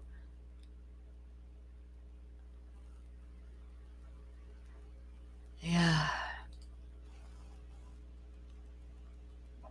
Hey, now I washed one set of curtains the other day. I sure did, right out of the kitchen. I was like, ooh, there is something on that curtain. That's what the dog's nose goes to and looks out. Even though I can't stand to be in a dark dungeon. My son is the opposite.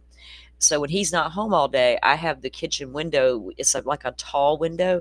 Anyway, I have the curtains pulled open. So the dog, she likes to walk up and look out with nothing in her way. And I don't got no problem with that. Plus, let the sunshine in, right? And my son will come home and see that. He's like, oh, I'm like, what are you going to melt in the sun? But anyway, I noticed there was just like a little dirty looking where her nose gets there. So I was like, I got to take that shit down and wash it. So I got one set down. I don't even have curtains in my room. I actually have a mini blind. Well, I do. I have a curtain that at night goes down because nobody can see through my shit. But in the daytime, I like having my son come in. Yeah, I haven't had one today, and I think it's time.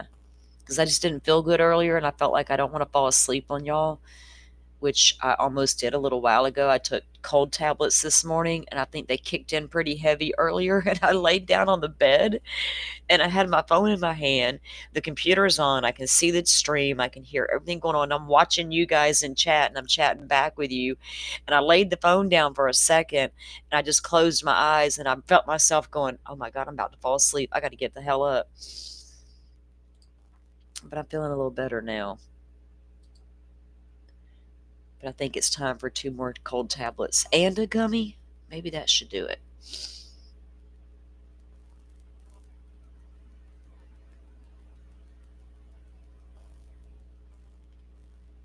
Yeah. The gummies make everything better. And I've only got one left. Good thing a store opened up around the corner. And I'm amazed that up here in the country, they actually have a store up here. I'm like, holy shit.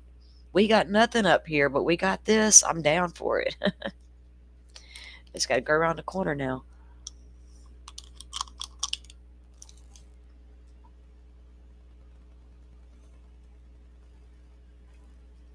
They're great.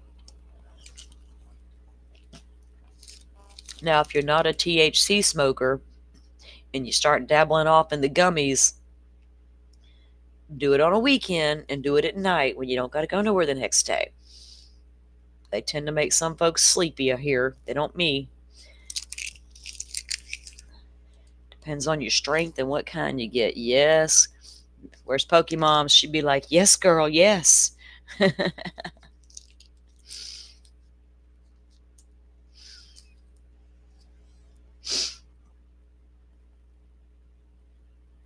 I know, Danger. I know. It was nice. I got like a gas station. I got a Dollar General. One tiny ass little restaurant. A place to get your hair cut. And now a place to buy your gummies. Come on. What else do you need, right? Except don't rely on my Dollar General. Because if you get all the way out here and need cat food and you stop, guess what? They're going to be out of cat food. Irritates me. So I stop at the one in town. I only go to this one when I absolutely have to. Yeah, ease into it. Ease in there, girl. I told Joe to cut his in half a while back. He's like, That one, man, I think it made him really tired. He felt groggy the next day. I was like, dude, I don't know what strength you got over there. Maybe cut it in half, right? Maybe try that next time if it was a little too much. I ain't found one yet that was a little too much.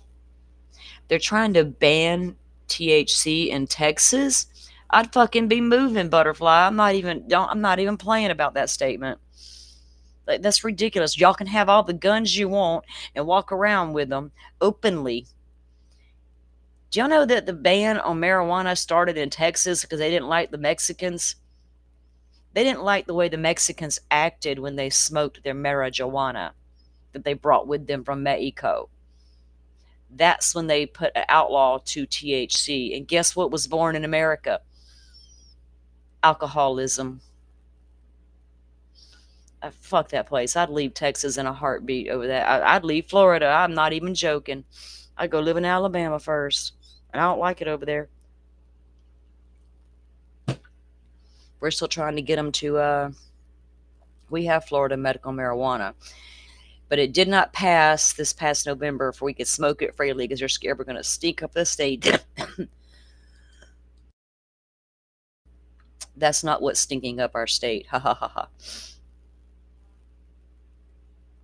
I have that as well. And I have cervical stenosis. And I've had surgery for that once already, Carrie. Hopefully I don't have to need it for the lumbar. But yeah, it sucks, don't it? It sucks bad. But those THCs, they come in handy for shit like that. Yep, you're right. So many. Y'all don't even know. I've watched alcohol destroy good people, you know. And I knew when I was younger, growing up, that's just one thing I didn't want no part of. I just read they found 2 bodies at where University of, what is that? UT, University of Texas? Okay. They found another body over there at Lady Bird Lake the other day too, Butterfly. Joe and I talked about it briefly over on his channel, I think. And we haven't had one since then. But again, same report as all the other ones too. Nothing to see here. Move along. People are just drunk falling into the river. Or trying to stay warm and fell into the river by accident. What the fuck ever. I still can't get over that one. How are you going to know that lady was trying to stay warm and appears to have fallen in the water? Because of her body's placement, they concluded she had been trying to stay warm. Based on her body's placement, it was in the water. So how did you determine that what she had been doing minutes before that was trying to stay warm? Was she stuck in a huddled position? I'm not trying to be mean or ugly or descriptive, but I'm trying to figure that out in my head. You see a body, a dead body lying in the water. What makes you think that person was just trying to stay warm? Was there a little fire burning, smoldering on the side of the bank? You know what I mean? I need more information. I'm not that person you can just tell the facts to and I'm going to go, oh, okay. Girl, don't even get me started, right? We're going to send Joe back down there eventually. He's going to be heading back that way at some point. Very lazy. Either that, Danger, I got theories. Are we talking laziness? Are we talking we may have a individual suspect we may not want to have? Somebody with some knowledge, maybe? Do we got a perpetrator who lives right there near all them bars in one of them condos? I'll be trolling the streets of Austin. I'm looking. I'm searching. I don't know what's going on over there, but you won't catch me over there. Right? I'm telling you guys, when Joe went over there, boots on the ground, and it was down there in Austin at Lady Bird Lake, we were doing a live stream, and Joe was literally walking with his phone live streaming to us, right? Well, after we ended the stream, I was still on the phone with Joe. and a guy approached Joe, and it was like after midnight, and Joe was me too flip-flops, and I don't do it no more like that, and I miss it. I need something that smells like it, so I just burn it because I miss it. But so Joe was out there and we're talking on the phone, and this guy approached him out of nowhere, and you know what he says to Joe? "Can you help me? My wife is missing." And I was like, "What?" And Joe was like, "Excuse me?" And I was like, "Did you just get asked to help find a missing person at Lady Bird Lake?" He's like, "Uh-huh." I was like, "Get the fuck to your hotel room and go now." But Joe, what happened was Joe had just passed. There was like a little platform you could walk out and look out over the water. Joe had just passed by there and said to me, "There is a woman literally out there on that little dock all by herself this late at night." And I was like, "What? Does she not know about all the missing bodies over there?" And then the next thing you know, this guy's approaching Joe to talk about his missing wife. Yeah. Then another guy walked up on him and kind of like throwed up his hands like, he's going to do something. I was like, "Dude, get out of there." It was odd stuff going down after dark, after midnight in Texas, y'all. Don't be messing around the Lady Bird Lake. Yeah, I can't deal with drunk people, flip-flops. You can't reason with them. You can't have a conversation with them. Every now and then during the summer, I may have a mixed drink at the camp with my sister, maybe once a month. Other than that, I'm good. I don't want nothing to do with it. I don't like the way it makes me feel. I don't like the cloudiness. You know what I mean? I'm not in control when I'm drinking. And who wants to be around them people who grow 10 feet tall and bulletproof when they're drunk? You know what I'm saying? Uh-oh.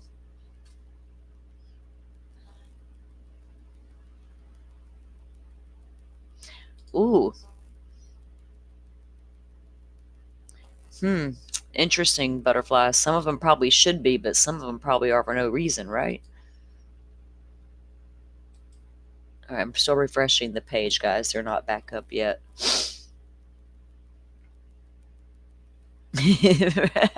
Well, Forrest, maybe once. No, I'm just teasing. No, right? Like, you get them dudes that are drunk, or even women, "Let's just take this shit outside." And the next thing you know, clothes are flying everywhere and stuff's happening. People be all high. They're like, "Let's just sit down and talk about it." Let's just talk about it. I'll be straight up honest with y'all. I live in a state where it is legal. Almost forgot how old I was. Now I got to remember how long I've been using THC. How old's my oldest kid right now? 40 years? And it has not harmed me one time. It was not a gateway drug. I'm not saying go do marijuana, people. I'm just saying it's not that big bad drug that everybody wanted it to be, right? Now states are making bank off that big bad drug. Bank. Trust me, Florida's doing it right now. But they won't let us grow it. That's because they're making bank off of it. I used to grow it, but back when it was illegal, but now I want to grow it and let it be legal, but they won't let me do it, so I'm not doing it. They're afraid that it will take away from their bottom line. But if they'd let me, I'd have a nice garden down there, Dan. You have to come see me. Y'all get a lot of... Really, they set bail a lot down there, Butterfly? Is it even for like just all the misdemeanor type shit, or just across the board, right?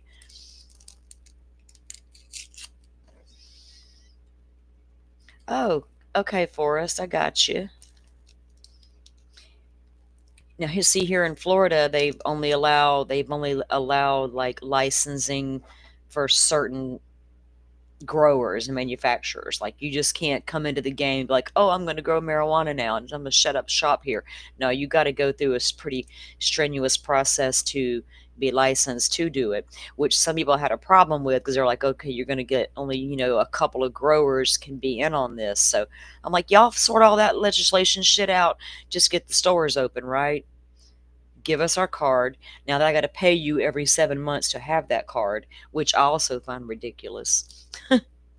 It's like y'all finally legalize one of the best things on the world, but now you want to make all that money off me that somebody else has been making for years. I see you, government. I see your ass. You won't let me legally grow it in my own home. Okay. I thought we lived in America. Oh yeah, we do.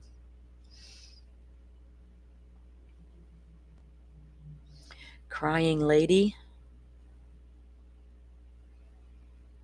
A what is it? A Lorona? Means crying lady.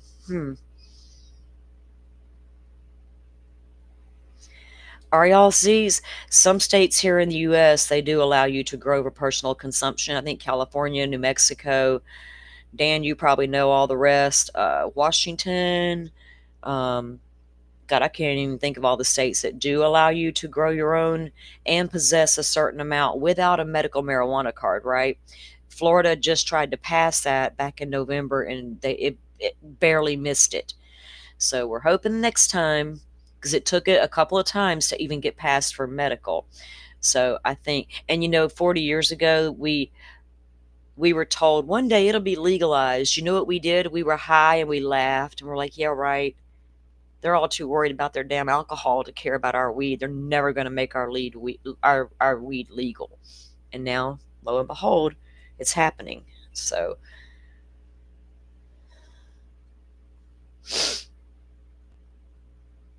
what?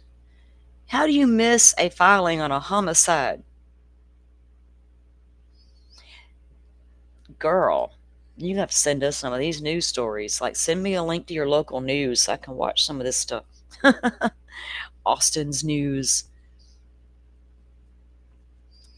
Oh, yeah, that's right, Forrest. You guys may be close to one another. I didn't realize, Miss Shorty, we was having a big old marijuana discussion. Where you been? I didn't realize Need Some Z's was over there in Canada either, Forrest. They haven't come back to court yet, Miss Shorty. We're waiting. I'm refreshing.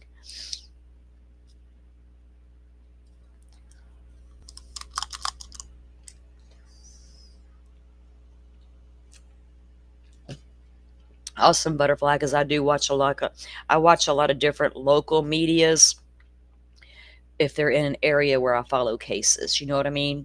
I don't just rely on like a national news to bring me a piece. I'm going to dig and find the pieces I want to find and the stories I want to find. And I know that my go-to is always going to be those local channels. I've actually probably need to unsubscribe to some of the ones I am subscribed to. 4 per resident. It's legal to buy here too. Stores on every corner. I'm not sure exactly how much you can buy or carry because I don't buy it. Yeah. It varies here in Florida. You have to go to the doctor and then y'all come up with a dosage regimen, you know what I'm saying? How do you honestly come up with that? Like, yes, I like to smoke it a lot, or I like to eat it a lot. I mean, what do you say? I'm casual. I mean, how do you come up with your dosage with your doctor? I'm like, just give me all you can give me for the whole month, because that's what I'm going to do anyway.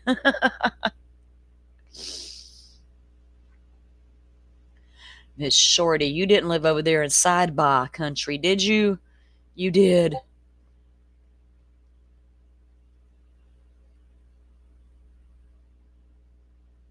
Our THC in the gummies varies. My sister, somebody I know the other day gave me one, and it was a different medical one. And I was like, man, that's bogus. I'd have been a little disappointed if I'd have bought those. You got to give me the strong shit.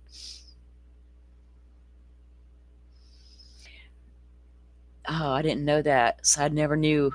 I don't live in Australia, so why would I wonder about it? But yeah, not legal in Australia except for medically prescribed CBD. Yeah. Here in Florida, it's the same way. We have medical marijuana.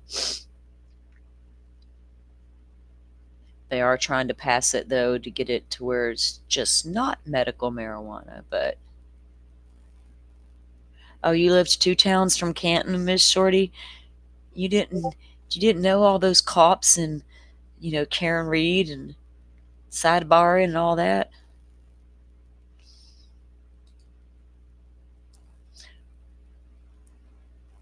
What took you to Australia? I'm gonna have to ask her that question tomorrow night.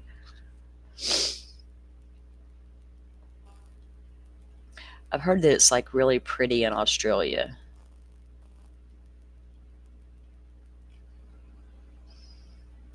Don't they have like big giant spiders and stuff though, Miss Shorty? You ever run up on those spiders all over the place? I'm not naturally scared of spiders, but I hear you guys have like giant ones.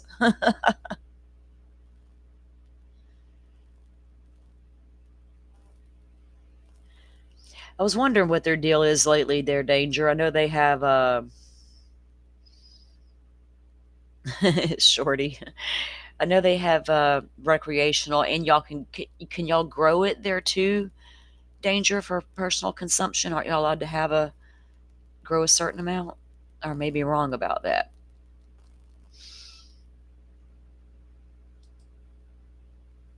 Come on, Valo Daybell trial. Y'all need to get your asses back underway. We know Joe was in line a little while ago to get back in there. They're just showing the inside of the courtroom on Law and Crime, and Court TV just has up their thumbnail.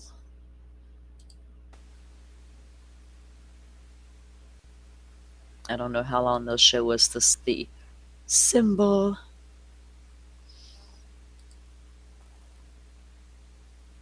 I don't know what our dog is. My son got her. Gosh, cause Annie's almost 4 now, and she's a beautiful dog. But I asked my son, like, when he first got her, well, what kind of dog did you get, son? He's like, I don't know, Mom. I'm like, what do you mean you don't know? She's mixed. Like, are you gonna keep this dog though, baby? They're not disposable. And he's kept this one. I'm proud of him. Biggish spiders, she says.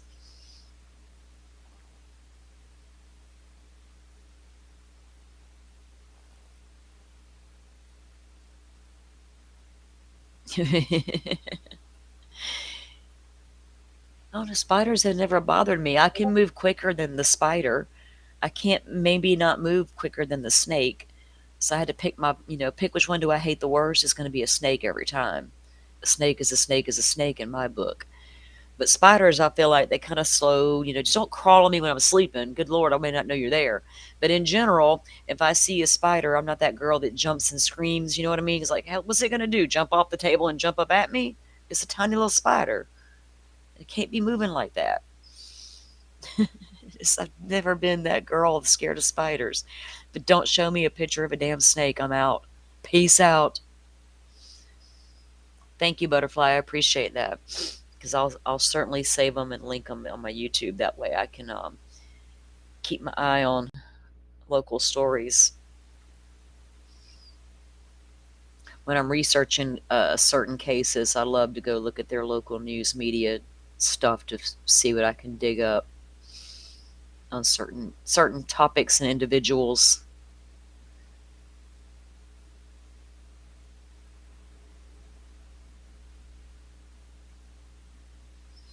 You did your DNA on your dog? Oh, I'm scared too. Like, I'm not. I'm joking. My son thinks that she's part Jack Russell Terrier. I'm like, dude, she doesn't look anything like that. She's like nothing like that. But she's a good dog. Uh-oh, we got movement, guys.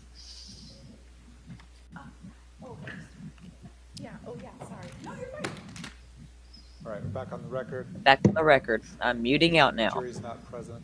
Parties are present. You ready to bring the jury in? There it is. Defense ready? Sure, Your Honor. Is your paralegal coming? My investigator should be here, but I don't know if he's running behind. Okay. All right, let's bring the jury in. Her investigator dipped on her, y'all. Did y'all hear that? She's like, he must be running behind. He's like, fuck that, I'm out.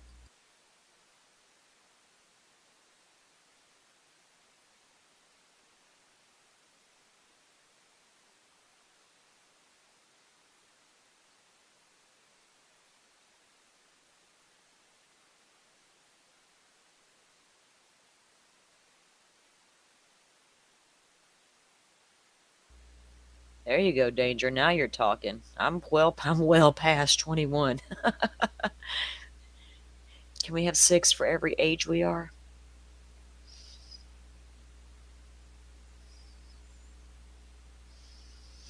Mosquitoes are horrible here too. They finally put my citronella oil back out on the shelves. So I bought me another big bottle for my candle thingies outside.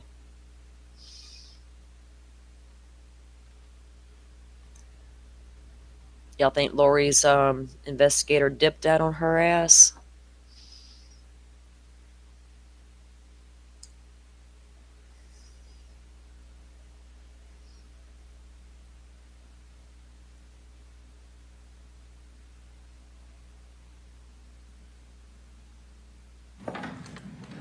The state can proceed with this one. Thank you. So we were talking before lunch, and you have told us that you sort of spent 2 weekends getting to know Lori Vallow, correct? Yes, That was the November of 2018 visit, with a lot of other people there, correct? Yeah. and then the March of 2019 visit. Yes, the girls' weekend. And that was a much smaller group of people. Correct. And I think you had said that as Lori started expressing some of these beliefs that went against the LDS religion, that you started sort of questioning her about this. Correct. After that, did you feel like she started pulling away or limiting her contact with you? Yes. You told us that you had moved to Arizona in end of July or August-ish of 2019, correct? Yes. Did you ever see Lori again after you moved to Arizona? Twice more. Can you talk to us the first time that you saw her? The first time I saw her, Zulema organized a girls' lunch to welcome me, she said. And so Lori was there. She came with Alex, her brother, and basically I said hi. And not much more than that. She sat on the other side of the restaurant, opposite of me. So, and not much contact there, but. Okay. And then what was the other contact you had with her? I can't remember how it was organized. Perhaps at that lunch, Lori invited the women over to her house to just talk. And she had just lost her husband. And I don't know if I was included by accident or how that happened. I don't remember exactly, but I did go over to her house that night because here's somebody that I knew, and she had just lost her husband, which that's a big deal. And I wanted to find out how she was doing and what was going on. Did you know anything at that time about the loss of her husband, like what had happened? I had heard vague things, but I had been across the country, so I didn't know any particulars.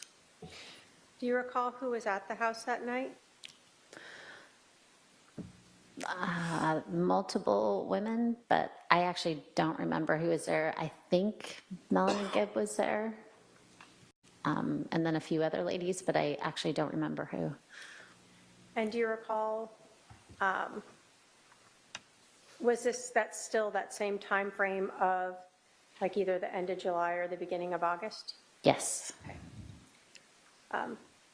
Can you describe for us Lori's demeanor at this meeting, this gathering at her house? I would assume, like in my estimation, it was more like stoic. I didn't see any like mourning or crying. After that contact with Lori, did you ever see her again? No. Did you know that she had moved out of state? No, not till long after she already had. Did you know that she had married Chad Daybell? Nope. So basically, after paying your condolences, that was sort of the end of your contact friendship with Lori Vallow? Yes, I think there might have been a few texts after that just to check up on her and see how she was doing. She had just lost her husband again, so, and I think she was trying to figure out how to move forward, and I was concerned. So, but nothing of substance. Was your interactions with her via text very limited? Yes. No other questions, Your Honor.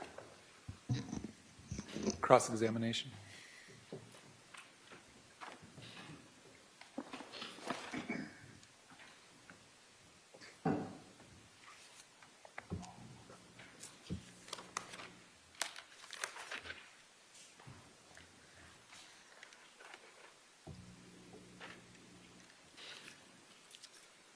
Ms. Sharp, did you take an oath when you came into this courtroom today?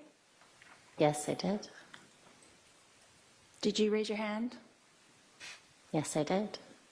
Did you swear to tell the truth? Yes, I did. The whole truth? Yes. Nothing but the truth? Yes. So help you who? God. So can we agree that this court acknowledges that your testimony here today will be accountable to God? Your Honor, I don't object to the relevance of this. Sustained. Your Honor, they brought up the religion. Ask for a response. It's sustained. Ask the next question. Do you believe that your testimony here will be accountable to God? Yes. Okay.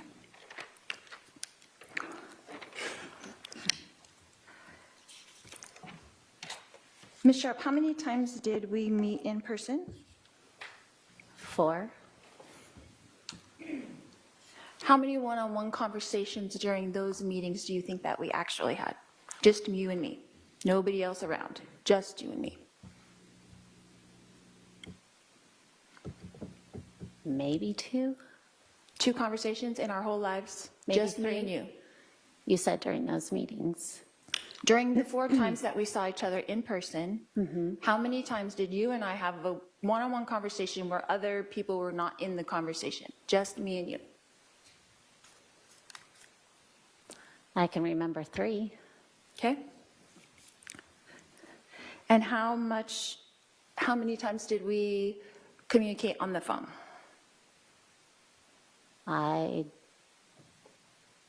Do you want me to estimate? I don't remember how many times. Sure, just an estimate.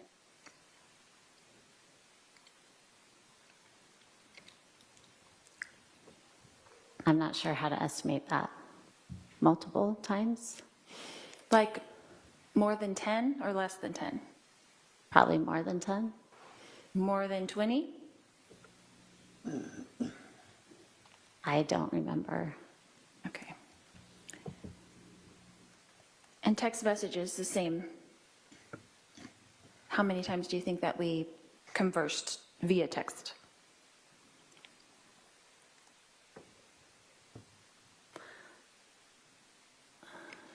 I don't know. I'm not sure how to answer that again.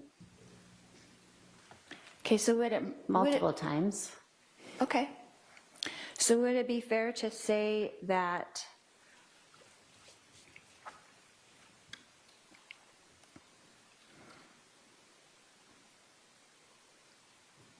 some of the things that you remember are from other people and not actually from me to you directly? Perhaps. Okay. So in the instance when you said that I mentioned to you something about zombies, I would like to know what I said to you exactly verbatim about zombies.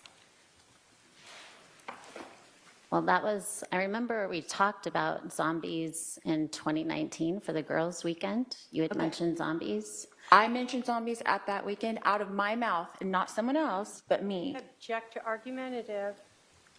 Overruled. You can ask. Why don't you rephrase that question? Okay. So you're saying, under oath, that I said the word zombies at that meeting, or I'll go with that. To the best of my recollection, it was that weekend during the girls' weekend, 2019. And again, that was 6 years ago, so like verbatim, I don't remember verbatim, but I think it was that weekend. So it could have been that someone else was talking to you about zombies, but I was actually there also. Is that correct? I'm going to object that the witness has answered that question and said it was her. Overruled, she can answer. Would you mind restating, please? Is it possible that someone else said the word zombie and not me at that meeting when we were all there with the girls? It's possible, but I don't think it was. I think Okay, it then was what you. did I say exactly about zombies? I want to know the sentence I said to you about zombies. Hold on. Again, Ask questions, okay? I Don't make object to statements. asked and answered. So rephrase your question. What sentence did I say to you with the word zombie in it? And I'm going to object to asked and answered.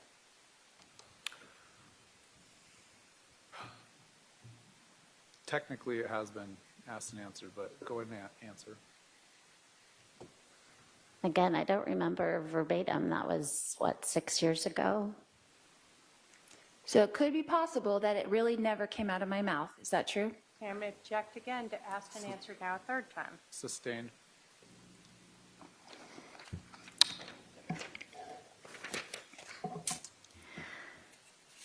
Ms. Sharp, who are the three Nephites in the Book of Mormon? The three Nephites? I'm sorry, I don't understand the question. In 3 Nephi 28, the three Nephites, do you know who they are? Off the top of my head, no. You do not know who they are? No, not off the top of my head. Okay. In the Bible, do you know of John the Revelator? Yes. Do you know of John the Revelator being translated? I don't remember that, but You don't remember that? What about in the Old Testament, Elijah? Was he translated? Your Honor, I'm going to object to relevance. What's the relevance? I've been accused of being out of the scope of the LDS religion when this is exactly in the scope of the LDS religion. All right, I guess to the extent you're comparing yourself to these biblical figures, I'll allow it. was Elijah translated? Yes, I believe so. Okay. But you don't know that John the Revelator was translated as well? I can't remember. And then the three Nephites in the Book of Mormon, they're translated as well? No, there were three. You asked me their names. I don't remember their I names. wasn't asking their names. I said, do you know who they are? As in, are you aware of them? I'm sorry. I'll be more specific. Are you aware of the three Nephites in the Book of Mormon? Yes. That they were translated? Yes. So is it fair to say that that isn't uncommon in the Christian belief system, to believe in people being translated?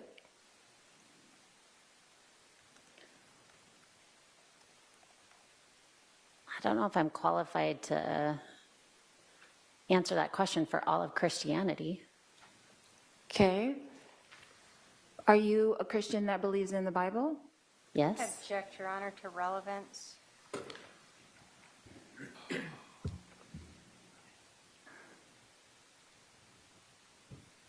I'll allow it briefly, but hurry up and make your point. Yes, I believe in the Bible, of course. And Elijah in the Bible is translated, right? Yes. And you believe in that, right? Yes. And you're a member of the Church of Jesus Christ of Latter-day Saints, is that correct? Correct. So that would not be out of the scope of what you believe. That's all I'm asking. Correct. Okay, that's all I wanted to know. Thank you.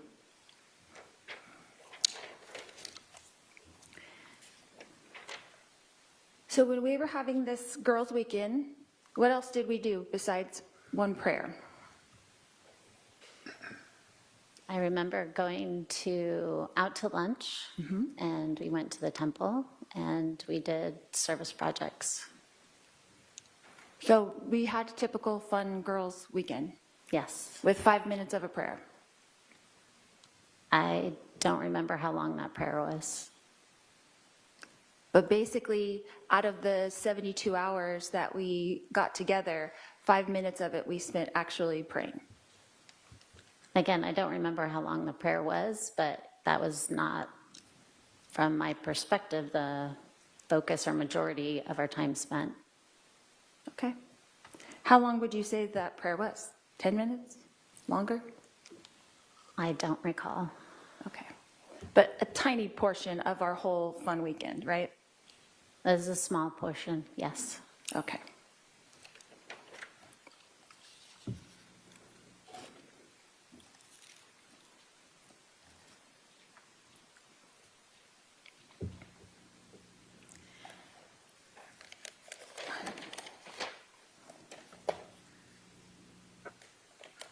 How many communications have you had over the past 5 years with Christina Atwood? Many. Like how many? Again, I'm not sure how to estimate that. Daily, weekly, monthly? Weekly for sure, sometimes daily. Okay. So would you say over the past 5 years that your relationship has grown with Christina? Yes. And are you related now? To Christina? Uh-huh. No, we're not related. Oh, as in-laws? No. Okay, I wondered. I didn't know. No. Your Honor, again, I'm going to ask that the defendant be told not to comment about the questions and testify. Yes, the jury should disregard that comment after the answer. Are you still in contact with Zulema Pastenes? No, I haven't had contact with her in a while. Are you in contact with Kay Woodcock? Who? I'm sorry? Kay Woodcock? I don't know who that is. Okay.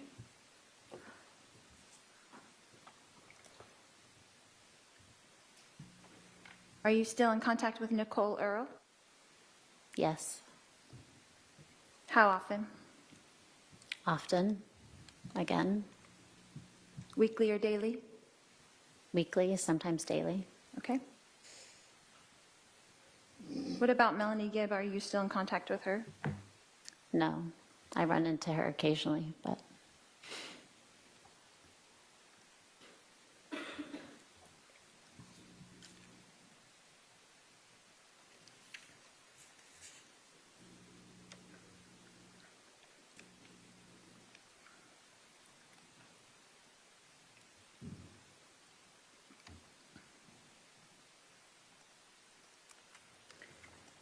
You said also in your testimony earlier that I said that I believe I don't need to repent and you are shocked. Is that correct? yes. What did I say to you exactly? Again, I don't remember verbatim. That was over 6 years ago, but something to the effect of you didn't need to repent. Again, I don't know exactly, but or we didn't need to repent, whatever it was, but yes, that's what I remember.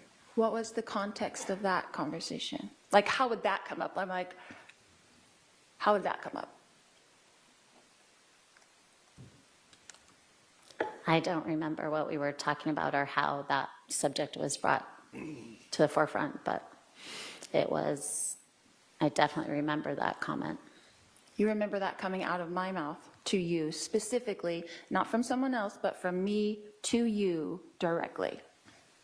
Yes, and it was, I think, in front of all of us, but I'm not very clear on that. I think it was to all of us from you. So was I teaching a class that you attended and said something in that regard? No. Why would I be the one speaking? Sometimes we take turns when we speak. Speculation as to why the defendant would be speaking? I'll let the answer stand. She answered.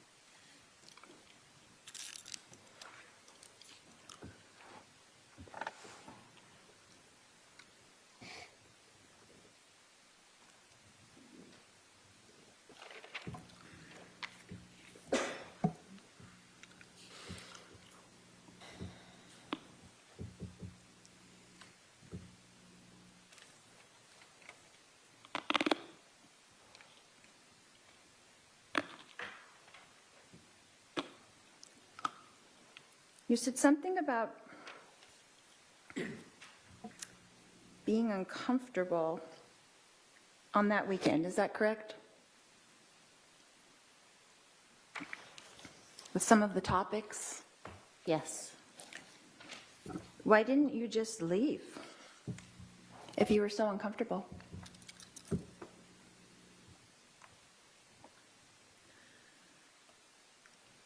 I was uncomfortable with some of the topics, but I was still there with friends, and I had flown across the country, so it was not easy to leave, and I didn't feel like I needed to leave at that point.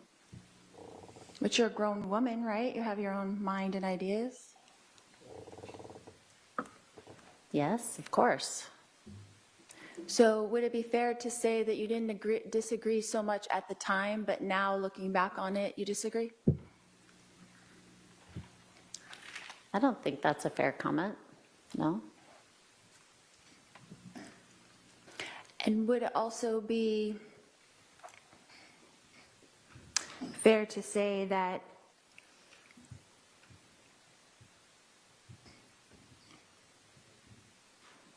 we had a good time at that weekend? Yes, we did have a good time. And that now you've changed your mind a little bit? I'm sorry, I don't understand the question. Change my mind about what?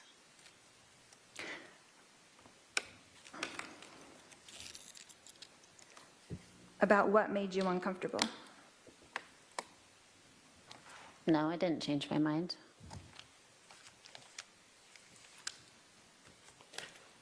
You had mentioned something about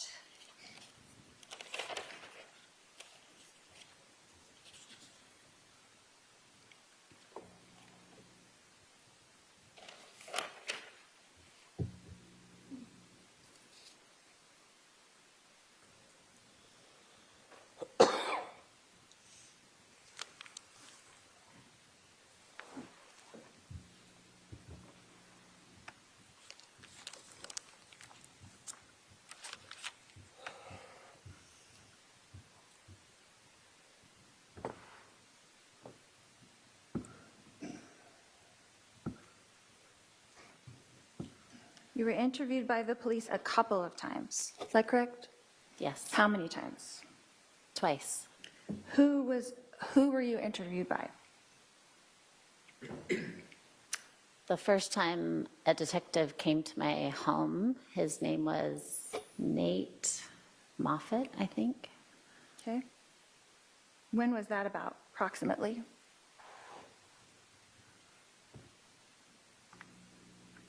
I want to say spring 2020. Okay. How long was that interview? I don't remember. Like an hour or less, or? And Your Honor, the witness has already answered the question. She doesn't remember.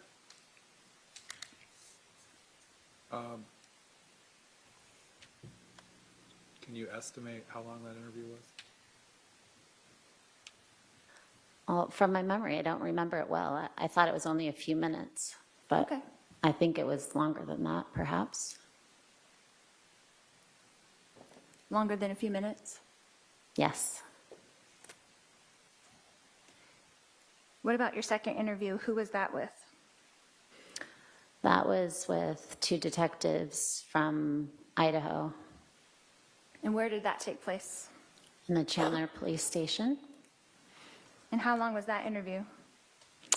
That one I remember being longer, for sure, over an hour, perhaps an hour and a half.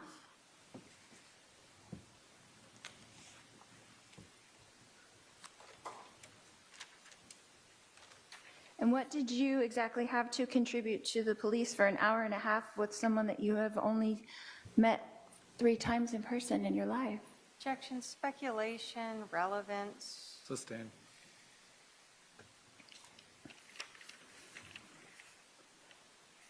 What were they interested in you telling them? And I'm going to object to speculation, relevance. Sustained.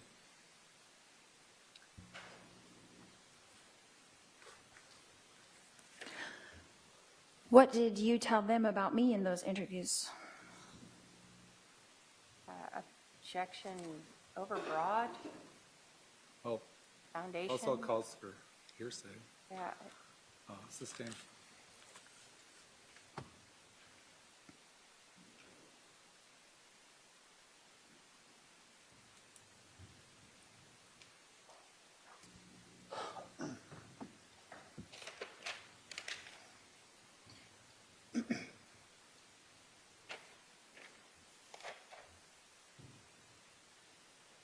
Do you feel like you have something to offer here today in relation to the crime that I'm charged with? Objection relevance goes to the final opinion. Ms. Sharp, did you see or hear or personally witness me conspire with my brother or anyone else to murder my husband, Charles Vallow? No, I did not. Thank you.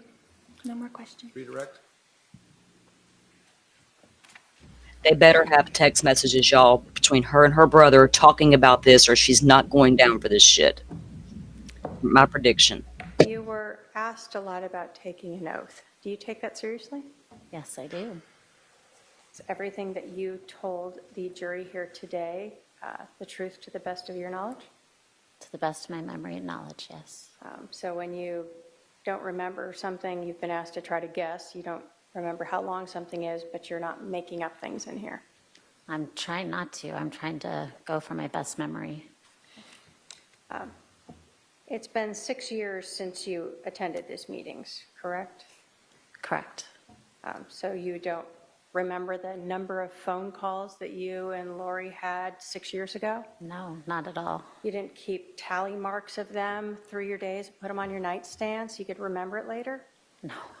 How about the text messages? You tally those up for you so later on you'd be able to remember that you had 50 of them or 100 or whatever it was? No, definitely not. Are there things that stand out in your memory that you recall very well? Yes, there are. Is one of those the fact that Lori Vallow told you that you didn't need to repent, or that she didn't need to repent? Yes. Was another one of them her telling you that her husband was possessed by an evil spirit that she named Ned? Yes, definitely remember that clearly. You were asked about whether being translated was something unusual to you. When you are reading the Book of Mormon or the Bible, are there biblical figures within those books who are translated beings? Yes. Was it not something that you had heard people tell you that they were? Correct. And I'd never heard that before. So you read about it? Yes. By prophets and people like that? Yes. You were also asked about that girls' weekend, and I believe that the defendant said that you did a prayer. Did you have more than one prayer over the weekend? Did you guys pray together? I can't remember specifically, but I assume we prayed over the food and we prayed, there was probably multiple prayers, my guess. Is that different than when you guys met to cast out the evil spirit of Ned inside of Charles Vallow? Yes, it felt different. So you wouldn't equate a prayer as identical to doing a cast out? Correct, they're different kinds of prayers.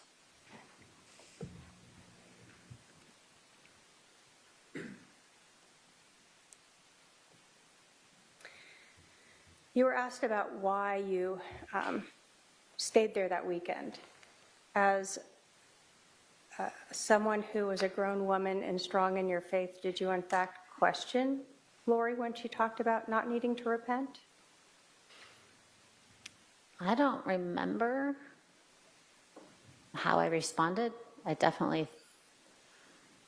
pondered that for a while. I remember talking to others. I can't remember if I spoke specifically with Lori about that at that time.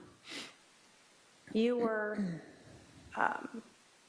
even though that was something you knew not to be within your faith, You didn't just pack up and run away. No.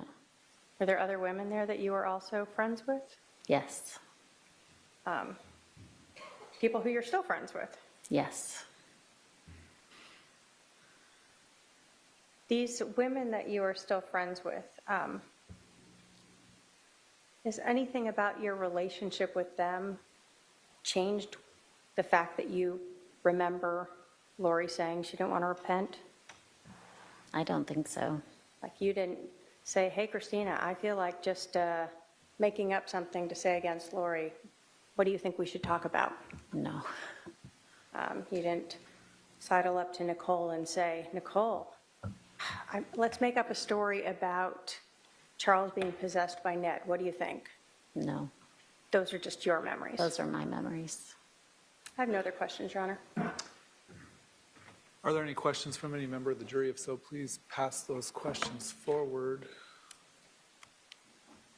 I'm not seeing any. All right, you can step down, ma'am. Thank you. Stay control. Thank you.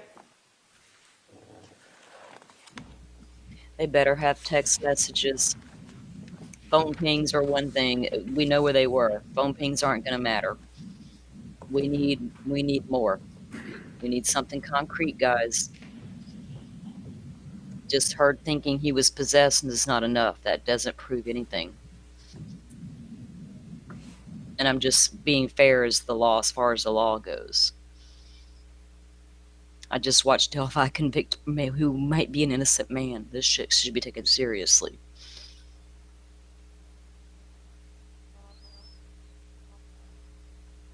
UK will be next week, probably, yeah. And you know Lori has seen the discovery, so has she seen that they've got messages between her and her brother? We know that they were communicating that morning between the time Charles was shot and the time the cops got there. When Lori got back, the cops were already there. They were communicating with each other. Were those done through a phone call, text messaging? You know, you can prove the phones called each other, but you can't prove what was said on the phone calls. And Alex is not here. We're all about some receipts. I'm right up here and be sworn in. Just stand here. How old's the baby? Can you spell your name for the record? I do. My name is William McDonald, W-I-L-L-I-A-M, McDonald, M-C-D-O-N-A-L-D. Thank you. You do solemnly swear that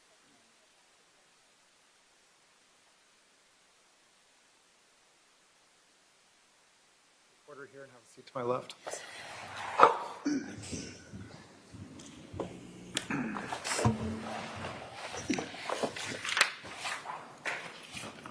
Would you please introduce yourself to the jury? Hi, good afternoon. My name is William McDonald. I am a retired police officer with the City of Chandler. What are you currently doing? I am currently teaching criminal justice at Williams Field High School in Gilbert, Arizona. So you told us you previously worked for the Chandler Police Department. How long were you with them? I was with the Chandler Police Department for approximately 22 years. I'm sorry, 26 years. Oh, that's a big difference. When did you retire? I retired in November of 2022. Okay. Can you tell us what your different jobs were at the Chandler Police Department? As with all officers with the Chandler Police Department, I started off in patrol. I worked the patrol position for about 18 months, after which I switched over to more of a community services team. I spent 2 years with that team, after which I transferred to detectives and spent the remainder of my career in detectives, working primarily internet crimes against children and digital forensics. Can you talk to us about your training and education relating to extractions of cell phones? When it comes to cell phones, I have extensive training in the use of the software that we use to extract that data. I am certified in the use of the Cellebrite suite, which is one of the primary tools that we would use to extract data and organize data extracted from the cell phones. I was also trained, although they did not have a certification process, in several other platforms used with cell phones. Did you ever go to any type of digital evidence examiner courses? Absolutely. Beginning in 2001, when I began working digital forensics, I attended numerous courses on digital forensics, hundreds of hours worth of training, and I hold several certifications in digital forensics related to computers and, as previously discussed, cell phones. So by 2019, what were your duties at that time at the Chandler Police Department? By 2019, my primary duties were to conduct digital forensics examinations on computers and cell phones. I was also responsible for training new members to the computer crimes unit, in addition to assisting with internet crimes against children investigations. In your role, were you regularly asked then to examine cell phones and try to extract data from them? Yes, I was.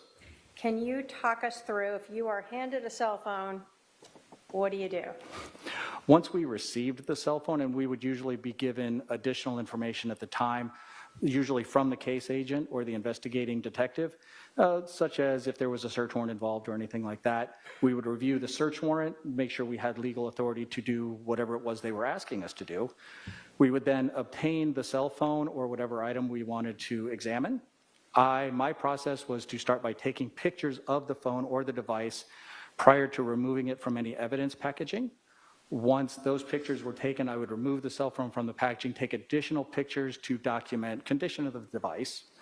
Once the pictures were taken, I would attempt to power on the device to make sure that it had been placed in airplane mode, which would prevent any additional changes being made or outside people being able to access the device to make changes while it was in our possession.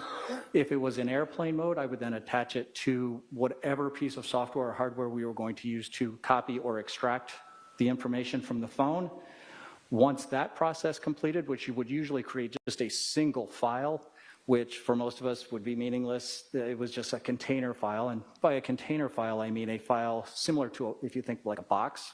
The container file is the box. Initially, that box is empty, and we can put additional files inside of it. These container files would then be entered into, usually we would use the Cellebrite software, as we did in this case, and that software would kind of go through the box and put everything in an organized manner, a manner in which people could read it and make sense of what that information was.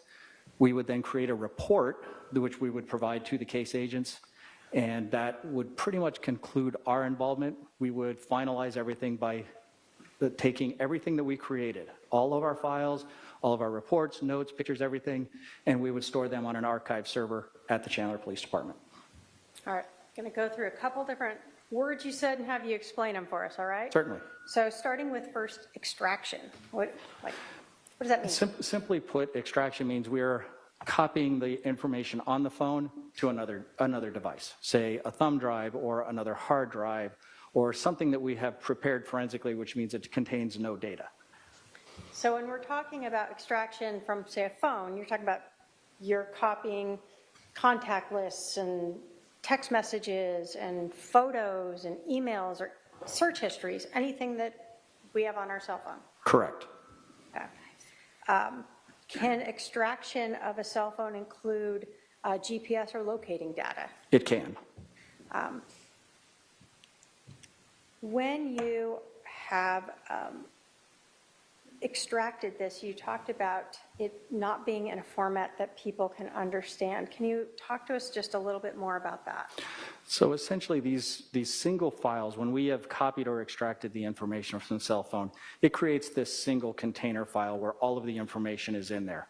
That information is in the form of database files, other proprietary type files that without appropriate software or specific software to actually be able to read that information, it would be extremely difficult to piece it back together manually. And so that's what you said, the Cellebrite software helps to put that in a way that we can read it? That is correct. So when you use the Cellebrite system, does that put the data together, like all of the text messages are now together and all of the emails are now together? Yes, ma'am. Rather than just being jumbled everywhere, basically. Correct. It will put text lines together. It will extract date and time information. As you mentioned previously, it can extract GPS and location information. It will extract pictures, and it puts all of those together so that like items are together.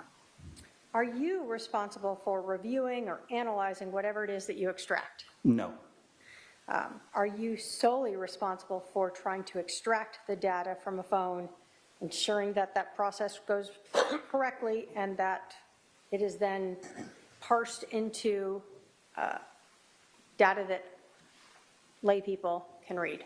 Yes, ma'am. When we extract the data from phones or computers or whatever digital medium we're working with, we follow forensically sound procedures to ensure that that data is not changed at any point along the process. And so you said you also keep the original data file that you extract in a server so that if anyone wants to look at that, they can do that again? Correct. And then the phone itself, does it alter the phone in any way when you do this process? Is it blank after that? Our process should not change any of the information on the phone. However, with cell phones, because they do need to be on during this process, some system files can change. Okay, so it could add more data to it potentially? Potentially, yes.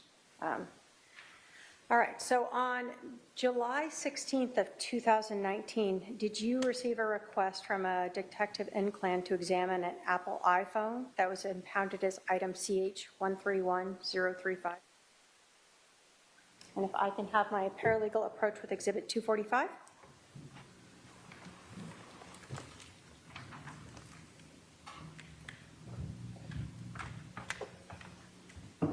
Thank you.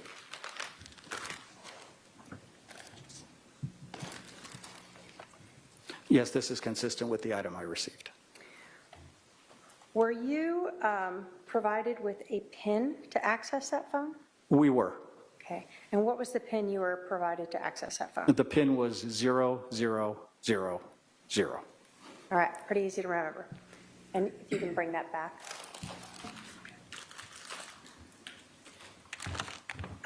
What day did you begin the extraction process? I believe, if I recall correctly, it was July 17th. So the next day. Yes, ma'am. You told us that you first get the phone and you are both documenting it and sort of noting it.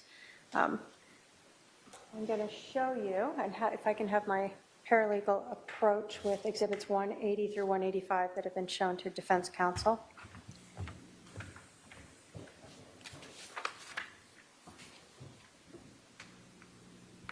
Are you familiar with those photographs?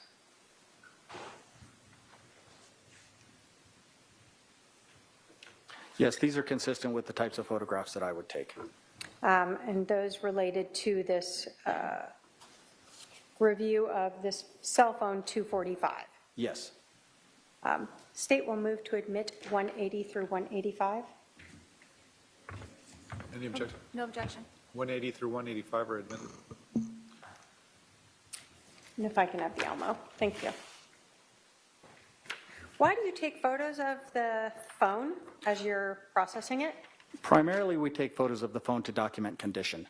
I will also take photographs of the item while it is still in the evidence packaging to document how it was packaged and if there are any evidence seals, what the condition of those seals are. All right. So in this, when we talked about a item number, is that what we were talking about, the CH131035? Correct. Okay. That's Exhibit 180 and 181. What are we seeing here? That is a photograph of the front screen of what appears to be an iPhone X, I believe, or XS Max. So I'm sorry. you get this phone, and I can put 182. It's turned off initially when you get it. In this case, this particular phone was powered on when I received it. Okay, but the screen was blank, but still it was powered on. Correct. Was it in airplane mode, and why does that matter?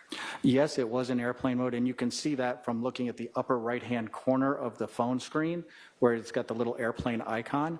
And this is important because while a phone is in airplane mode, it will prevent outside sources from connecting in and prevent the phone from connecting to the cellular network or to any wireless networks, which will help secure the data that's on the phone to prevent any changes or from anybody from the outside accessing the device.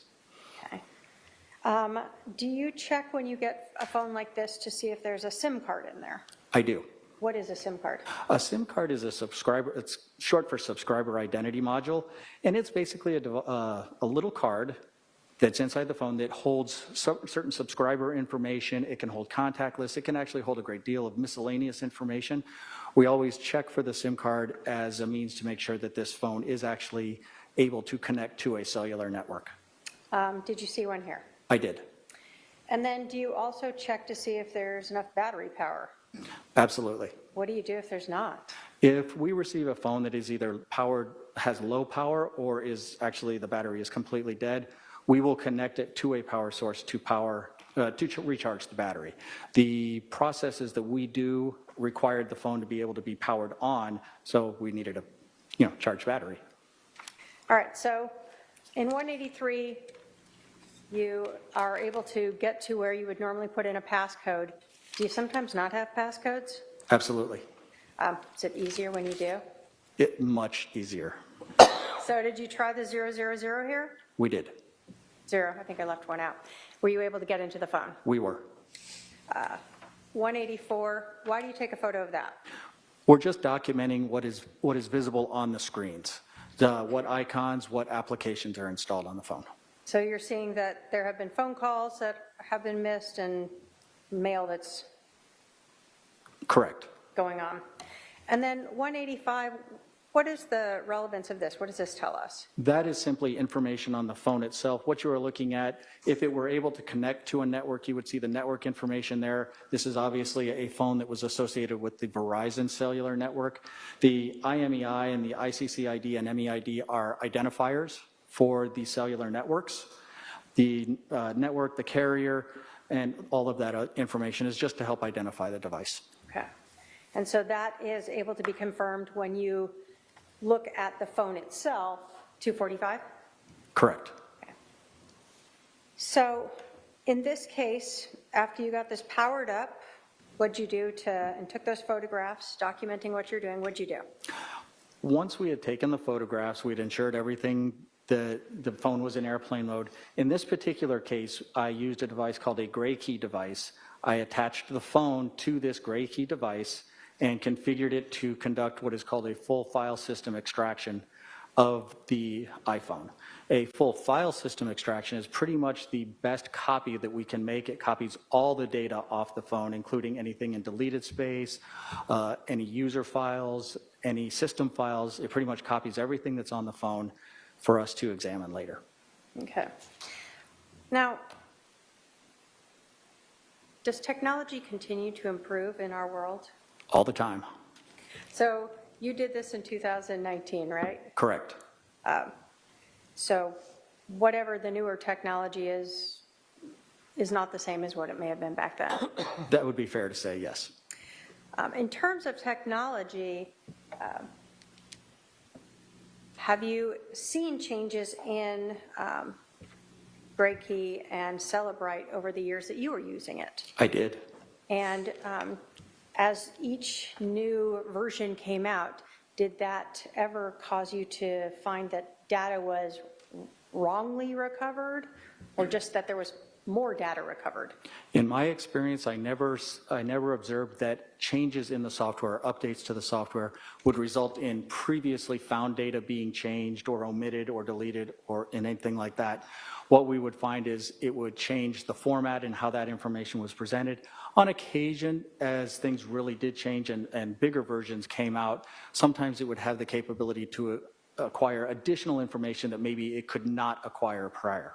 So maybe it was better at finding deleted items or parsing things together. Correct. Okay. Do you recall about how long that process took to use the Gray Key to extract that full file system? As I recall, it was approximately 1 hour. So after you use the Gray Key, is that where sort of everything's jumbled in a box? Correct. That's the Gray Key created that single container file with everything from the phone inside of it. So did you use something else at that point to allow detectives and other people to be able to access and look for specific things? I did. Once we have that single container file, I took that file and I opened it up in a program called Cellebrite Physical Analyzer. That physical analyzer software is what went through that container file and put everything in a more readable format for detectives or whoever else needed to view the contents of the phone.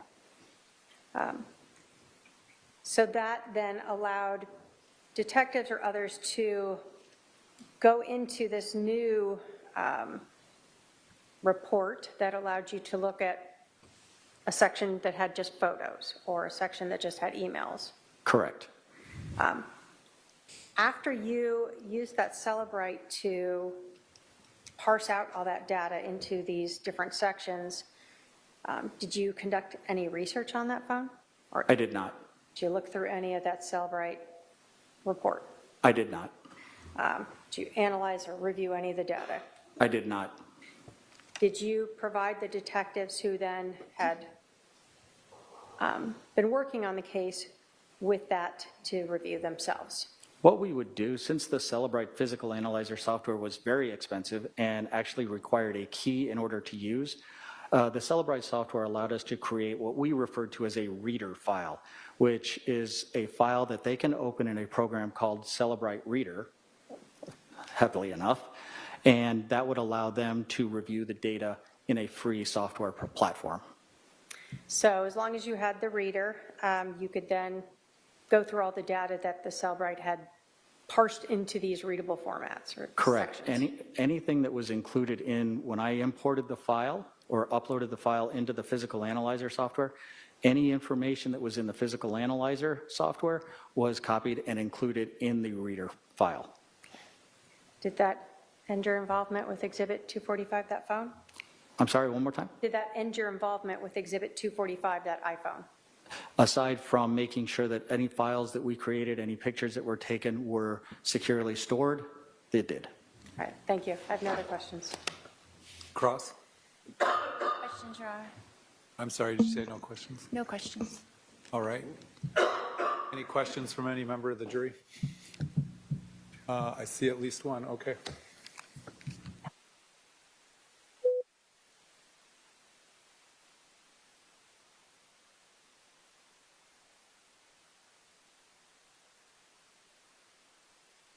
They start putting on headphones. I have to put mine back on. Joe said 24 minutes ago that the state called a Marissa Francisco, who is from the Chandler Police Department, forensics scientist. I think that's all he's got to say. Hold on. Let me double check.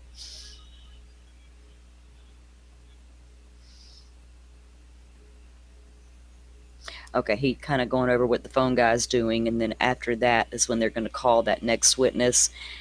I wouldn't be surprised if that won't be the last witness for the day on here, given this time, considering the time it is right now. So yeah, guys, I think I'm going to do a morning show as usual. The question is, if someone were to delete their browser history, can you still pull the history? On occasion. Browser history and any internet data like that, especially on cell phones, over time, if it's been deleted, it can be overwritten. However, if it is more recent, and sometimes by recent, we are actually talking within the last year or so, that information, regardless of it being deleted, can be recovered by the software. Follow-up from the defense based on that question? No. State? No, Your Honor. All right, sir, you can step down. Thank you. Thank you. State can call its next witness. Thank you.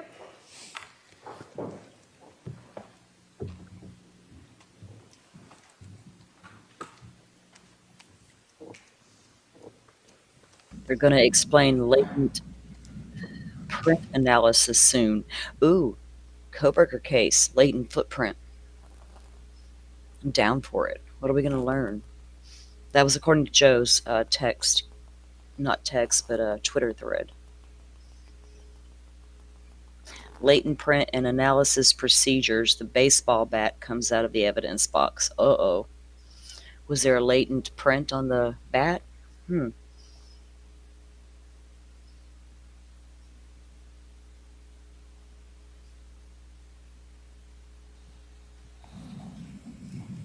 Ooh. Oh, Chandler PD, you may have an issue or two. We'll see. I don't like when things go untested in cases, including in State calls Marissa Francisco.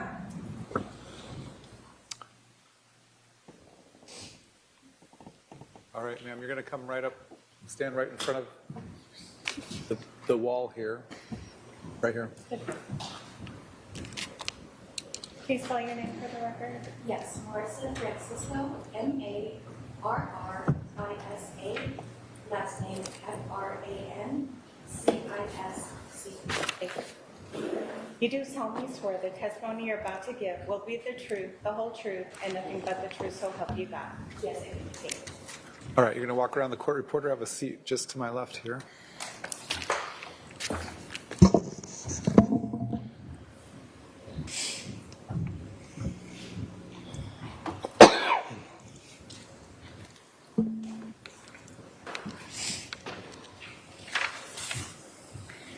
Would you please introduce yourself to the jury? Yes, my name is Marissa Francisco, and I am a forensic scientist with the City of Chandler in the Forensic Services section.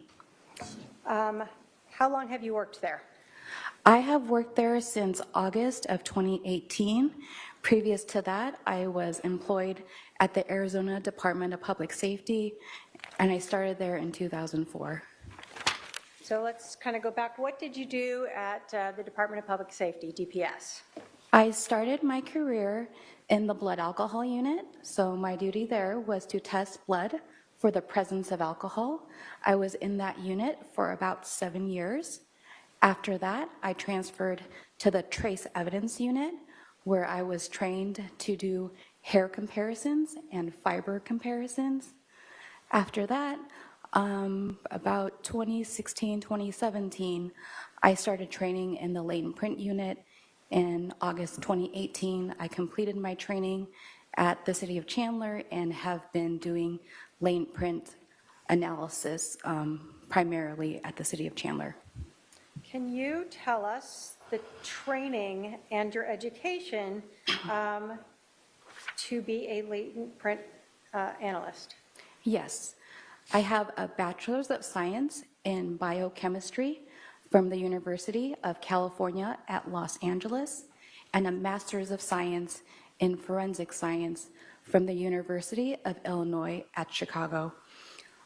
As part of my training for latent prints, it was an extensive 1.5-year long program where there was readings, lectures, comparison exercises, oral boards, and a competency test. I also have to conduct and complete a proficiency test on latent print comparisons on an annual basis. I am also a certified latent print examiner. In order to obtain the certification, I had to complete over 160 hours of certified training and pass a comprehensive exam. Thank you. I'm going to start sort of really general. Can you tell us what latent prints are? Yes. Latent, by definition, is something that is present but not visible. So a latent print is an impression of friction ridge detail that is not readily visible. Some processing techniques that can be chemical or physical are needed to help visualize those latent prints. So we talk about latent prints, we're thinking of people's fingers. Where else do we find latent prints on people? Yes, let me start with defining what friction ridge skin is. Friction ridge skin are raised ridges on the palms of our hands and the soles of our feet. They are specialized and only located in those two areas. We often have oils and sweat and other residues on our hands, and when we touch an item, we can leave an impression of our friction ridge detail on that item. Is that what most of us call latent prints, or I left a print behind? Yes, fingerprints.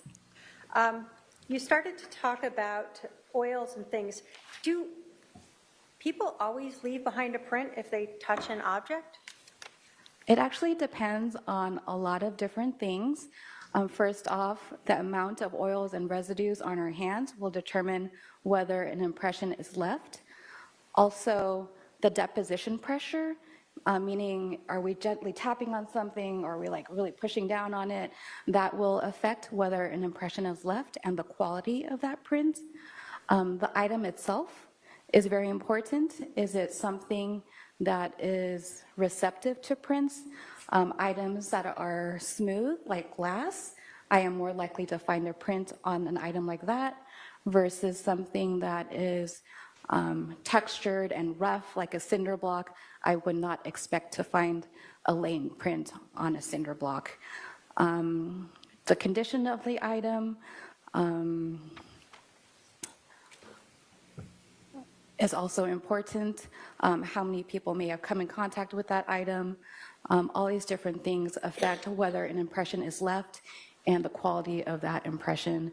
We can very simply think of a stamp, our fingers being the stamps, the oils being the ink, and depending on how the stamp is placed on different items will determine how that impression looks.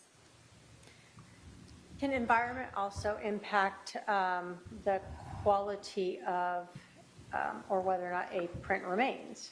Yes, the environment is also important. After a print is left, is it left out to the conditions of rain, or does it get wet? Is there a dust storm? Is it in an area that it has high traffic? Like if a fingerprint is left on a door to a convenience store and 100 people go through there that day, impressions are left, but if I lift those prints, I might not be able to identify them because there are so many prints on top of each other. And sir, that goes to the next thing. So are prints something that once you make it, it's permanent and there forever? It is there until it is disturbed, so it can be there forever. Can we wipe them away? Yes, Can they be smudged away? they can, yes. So can someone rubbing an object, like a smooth object, get rid of that? Yes. Are there different ways or different processes that you use to obtain latent prints or friction-ridge detail off of an object? Yes, there are. First off, I want to define what a non-porous item is. A non-porous item is an item where water or air cannot pass through it. So when I first receive an item, I determine whether it is porous or non-porous, because depending on that, I will use different processing techniques. So for a non-porous item, what processes do you use to try to find friction-ridge detail? Yes. On non-porous items, the main processing technique that I use is called cyanoacrylate fuming, more commonly known as superglue fuming. So items are exposed to superglue fumes, and the fumes react to any oils and sweat in the latent print, creating a white visible print that is not readily destroyed. So you've looked at the non-porous item. You don't see any prints on it. Do you look visually first? Yes, sorry. The very first thing we do is I look at the request sheet and see what items are needing to be tested in that case. And also I look to see what the requesting officer wants done with the case.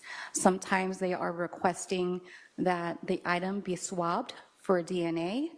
If an item is requested to be swabbed for DNA, I have to use clean techniques to help reduce and limit contamination. So clean techniques are when I bleach down all surfaces with bleach, I lay down a clean butcher paper, I use sterile equipment.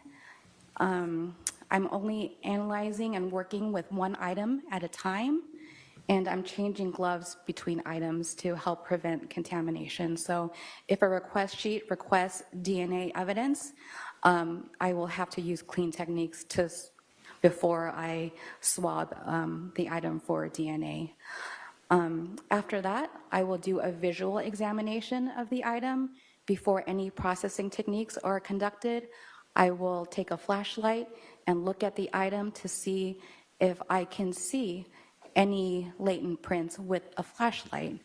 If I can see a visible print at this point, depending on the quality of that print, I will take a picture or lift that latent before I move on to any processes. So after each processing technique, I will have to document what I find with either photography, scanning on a scanner, or lifting with powder. So you talked about photographing these latent prints. How do you do that?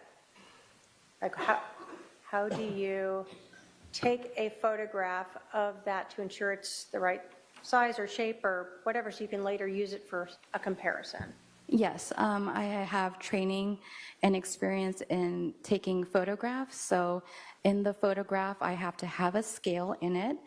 So I have a scale with the case number, and I am just trained to properly use the lighting I need, adjust the lighting, focus it correctly, have it level with the lens of the camera, and I take a picture and document where on the item the photograph was taken. Okay. So how do you just told us you document where on the item the picture was taken. How do you do that so that you can later go back and say it's in the middle of a mirror or whatever it might be? Yes, I try to be as clear and concise as possible, because like I said, I have to take a picture after every single step. So I have to take a picture if there is any latent print of the visible step, and then if I go on to doing the super glue fuming, I have to take a picture of that same latent. If I go on to another process called dye staining, which we apply our fluorescent dye to even better visualize the image, I have to take that same latent again. So it helps me out to be able to go to find that latent. So I try to be specific on where that latent was found. Do you, when you are processing a non-porous item and you find what I'll call a partial print or something that looks like friction ridge detail, do you collect it, or do you say right then and there, I don't think that would be useful? Yes. So when I am examining an item, at that stage, my conclusions are either no latents observed, meaning I didn't see any friction ridge detail at all, no value latents, meaning I did see some friction ridge detail, but I don't believe that I can do anything or compare them at a later point, or latents for analysis. So if I find sufficient, clear, latent print detail, I will take a picture of it. If I'm not sure, I go ahead and take a picture of it, because at this point, I am not really determining whether the print is identifiable. I am just saying that I'm taking this picture and I want to do further analysis on it at a later point. So then for the analysis, are you then, after you process an item and you recover any latent prints that may be useful or which are you later asked to ever compare those recovered prints to known prints? Yes. What do we mean by a known print? Yes. So a known print is known fingerprints that are collected from an individual. They're typically recorded electronically or with ink. So in my comparisons, I am always comparing a latent impression that was recovered or developed versus a exemplar, and I'm trying to determine whether or not the latent could have originated from that exemplar, or whether or not those two impressions could have been made by the same individual. Can you tell us briefly, when you are looking at this recovered latent print and comparing it to a known, what are you looking for to be able to make an identification? I will explain what methodology we use for latent print comparisons. It is called ACE-V, which stands for Analysis, Comparison, Evaluation, and Verification. So in the analysis phase, I'm taking an assessment of the latent and the exemplar and determining whether or not they are suitable for comparison. If I determine they are suitable for comparison, I move on to the comparison phase. This is when I'm observing two impressions and I'm looking for the existence of similarities, differences, or discrepancies. Next is the evaluation phase. At this point, I am rendering a conclusion based on my analysis and comparison. The three different conclusions that can be reached are identification, exclusion, and inconclusive. So identification is the determination that the two impressions originated from the same person. Exclusion is the determination that the two impressions, the latent and the known, were not created by the same individual or they do not have the same source. Lastly, I have a conclusion of inconclusive, and this is where I can neither identify nor exclude the individual from having made the print. So going back to analysis, during the analysis phase, I am looking at a lot of different things. First off, I'm trying to determine, is the print from a finger or is it from part of the palm?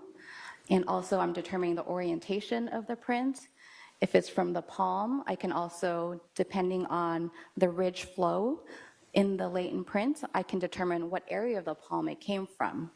I'm looking at the shape of the impression. Like sometimes you have like a C-shaped impression and that's this part of the palm. So this is called the writer's palm, and that's where I would look first when I'm doing a comparison. So besides that, I am looking at level 1, level 2, and level 3 detail. Level 1 detail is the actual flow or pattern of the ridges.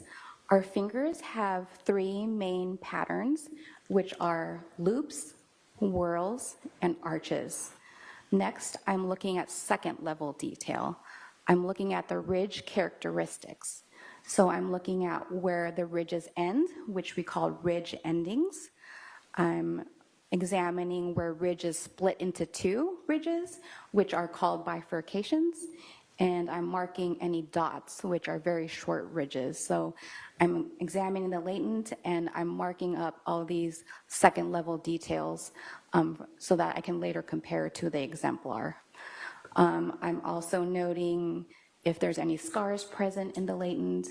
I'm noting if there's some creases or if there are issues with the deposition pressure or if there seems to be some movement in the latent. I'm documenting all of that stuff in the analysis phase of my analysis.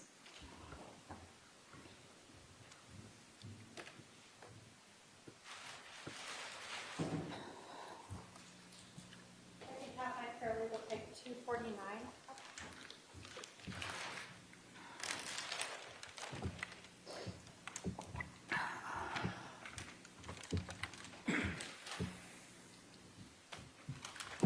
Do you want me to Leave that with her.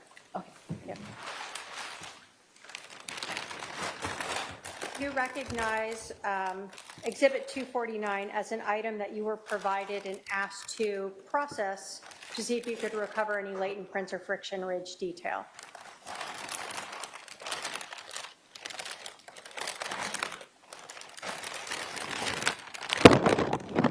Sorry. It's a little awkward. Yes, I do recognize this item. And were you provided with that Exhibit 249, that bat, and asked to try to recover any latent prints from that bat? Yes, I was.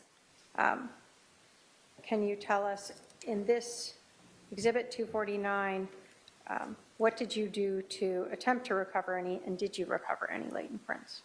Yes, on the request, it was also requested that I process the item with clean techniques because it was also requested that I swab the item for DNA. So I already went through that process and explained that. So I used clean techniques to process this item. And the very first thing I did when I opened up the packaging was I swabbed the textured grip for potential DNA. The reason I swabbed the grip first is because of the texture on that grip, I would not expect to find latent prints on the grip. So I didn't feel that I was potentially ruining any prints because I don't feel that there would be fingerprints on that textured grip. So that was the very first thing I did. And then I did a visual examination of the bat with a flashlight to see if there were any visible prints at that point. And I don't believe there were, but I would have to check my notes. But looking at your notes, help refresh your recollection as to whether or not you did find anything there. Yes. Do you have your notes up with you? Yes. If you want to take a look at those and then let us know when you're done if that has refreshed your recollection.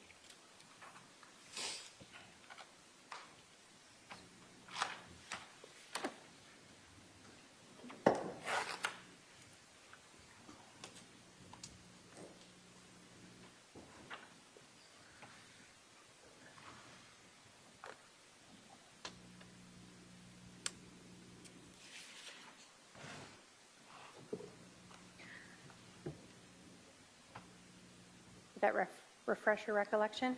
Yes, so at the visible stage, my conclusion was that there were no latents observed at the visual stage. I'm going to put Exhibit 35 up here just so that we can all kind of see what we're talking about. So the gripped part here is what you were talking about that you swabbed because you did not believe that prints would be recoverable on that texture that was on bat? Correct. Okay. So then you visually look, you don't observe any latent prints or friction ridge detail? Correct. What did you do next? I then used a processing technique of superglue fuming. And when you used that process, did you locate or recover any latent prints or friction ridge detail? Yes, I did. Can you tell us how many and where? Yes, I recovered 2 impressions that I took pictures of, and I would have to look at my notes to refresh where they were collected from. If looking at your notes would help refresh as to where you located those, please do so, and then let us know when you've been refreshed.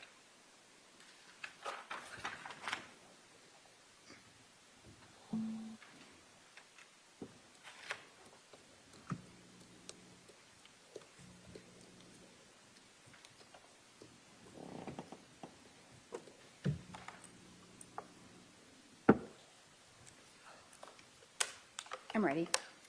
Where did you locate those 2? The first one was recovered in the W of the Rawlings that was above the diameter. I think Rawlings is also on the other side. So that's why I stated that it was the one that was right above where the diameter is. Okay. And the second one was recovered in between the G and the diameter. Yeah. Now, you told us that what you are recovering isn't always look like a finger, right? When you were recovering these latent prints, were you able to tell by just recovering them if it was a finger or, like you told us, a palm? When you looked at it, were you able to immediately identify where they came from? They appeared to be fingerprints. Was there anything about the shape or, I guess, the shape of them that made you think that they were fingerprints? The first image, it was just the shape of the impression just indicated to me that it was a fingerprint, the size of it, indicated to me that it was a fingerprint. Was the other one, the second print, slightly, I guess, not as clear on whether or not it was a fingerprint or potentially from some other area? Correct. Okay. Were you asked to then compare those two? Well, let me ask you, when you obtained these two, you told us there were 3 different levels. Obviously, you collected something. Did you believe these were able to make identifications, or what did you determine about the clarity, the detail of those 2 recovered prints? For both impressions, in my analysis, I determined that both impressions were NVID, which stands for no value for identification. This means that the latents lack sufficient clarity, quantity, and or uniqueness to identify, but may be suitable for exclusion. So the impressions were possibly excludable, but I would not be able to identify who made those impressions. So were you initially asked to try to identify them to 3 individuals?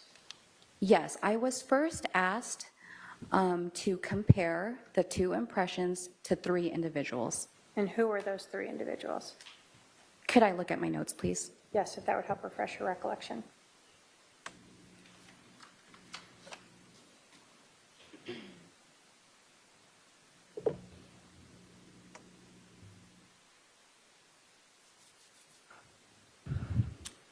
Yes, I was initially asked to compare the 3 impressions to a Charles Vallow, a Lori Vallow, and an Alexander Cox. So you told us, though, they were of no value for identification. So did that sort of end that request? Yes, so when there is only prints that are determined to be no value for identification, we routinely do not compare those prints, but we say, if you still want us to compare it to anyone, please let us know. But initially, we are not going to try to compare NVID prints to any individual because they cannot be identified. So did you then, were you then requested to see if you could make any exclusions? I was then requested to compare the 2 impressions to Charles Vallow to see if I can determine whether the 2 impressions did not originate from Charles Vallow. Starting with the first impression that you found above the W, but the other side of the bat from what we see in 35 here, where there's a diameter marking, were you able to reach any conclusions in looking at the prints from Charles Vallow and that recovered print? Again, I went through the ACE-V process, and during the comparison phase and evaluation phase, I determined that the latents or the first latent, was inconclusive to Charles Vallow, meaning that I could neither identify nor exclude him from having made the impression. So does that just mean there's just not enough in that print to do anything with? Correct. So there is not, it lacks sufficient agreement in the detail to identify, and it lacks sufficient disagreement in the impressions to exclude. And is that common when you have a latent print that just doesn't seem to have the level of detail just necessary for that? Yes, that is a common conclusion. So you're not saying it's Charles, you're not saying it's not Charles, you just can't do anything with it? I could neither identify or exclude Charles Vallow. So for the second print, did you also attempt to compare that to latent prints from Charles Vallow? Yes, I did. And were you able to reach any conclusions as to that? Yes, my conclusion was that the latent was inconclusive to Charles Vallow due to lack of detail in the latent and exemplar. Were you ever asked to try to exclude Alex Cox as having made those latent prints? No, After I initially did not compare the Laytons to the 3 individuals on the named comparison, I was only asked to compare the 2 impressions to Charles Vallow. So you also weren't asked to try to exclude or secondary compare to a Lori Vallow? No, I was not. And were you ever asked to compare to a Tylee Ryan? No, I was not. Did that sort of end your processing and comparisons of this bat? Yes. Thank you. I have no other questions for this witness. Cross. I have one question.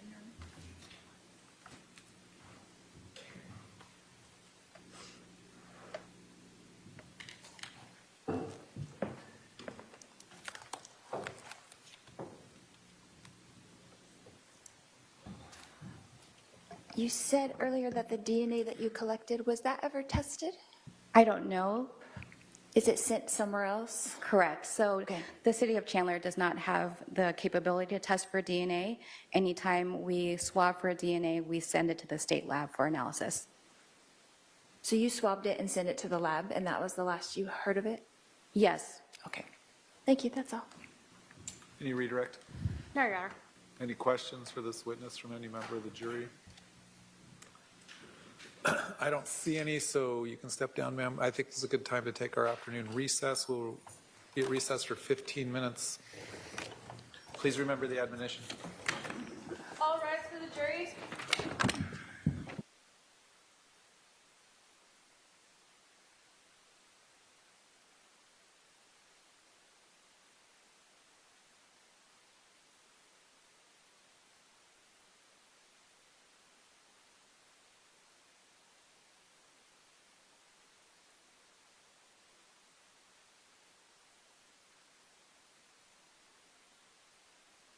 Sorry, guys. I was in the kitchen finishing up putting the dinner together. I'm done with that now.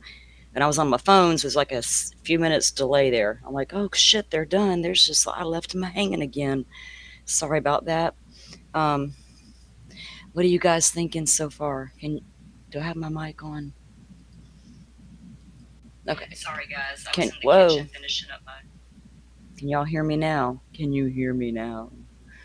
I keep forgetting to switch back to my headset because I kept taking it off. I'm used to having it on the whole time I'm streaming, so it's kind of like odd when I don't have it on and I'm streaming, so it's kind of, I've been confused today, y'all. Okay, what about the DNA? What are y'all saying? Let me scroll back up through chat. I was trying to glance at what you guys were saying while I was chopping chicken. I made that big pan of chicken last night in the oven and I had leftovers, so it's going in some rice tonight. Quick and easy, no fuss, right? Oh, I don't know. I wish they had attested, or at least who. Don't you think or would suspect if you were able to leave prints on the bat where she was talking about, if you're about to swing up on somebody, don't you got a grip on it? Like a hard grip versus a light grip? You would think there would have been maybe a better print sample. I don't know, but I don't know why they didn't even test Lori for gunshot residue. I don't even think, what's his name? Alex was tested either. I hate to say it, but when this first happened, that police department didn't investigate it the way it should have been investigated. And they know it. The prosecution knows it. But that doesn't change what happened that day, right? What changes is y'all need to do better in the future. What's a bit boring?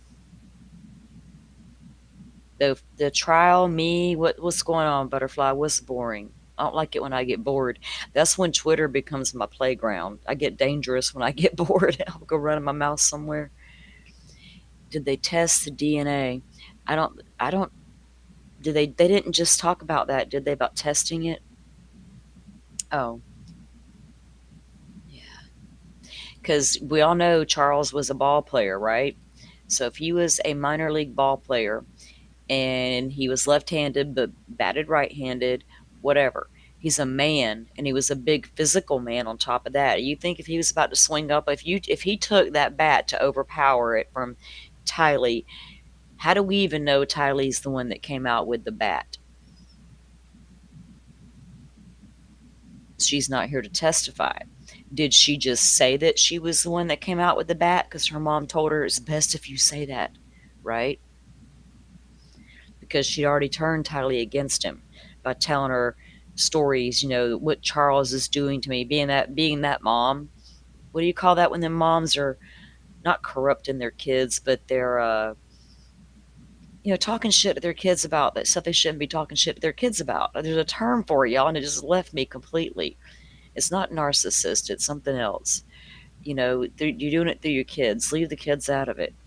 But yes, she was, you know, doing all that. So I don't know who. I wanted to know if Lori's was on there, right? Because my theory is she's the one that hit Alex in the head with the bat, in the back of the head. Because I don't think Charles would have just caused a mild abrasion where it's going to bleed a little to the point you don't even need medical treatment, right? But yet you shot him twice in self-defense. And you talking about he just hit me with a bat. Well, it didn't even stun you. Put the gun down. Who brings a gun to a man's fight? He took the bat from Tylee. She's a kid, right? I mean, so what if he swung up on you, bro? Get out of his face. Golly. Right, Carrie, right. Thank you. So I hate being bored. As a Gemini, that is my pet peeve. Don't let me get bored. And I can sit at home by myself for like 48, 72 hours, be like the only soul around, and I rarely get bored. But when I do, it's not a good thing. And Miss Shorty, I just found out my son and grandson aren't even going to be home this weekend. I got the whole house to myself. Y'all make sure I dropped the link earlier, so I had it wrong. I don't want to say it wrong again, Miss Shorty. Uh-oh, did I get a message from Joe? I did. Joe has confirmed that Kay testifies after our break, guys. So we'll have to continue to... Ooh, Lori, don't you get up there and get... Kay might get off that witness stand, y'all, and finally bop her one and just say, turn around and say, you know what, Judge, I got bail money. I'm good. Wham! There you go, lady. That's what I'd do. But then again, Kay may have more control than me. But I'd be like saving up that bail money just in case. Just in case. So anyways, I was saying, guys, I will be on with Miss Shorty tomorrow night. She's a busy woman on the weekends. What we call it, Camp Shorty. Is that what you got going on the weekends over there, Miss Shorty? So you guys dropped her link. Go over there and turn your notifications on. It's I think she's got it out there already.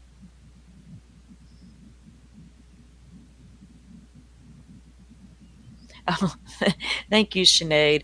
I love you. I love that you guys come and hang out and talk to me, because otherwise I'd be watching it alone and bored. It's good when we can all find a like-minded community that we can just chill with and chat with and say whatever we want. Yes, Miss Shorty's got us on Boston time, not Tulsa. What is that song, y'all? Tulsa time, living on Tulsa. Yeah, we're going to Boston time. I don't know if I can do that accent. I'm so Southern. Y'all got me saying side bar now. Zap. Right? You know Joe's going to try to take that thing home as a trophy, like a souvenir. I'd ask the judge on the last day of trial, sir, can I have that zapper y'all got around her waist? Weirdos on the internet will try to buy it from me. Y'all heard of them people that collect murder memorabilia? Like there's like websites and stuff you can go to, and you can buy the shit that serial killers once owned. Some of the dumbest things that you could imagine they legit once owned in their lifetime. Like who would want a random piece of something out of their house, right? But people pay thousands of dollars for that crap, and they call it murder memorabilia. It's disturbing. That's what that is. Camp Shorty. Well, we will all be there with bells on.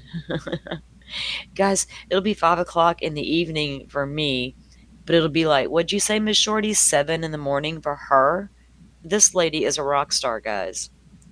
Welcome in, Firefly. Oh, you're good. To tell me, do they have a jury sat in Karen Reed case yet? We're on a break. We're waiting on them to come back. Kay Woodcock's up next to testify, Sorrel. looking to see that. But so last I heard, earlier update was they had one more juror to seat over there in Karen Reed. I don't know if they did it or not yet. Haven't checked.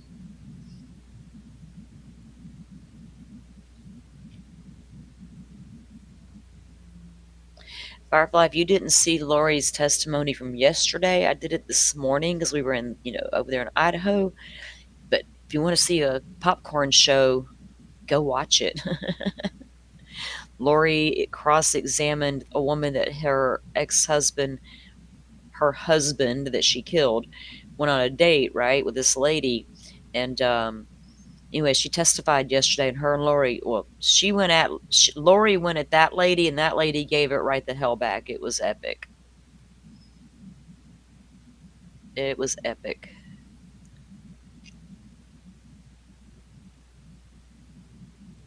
I'm glad you guys are here listening. Yep, doing one of my favorite things again, Butterfly, driving and listening. Y'all be careful on them. Good, be careful on them streets. Y'all know, folks, it's dangerous out there. There's some fools out there. My mom always told me, and I say it to my kids, don't kill yourself getting there. What's the point? And I always look at her like, there she goes again, that stupid shit she says, but it was true. If I kill myself getting there, there was, just no point in me going.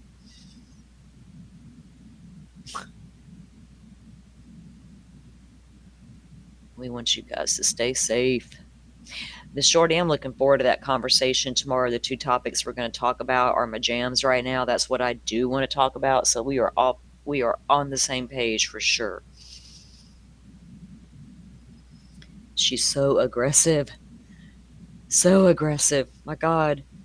Could you imagine? And y'all notice, because the CSI lady that spoke a minute ago was so soft-spoken and well-spoken.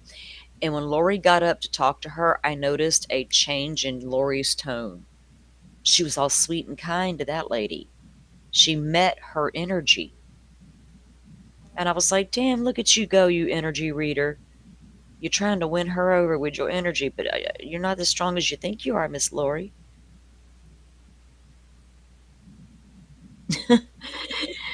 Don't be safe, Miss Shorty. I don't know how they drive in Australia, but out here, man, over here in America, holy shit. Be super careful. And you're probably busting out laughing at times listening to these streams. People are like, look at that lady. What is she laughing about? Go, Lisa. Go, Lisa. She's out there doing her peasant work, as she calls it, guys. Without the peasant workers, this country would be nowhere. You'd think they'd have learned that shit during the pandemic. But no, we got to keep our head up our asses and pretend that's not true when it absolutely was true. There you go, ma'am. Without the backbone of our country, this country wouldn't damn well survive. But who's going to clean your dry cleaning for you if there's no dry cleaners? You going to do it yourself? Okay. Who's going to come clean your fine house? You going to do it yourself? All those people y'all didn't care about before? Who's going to make that dinner at that fancy restaurant tonight? Oh, yeah, that's right. See, I could ramble on about that shit forever. That shit bothers me. That's the kind of shit that bothers me. Demented chameleon. You guys. Okay, I see. So Joy says she's a chameleon, and you say she's a demented chameleon. Y'all ain't lying. Y'all ain't lying. No. Stop. What's going on? Did I do something I shouldn't have? Cancel whatever I just did. Sorry, guys. I was hitting refresh on their stupid feed to make sure that it didn't, slow down because I had it up. I think I about ended the stream.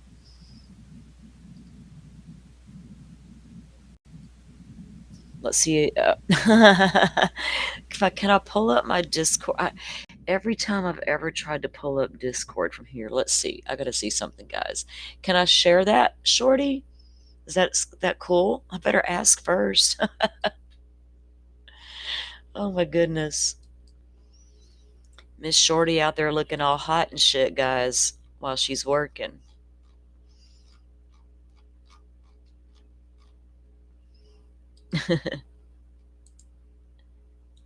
Oops, what am I? Oh, what the hell did that just do? I didn't even know I could do. What did I just do? Oh, wow. I didn't shut my stream down, did I? Maybe I shouldn't play around with settings or things while I'm in here. If I have a bad time going to Discord trying to grab things for some reason. There we go. Hit the right button and it might work. Maybe.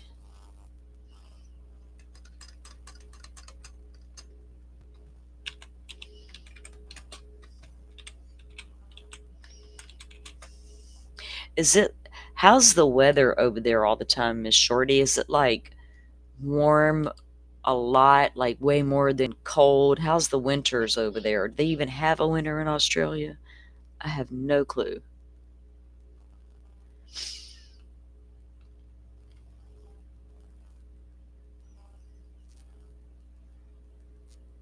That's right, Carrie. My daughter's a nurse. I feel you. And my daughter got sick from work during the pandemic. I'll never forget that phone call. I'll never forget it.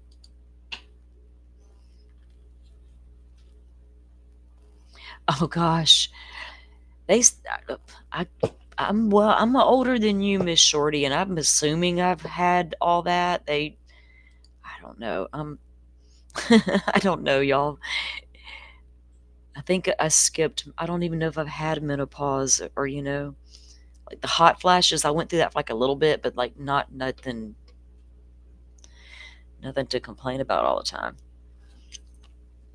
If you're hot out there, though, you know what? Do y'all have humidity there like Florida does, Miss Shorty? We get that I mean, it gets so humid here toward the end of the summer. You literally can't breathe if you walk outside. That is the only downfall to living in Florida, because I love living here. But yeah, that humidity is about, and the older I get, the worse it is. She says no snow, but frost on windscreens in south of the country. Oh. Yeah, we never get snow here until this past winter. We had that 3-day snowstorm that rolled in on us. Everybody, it was fun the first 24 hours, and then it was like, oh my God, this shit is messy. How do people who live with this do it? I don't get it. My floors are nasty and wet, and I just didn't like it at all. The kids kept, my son and grandson kept wanting to go in and out the back door, to go play in the snow. It was thick, like, y'all quit it, because every time y'all go out there and you come back in, I got like a river to clean up. No. But my snowman lasted longer than anybody's. It looks like there's shadows moving around in the courtrooms. Maybe they're about to come back in from their break, or somebody's come back in. I have to go and check something on the stove for like a second. I'll be right back, you guys. Chat amongst yourselves.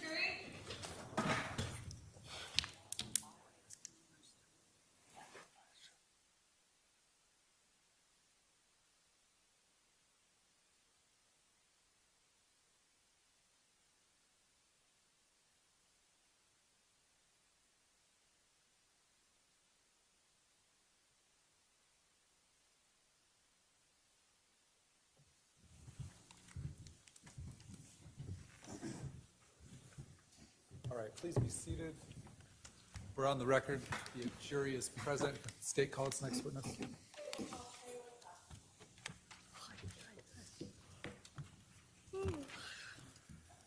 All right, ma'am.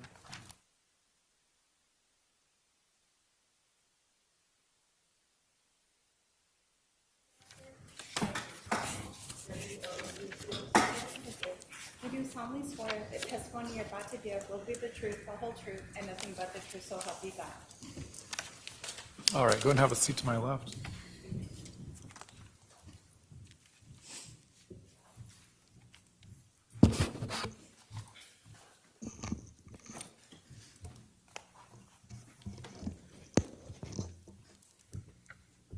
Would you please introduce yourself to the jury?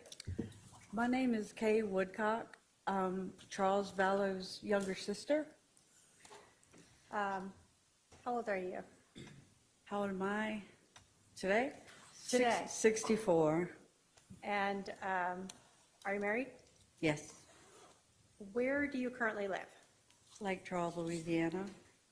I want to talk to you about your siblings. You told us that you are Charles's sister. How many siblings were there in your family? 6. And where did Charles fall into that? He was number 3. Who are the other siblings? My oldest sister, Terry, then my next sister, Susan, then Charles, then Jerry, then me, then Bobby. And where did you guys grow up? We're in Lake Charles. Were you close with your brother? Yes, I was. Did you know his wife, Lori Vallow? Yes, I do. Can you point her out in the courtroom and tell us what she's wearing? She's the defendant over there in the black jacket.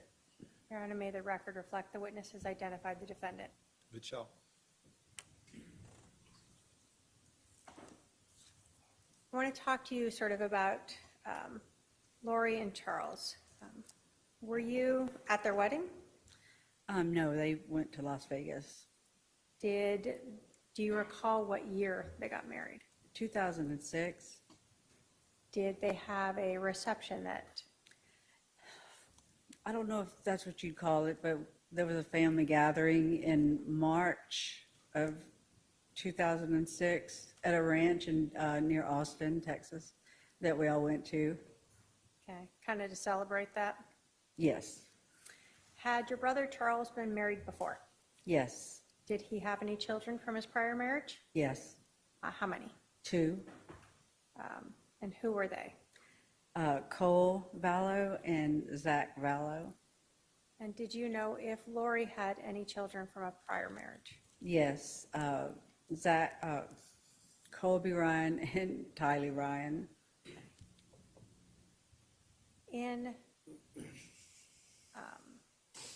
When Lori and Charles got married, did Charles's 2 sons live with them? Live with Charles and Lori? Yeah. No. Did they stay with their mother? Yes, they did. They visited, but they never lived there. Where were they? Was that in Arizona or still in Texas? In Austin. I want to ask you sort of some of the ages of the children involved. In July of 2019, was Tylee still a minor? Yes. So she was still living with them? Yes. In July of 29, do you know if Colby was still a minor? Yes. Oh, wait, no, Colby was not. He was an adult at He that was point. an adult. And in July of 2019, were Charles's 2 sons, Cole and Zach, still minors or adults? They were adults. Okay. Did Charles and Lori have any children together? They adopted my grandson, JJ. And can you tell us how that worked out? How that worked out, Or meaning how did they get involved in adopting your grandchild? Charles approached me about it one day. He called, and I mean, there was a lot of stuff going on then, and that was my son's child. And there was a lot going on. So I just told him then, look, I can't make a decision like that. We don't know how this is going to go. Just, well, just keep me in mind, keep it in mind. And so I kept it in mind. And do you recall, when did they adopt JJ? It was final in July of 2014. How old was he then? He was 2. Did JJ have any special needs? Yes, he was autistic, and he was born 10 weeks premature. Okay.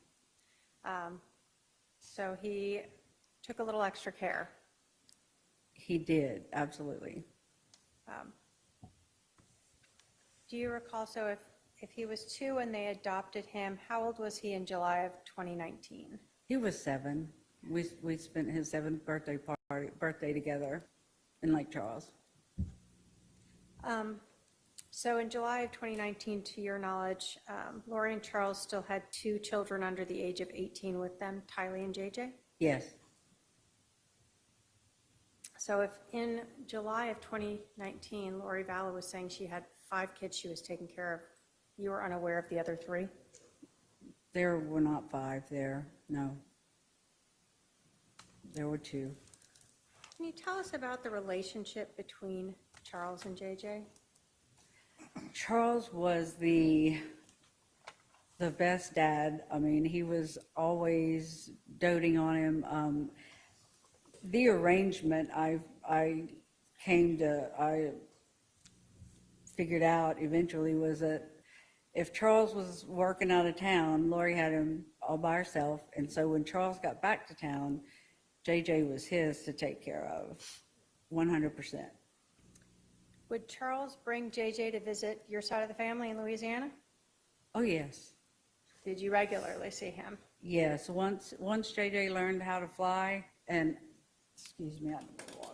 Once JJ learned how to fly, and, that he was, because he was autistic, something like that is, a big deal for him, and he loved it, so he was a little flyer. He loved to go in the airplane. What did your brother Charles do for a living? He sold annuities. He was a financial planner. And how long did you know him to do that?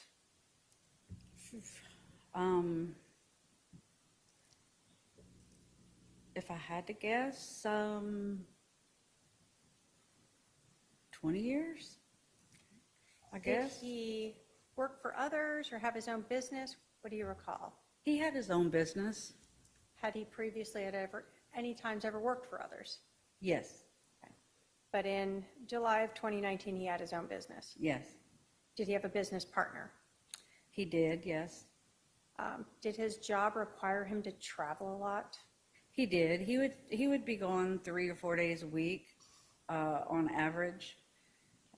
Sometimes he didn't have to travel, but he was just, but yeah, he would be gone 3 or 4 days a week when he would be working. I want to ask you a little bit about Charles. Was he sort of a meticulous person when it came to paperwork? Oh, yes. I mean, when you're doing that type of work, you have to be meticulous and methodical, and you can't make any errors. You can't miss a dot or crossing a T, because it will get kicked back to you, and then it just causes a lot of delay and a lot of trouble. So he was actually, he said, there was never anybody I've ever trusted to do this for me. And I was like, well, I'll do it for you, because All right, we'll stop here. yeah. So when Charles was working as financial planner, do you know if he had Lori help him with any part of his job? I don't really know exactly what she did, but yes. Okay. But I don't know what she did. Prior to Charles being a financial advisor, did he have a very different career in sports? Oh, he was, he quit, I don't know if I don't remember because I was quite young then, but he did, I believe he was drafted in the early 70s into the Houston Astros minor league. So when you were growing up, did you see your brother playing baseball? I was raised at a baseball field. If it wasn't Charles, Jerry played for years, my other brother, but Charles stuck with it, and that's how he got to college with a degree, with a scholarship. So you got stuck many a night and a weekend having to be at the ball field with your brother. Yes. What position did your brother play? He was a pitcher. He was very, very good. He was a left-handed pitcher, and they're very hard to hit against. Okay. Did he bat right or left-handed? He was left-handed. Did he do everything left-handed? Yes. Right, left-handed?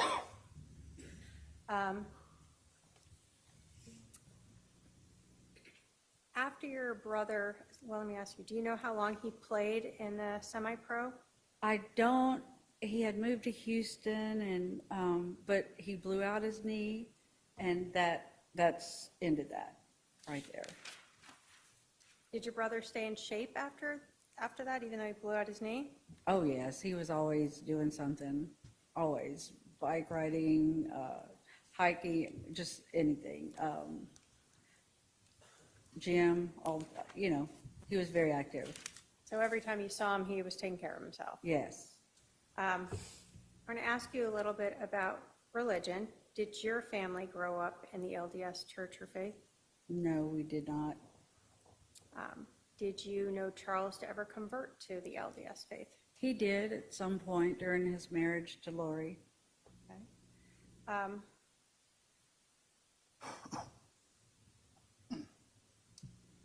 When Lori and Charles were married, did they always live in one state, or did they move? No, they lived here in Phoenix, in the Phoenix area, Chandler, Gilbert, and then they moved to Hawaii in 2014, and then they moved back late 2016 or early 2017. Back to? Oh, back here to Phoenix area. Do you recall where they were, what state they were in when they met? When Charles and Lori met? Yeah. They were in Texas. Texas, okay. In 2018 and 19, you told us that Charles and JJ would come visit you and the family regularly. Yes. In March of 2018, did you have a member of your family pass away? Yes, my mother did in March of 18. Did Charles come out for that? Yes, he did. He was there for her services. Lori was not, and we felt like something was going on. Well, actually, my husband felt it before I did, and then when she didn't show for my mother's funeral, I just thought that was just appalling. It appalled me that she wouldn't even come to something like that with her husband. What was your relationship like with Lori? Because of the work I did, the company we owned, I was on the phone an extreme amount of time, all the time. So I really don't like to call people. I'm not a phone person. I'll text you all day long, but I really don't like to talk. And so Lori and I never really had a big phone relationship. It was a text here and there, but mostly Charles would keep me up to date as to different things that were going on, or what they were up to, or Charles would call. Yeah, Charles would call me mostly. So it sounds like you weren't close with her. When Lori and I were together, it was like we hadn't missed a minute. We just took up where we left off, and she's very outgoing, and she's very friendly and very easy to talk to, and so we got along rather well, and I loved her. Okay.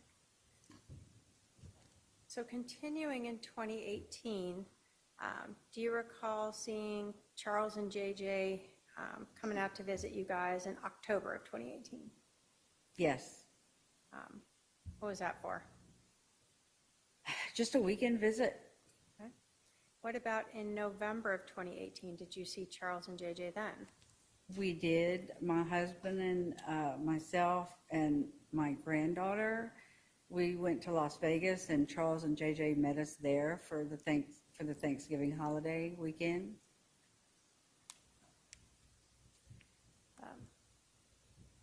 I thought that was odd. He wasn't with his family. He said Lori was sick or Tylee was sick is what he told us, but it just, I mean, he just wouldn't share what all was going on at that point. Then when he finally did, he unloaded it all.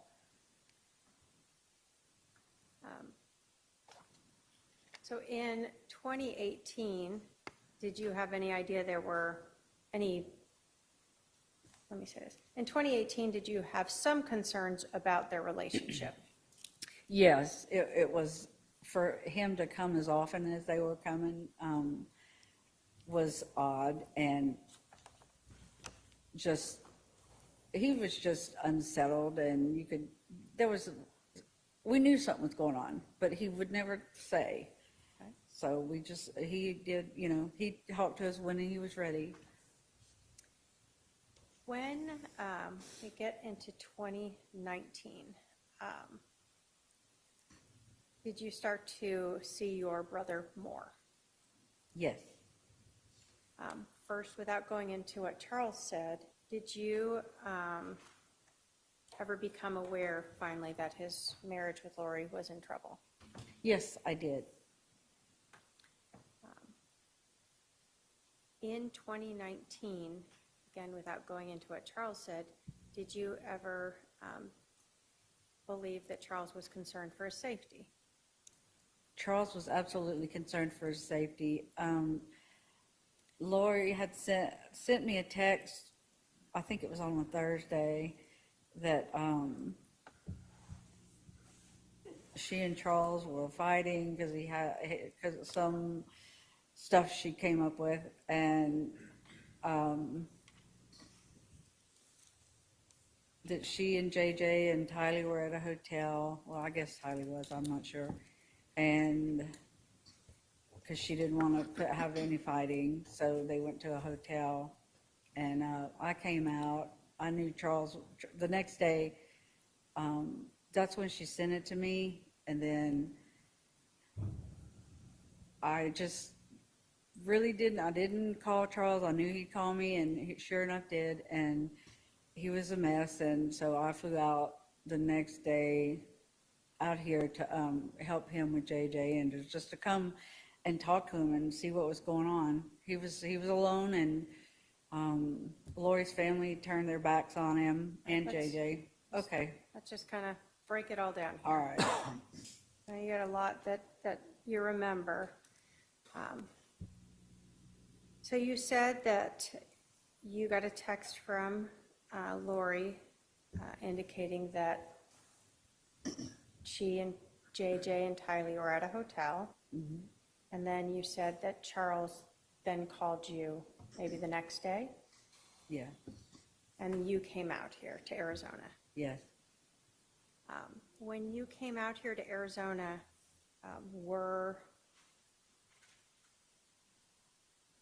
did you become aware at that point that there was a big problem now with their relationship? There was a huge problem now with their relationship.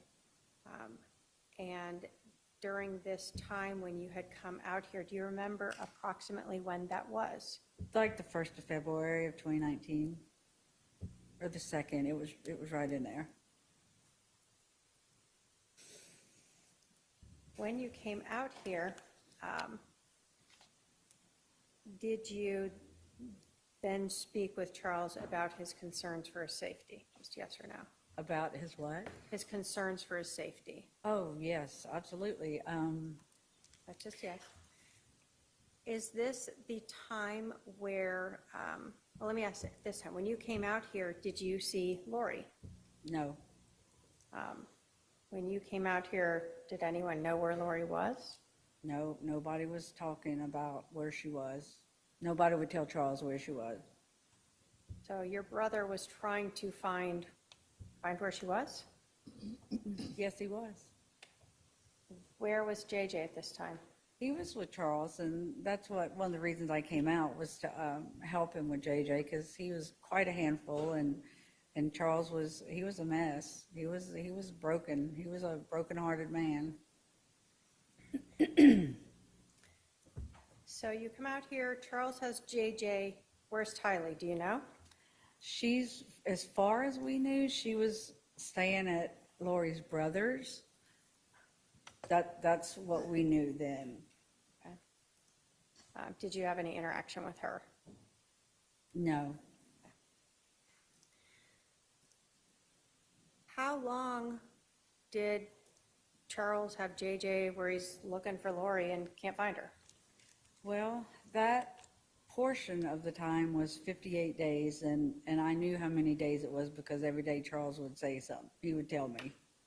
So he was counting them. He would count them. Were you out here the whole time? What'd you do? I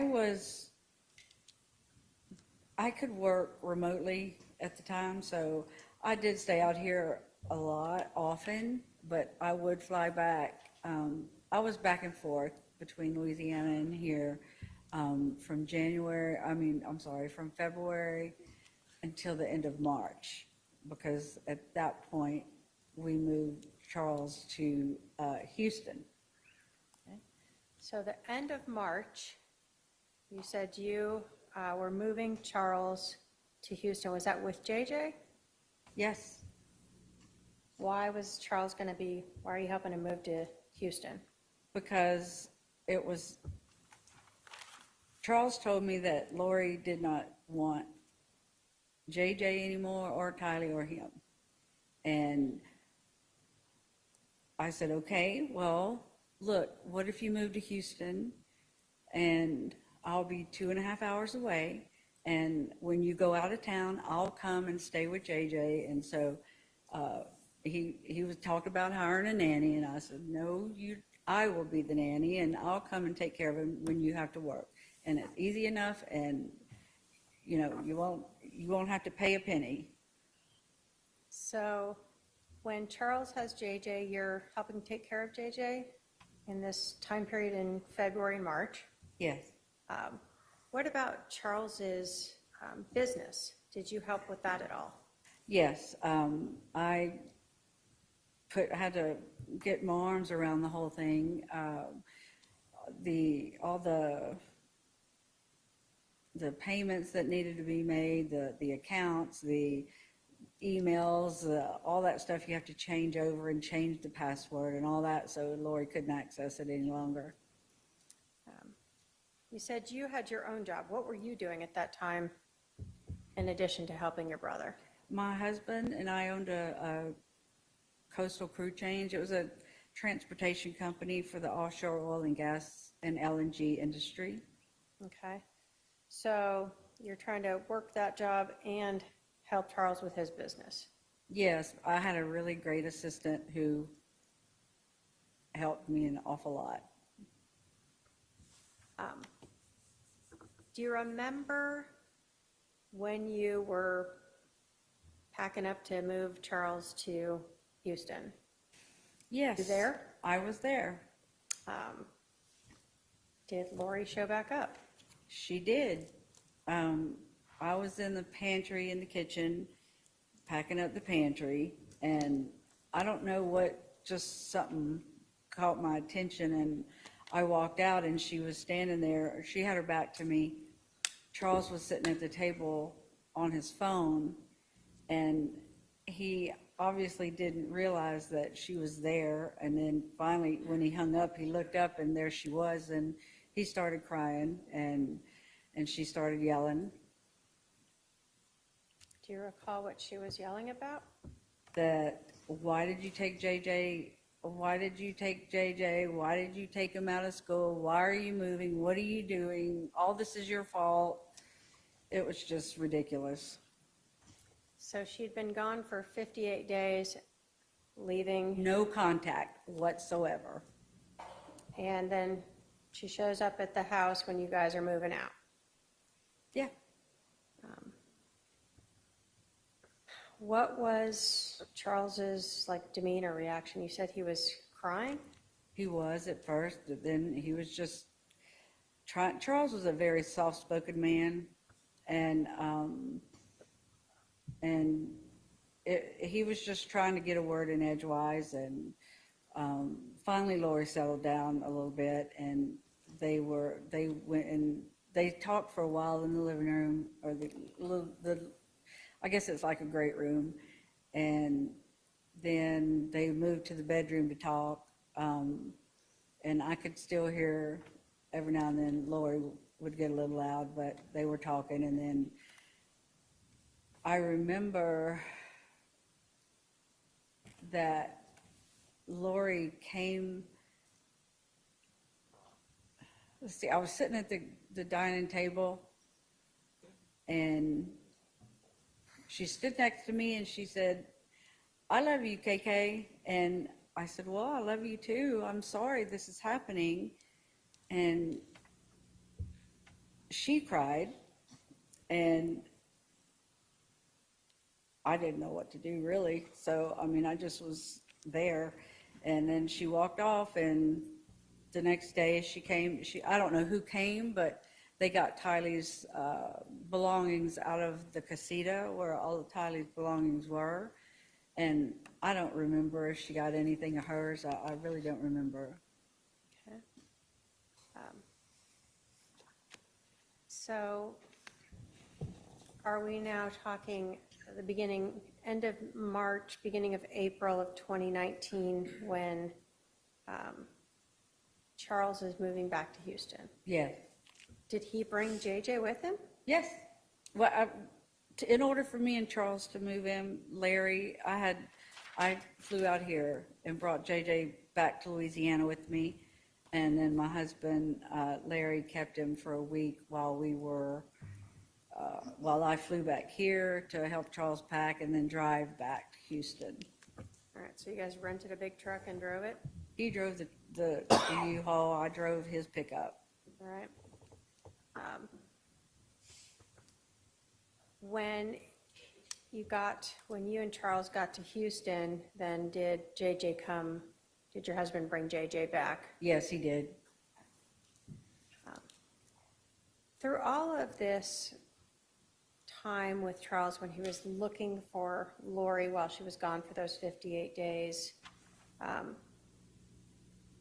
did he still want Lori to be part of JJ's life? He did. He never was trying to take that away from Lori, even though Lori didn't want him anymore. I still didn't. I never really understood that, but I guess he was just hoping for the best. But yes, he absolutely wanted her to be part of his life, Lori's life. So once Charles moved to Houston, did Lori ever also move out there? I don't know if you call it moved out there, but she did. She came that day on March 28th. Charles said, look, we're moving to Houston. You're welcome to come. I'll fly you out Sunday. And she said, no, I'm busy. I have a project or something she was doing in Hawaii. She said, it'll be about 2 weeks and I'll be in Houston. So whatever she did, she was gone for 2 more weeks. It was a total of 72 days, I believe, she was gone altogether. And then she was there. She and Tylee moved in at Charles's, and Charles said that she slept in JJ's room with him.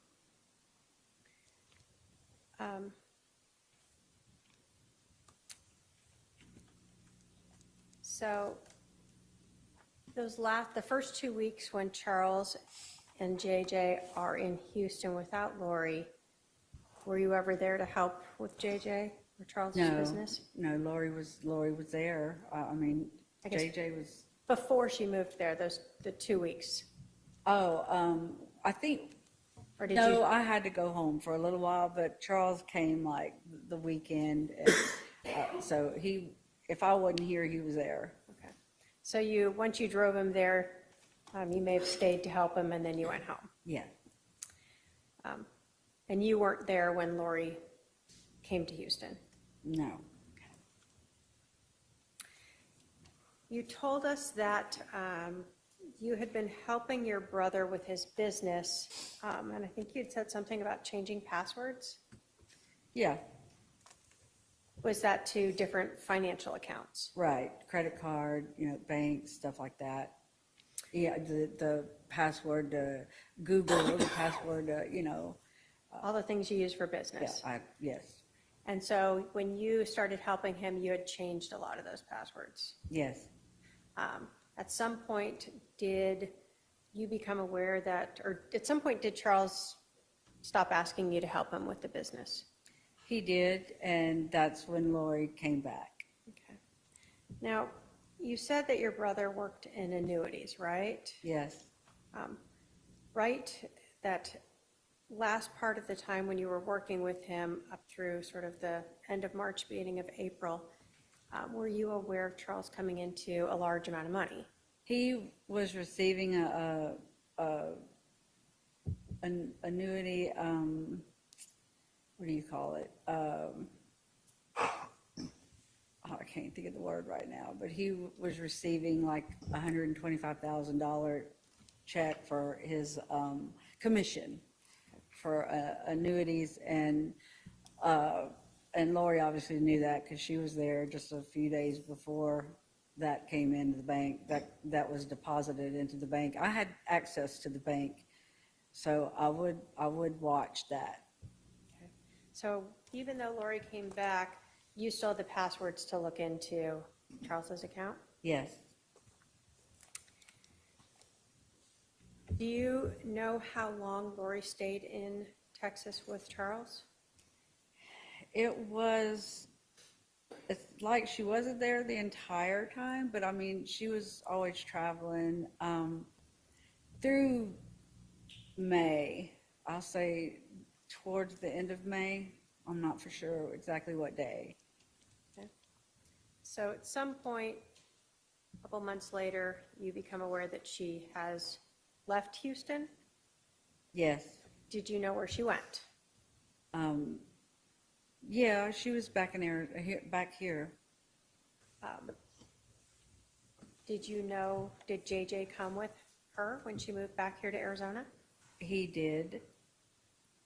And did you know, did your brother move back here?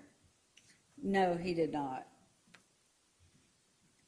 And with your access to the finances, were you aware whether or not Charles was paying for a house here in Arizona for Lori and JJ? I really don't recall seeing that transaction. I really don't, but that doesn't mean it didn't happen. At that time, I was selling my company, and so I had a lot going on at that time, and that's when it was really getting, the due diligence. The company was doing their due diligence, so I had to provide a lot of information for them, and so it really was perfect timing because then I got super busy with my company, and I didn't have to deal with all of Charles's because Lori was back. Let me ask you something else. Were you aware of when Charles met Lori, or they got married, do you know if she worked? She was a hairdresser. She did work as a hairdresser, and I don't know exactly when she quit working, but she didn't, I don't think she worked long, if she did, after they got married. Okay, so for most of the time when you knew them to be married, you did not see her working outside the home? No. Did Charles, I guess, work so she could stay home with the kids? Yes, he was fine with being a one income, you know, letting her stay home, tend to the kids, and he would be the moneymaker. Now, I know that we've talked about Charles working in the area of financial planning. Did you know if Charles had a life insurance policy? Yes. That's something that, how did you learn about that? Well, I mean, he had told my husband Larry and I years ago, he helped us acquire $1 million life insurance policy on, you know, for me and my husband each. And because he always had one, and Lori had one, so that was nothing new or unusual to talk about. Okay. At some point when you were helping Charles, when Lori had disappeared and Charles didn't know where she was, did you have a conversation with Charles about the beneficiary of his life insurance? Yes, it was early February when I came here to help him with JJ, and he said, "Look, I'm going to take Lori off as beneficiary, and I'm going to put you as a beneficiary." And I was like, we talked about maybe a minute and a half about it, and I was like, okay, whatever. I really don't want to be that person, but okay. And I never followed up to see if he changed. I didn't know until I got the phone call after he was killed. So the discussion you had of that change was during that time period when he couldn't find Lori, had no idea where he was, and he was taking care of JJ? Mm-hmm. Yes. And you were helping him take care of JJ? Yes. So if something had happened to Charles during that time when Lori wasn't around, would you have taken care of JJ? Yes, he would have come back to me and my husband.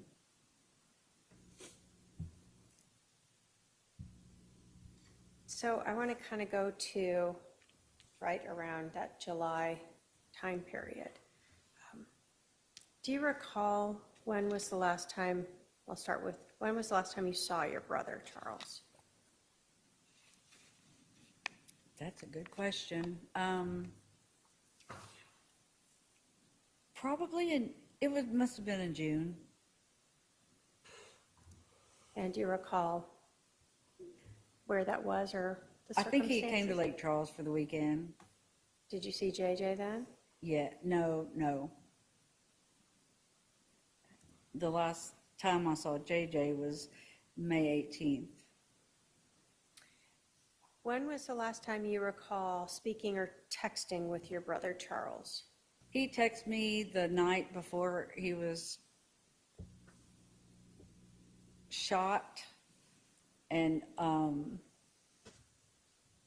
just, hey, I'm going to be in Phoenix tomorrow, and you know, how's it going? And just a little short text. And I'm boarding the plane now, and I'll be back in Phoenix in a little bit. And then he told me a few other things he had planned, but that was not much, not a big deal.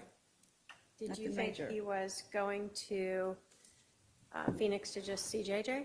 Yes. Did you know anything about any type of intervention? No, he never talked. If he did talk to me about it, and I'm pretty sure I would have remembered that. But no, I know that he and Adam was his confidant during that time, Lori's brother. And so I know that whatever he was doing, you know, Adam was part of it, and, you know, they were just, I knew he was in good hands with Adam, because Adam, they loved Charles, him and his wife.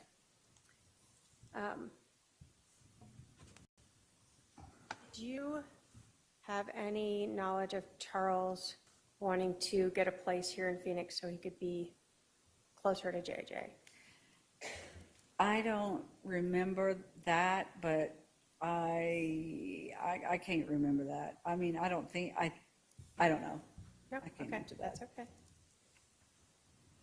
I want to talk to you then about, so you talked to your brother, just kind of normal stuff as he was, before he got here to Phoenix. How did you learn that your brother Charles was dead? It was on July the 12th. I was at a nail salon in Lake Charles, my granddaughter and I, and I got a call from his oldest son, Cole, and he said, "Hey, what is going on?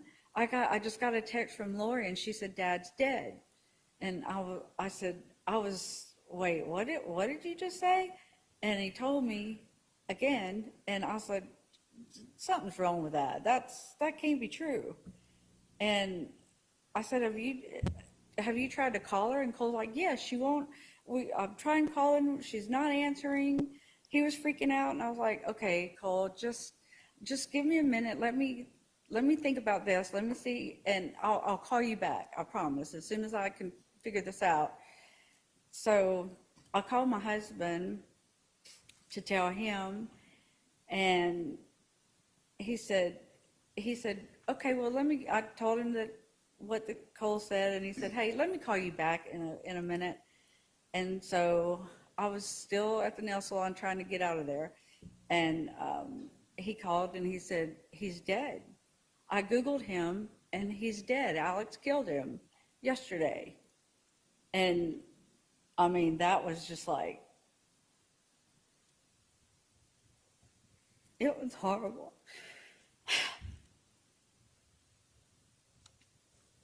I have to call my siblings and let them know.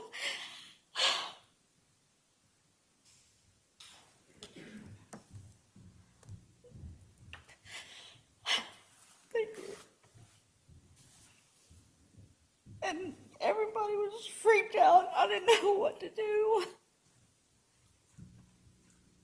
But I did call Cole back and let him know that it was true, and just was telling him, let's keep in touch. You find out something, I find out something, we'll let each other know. And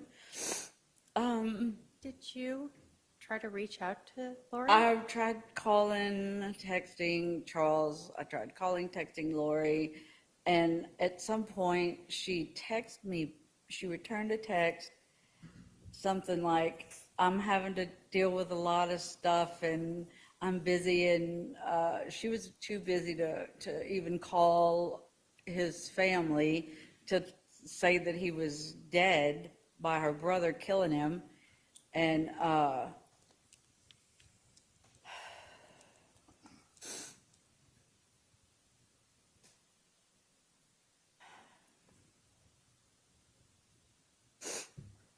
Take a breath. So you had tried to reach her, and she was too busy to talk to you. yeah. Did you ever, what was the burial plans? Did you ever get Charles back? What happened with him? We ended up calling a detective, the detectives in Chandler, since that's where it happened. And we were able to speak to a detective, I don't know who, but we told them that I had already arranged us a flight for the next day. We were here by noon Saturday, because I needed to know where JJ was. I didn't know what he had seen. I didn't know what he knew. I knew he would be, I knew it wasn't good. And but I couldn't, we had to talk to the detectives before I did anything with Lori, so, and we had to wait till Sunday to meet with Nate Moffett, and then when we talked to him is when I told him about the life insurance policy, and that Lori, that I didn't know if Charles had ever changed it to me like he said he was going to do. And so I didn't know, but I just knew we had to get JJ because he was not safe with her. Let me stop you there. I'm going to go back to Charles. Where was Charles buried, or where was what was done with his remains? Well, this was before Lori knew she wasn't getting the money. She had him cremated, and he was FedEx or whatever over to my office, along with his Letterman's jacket from high school and a couple pair of cheap sunglasses and 1 or 2 watches. It was just a few little trinkets. And Charles had a watch collection, and she just sent some crap. So she cremated him and FedExed him to you? Yes. Sent him to your work office? Yes. Now you're saying this is before she learned the life insurance policy was not going to be, she was not going to be the beneficiary. Did you set up like a service for Charles in? Yes, my family and I made arrangements for a memorial service to happen in Lake Charles on August the 3rd, which was, he was killed July 11th. So took us a little bit to put it together, but we did. Did you talk to Lori about having JJ come out for Charles's service? I think the last time I talked to Lori was she told us that she wanted, I asked her, what can we do in Houston? I was trying to be nice because I knew she had something to do with his murder. And I'm not one that can just lie off the cuff. I'm a bad liar. And so when I did talk to her, and it was a long, awkward conversation I had with her, but I was like, what do you want us to do with the stuff at the house in Houston? But when we got to the house in Houston, and she did, y'all please go do what you want to do with it, see what Cole wants, y'all split it up, y'all take it. She gave you permission to go to the Yes. house in Houston and take whatever was there? Yes, and when we got there, none of Charles's personal belongings were there, nothing at all. And that, I couldn't figure out why nothing of Charles's or JJ's was there. Or wait, nothing of Charles's was there. Just his business files and the big furniture, sofa, beds, stuff like that. So you went there, you did that. How did you, and you told us that you did not know for sure if your brother had ever changed the beneficiary from Lori to you. How did you find out if that was done? I think it was the following week, a lady from Banner Life, that's where it's policy, who wrote the policy. A lady called and said that I was the beneficiary, I was the sole beneficiary, and what was our address, and she wanted to verify a few things and to send out the check. When you got that call, did you ever have Lori confront you about the life insurance policy? Did I ever have Lori what? Yeah, did Lori ever confront you about being the beneficiary Oh. for Charles's life insurance policy? Yes, she didn't call and do it. She sent me a text one night, a picture or two of a screenshot. She took a screenshot of the change of beneficiary form with my name on it. And she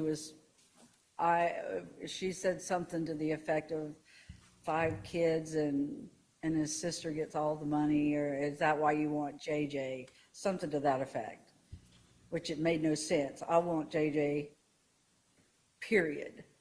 That was a dumb statement by her. So let me ask you this. So she told you again that she was left with these 5 kids, right? Yeah, 5 kids. She had Colby and Tylee and JJ. And at that Colby was time- out of the house, so it was just Tylee and JJ. So she's messaging you this, saying how upset she is because she has 5 kids to take care of. Yeah. And then she tells you that, is this why you wanted JJ to come to Charles's service? No, I had already gotten the okay from her to come get him. I was gonna fly here, pick him up, go back to Louisiana, keep him for a week and attend so he could attend the service during that time. And when she found out when she found the change of beneficiary form, she said that she was too busy. They were moving to Hawaii, and it would be too confusing for JJ to come, and he needed to be with her. So after she found out and had confronted you about that change of beneficiary where you are now getting Charles's life insurance policy, she changed her mind and refused to let JJ go to Charles's service, his Yes. service.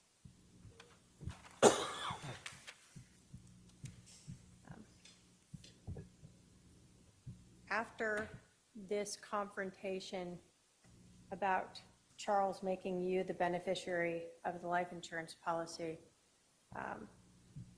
did that pretty much end most of the contact you had with Lori, other than you reaching out to talk with JJ? Yes. Thank you. I have no other questions. All right, Cross.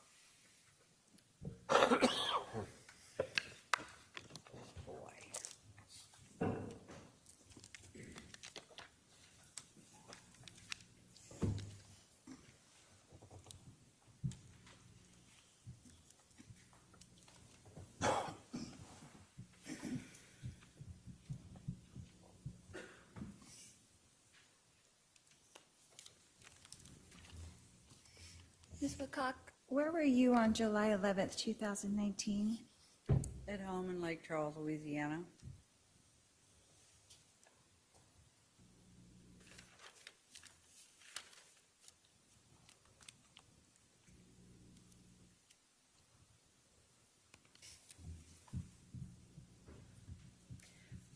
Were you aware at all of the relationship between Charles and Tylee?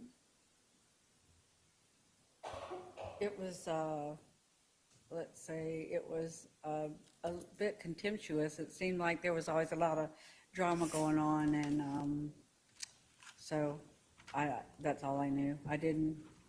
He didn't say too much about it, and I didn't pry.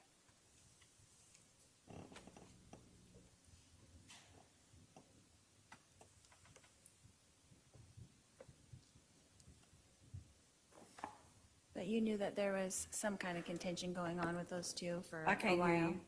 I'm sorry. You did know that there was some kind of contention going on with those two for a while. Yes. Okay. And you weren't really aware of the events that happened that morning, were you? The morning of July his el- murder? Of July 11th?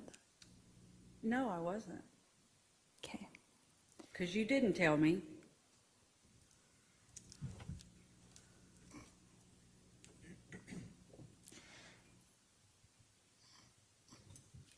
Ms. Woodcock, did you see or hear or personally witness me conspire with Alex Cox to kill my husband, Charles Vallow? No, but I saw a ton of evidence that did. Thank you. No further questions. All right, redirect. Just briefly.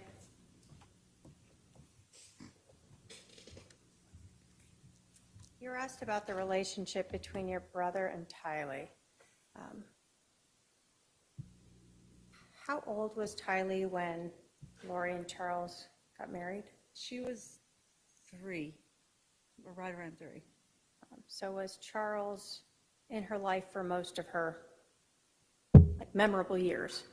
Exactly, yes, he was. And how old was she in July of 2019? She was 16. Yeah, So a teenager. Yes. In terms of their relationship, are you saying that Charles and Tylee never had good times? Oh, I'm not saying that. I saw them have good times, and it wasn't, it wasn't that they couldn't look at each other, or, it wasn't like that. But I mean, yeah, a teenage girl on one is hard anyway, but I do know that there was a lot of issues with her dad and Lori with her ex-husband and custody, and it was a mess. It was a mess. So Tylee had a lot going on in her life. Yes, she did. And you would see her and Charles at times have difficulty getting along?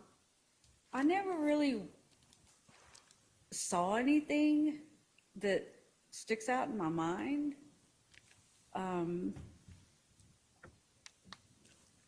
But I just know he'd tell me how it was just difficult.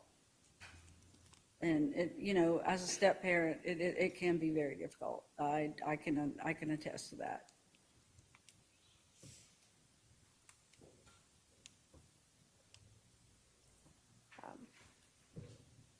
So on July 11th, when Charles Vallow was killed, did you actually have any idea that your brother was dead?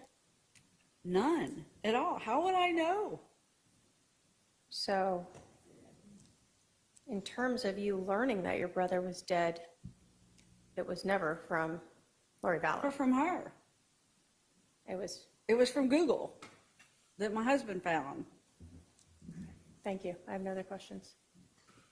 Are there any questions for this witness from anyone on the jury? I don't see any questions. You could step down now. Done. All right. Members of the jury, that's going to conclude trial for this week. No trial tomorrow. I'm going to try to start early on Monday and Tuesday only. So just to preview next week, I plan on, if you guys can all be here at 10 a.m., ready to start a little earlier than normal for Monday and Tuesday. And then Wednesday and Thursday, we'll be back to the 10:30 a.m. All right. I'll remind you to remember the admonition and avoid any sort of information about this case that you do not receive from this, that's outside of this courtroom, I should say. All right, thank you. We'll be at recess.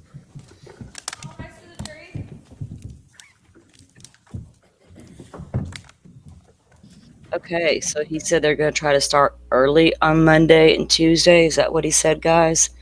I was on the phone sitting outside. Oh, goodness. Wow. Did you guys, I know you all saw what your comments were. Lori was terrified of Kay. She wasn't going up against her. Oh my God, that was good. You know what though? If I was a juror at that point, my question would have been if Kay could tell me. Is there anything from either the state or the defense? No. All right, we'll see you Monday morning. Get this off the screen, guys. Okay. Now. Wow. Colby just hugged Kay. Oh, that's, if I was sitting outside with the sunset and I saw your earlier comment, Colby was sitting next to her, you said, and the sun was trying, the sun is setting when you said that. And I thought, man, to be those two people in their shoes, right? Kay lost her brother and grandson. He lost his brother, his sister, and stepfather at the hands of her sister-in-law and his mother. It's crazy. You can't make this stuff up. And it's been a long, long road for this family, unfortunately. Monday at 10 a.m. Thank you, Rachel. And thank you for coming in and chilling with us in chat. Thank all of you. You're here for the conversation, and I love that. That's what I was hoping for, and I'm getting it. So I love that. Guys, I'm going to wrap it up for the day. I'll be back in the morning at some point, and I'm going to review this Delphi stuff because it's bugging me, and I need to get it out of my system. And we will be at Miss Shorty's tomorrow. What was it, 5 Eastern? Did I say it wrong again? Let me see what she... Hold on, guys. I'll tell you the exact time. I don't want to mess up again. Hold on. 5 Eastern. So that would be 4 my time. I have to stop and think about it for a second. It doesn't matter. I'll be here all day. Okay. So yeah, y'all come over there and hang out tomorrow evening with me and Miss Shorty. We're going to talk the Brian Kohberger case, Idaho versus Kohberger. And Monday morning, we'll get back to our Lori trial. See how many more days it has to go, right? I don't know who's left to testify. Maybe we can dig up some stuff this weekend, like a recap, and figure out who's left to testify and approximately, because we need this to wrap up before Karen Reed starts, right? Okay. All right. Still, Firefly, we got to do something with this Karen Reed thing. Maybe Sunday, if I do Delphi tomorrow morning and we don't resume Lori until Monday, we need to do a catch. We miss Shorty. We got to accommodate her. Yes.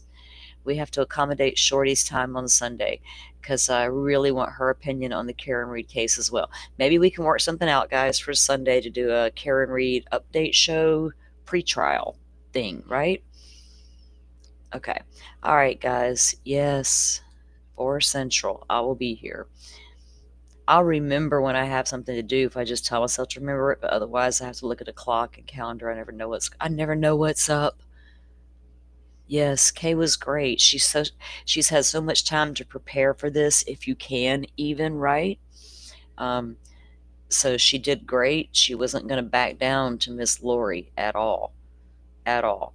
Thank you, Miss Shorty, for hanging out with us with your day, waking up with us for your morning. I mean, come on. And then you've worked all day and you've had us with you. We appreciate you and your conversation so much here. We do. I don't know yet, Firefly. I'm going to get with Miss Shorty because we're on such a crazy time zone. I don't want her to have to get up at like 2 a.m. to meet with me at like 10 or 11. You know what I mean? So I'm going to try to accommodate her needs better. So we'll get up with her and we'll find that out, and let me know what your schedule is like on Sunday as well, Firefly. Miss Shorty, you got up so early to come and join us, but if you're willing, I'll get with you two ladies over the weekend and we'll set that up, and the 3 of us will be doing that on Sunday, I guess, guys. We'll go over the Karen Reed stuff and get caught up there because they know a lot more about it than I do. I know Firefly watched the first trial. Miss Shorty, I believe you did as well. You know a lot about this case. So I'm looking forward to tomorrow night as well and Sunday now. All right, guys. I'm going to go. You guys have a great evening, and detox some Lori over the weekend. You know what I mean? Do what you got to do. Oh, yeah, and don't forget Joe's recap tonight. What's this? Let me go see what time. Hold on. Was it 8 my time? So what was that? Let's see. Let me double check, guys. I don't want to... They changed it. I think last night they actually started early because they got out of court early. Yeah, that's what it was.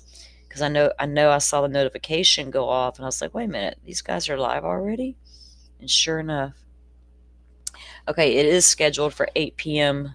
Central, so 9 Eastern, and whatever else everybody's on, I couldn't tell you. No Karen for me, Carrie says. Right, Carrie? I don't like to look, but I'm going to. It's like that train wreck. I just know the social media shit. You know what I'm saying? I know that stuff that's out there, but I don't know I don't know. I just don't know. So many I don't knows in that case. I don't trust either side. Let's put it that way. That's why it's like I'm scared to look. I always was, because there were so many cops involved. Drinking cops on top of that. Whoa. I'm like, oh, I don't know about them drinking cops. They the worst kind. Okay, guys. You watch every day twice. I bet I've heard some great stuff about that first trial. Maybe we well, if we didn't have Lori, we could have rewatched that trial, right, to lead up to the other trial, but it's all good. It's all over the YouTube. People can go check it out. All right, guys, with all that said, I will let you guys go, and I'll figure out what time I want to go live in the morning, and I'll send it out there, and you guys can find out about it. Until then, have a good night. Thank you all for watching this here video. Please like and subscribe and follow. Much love from Little Yas to each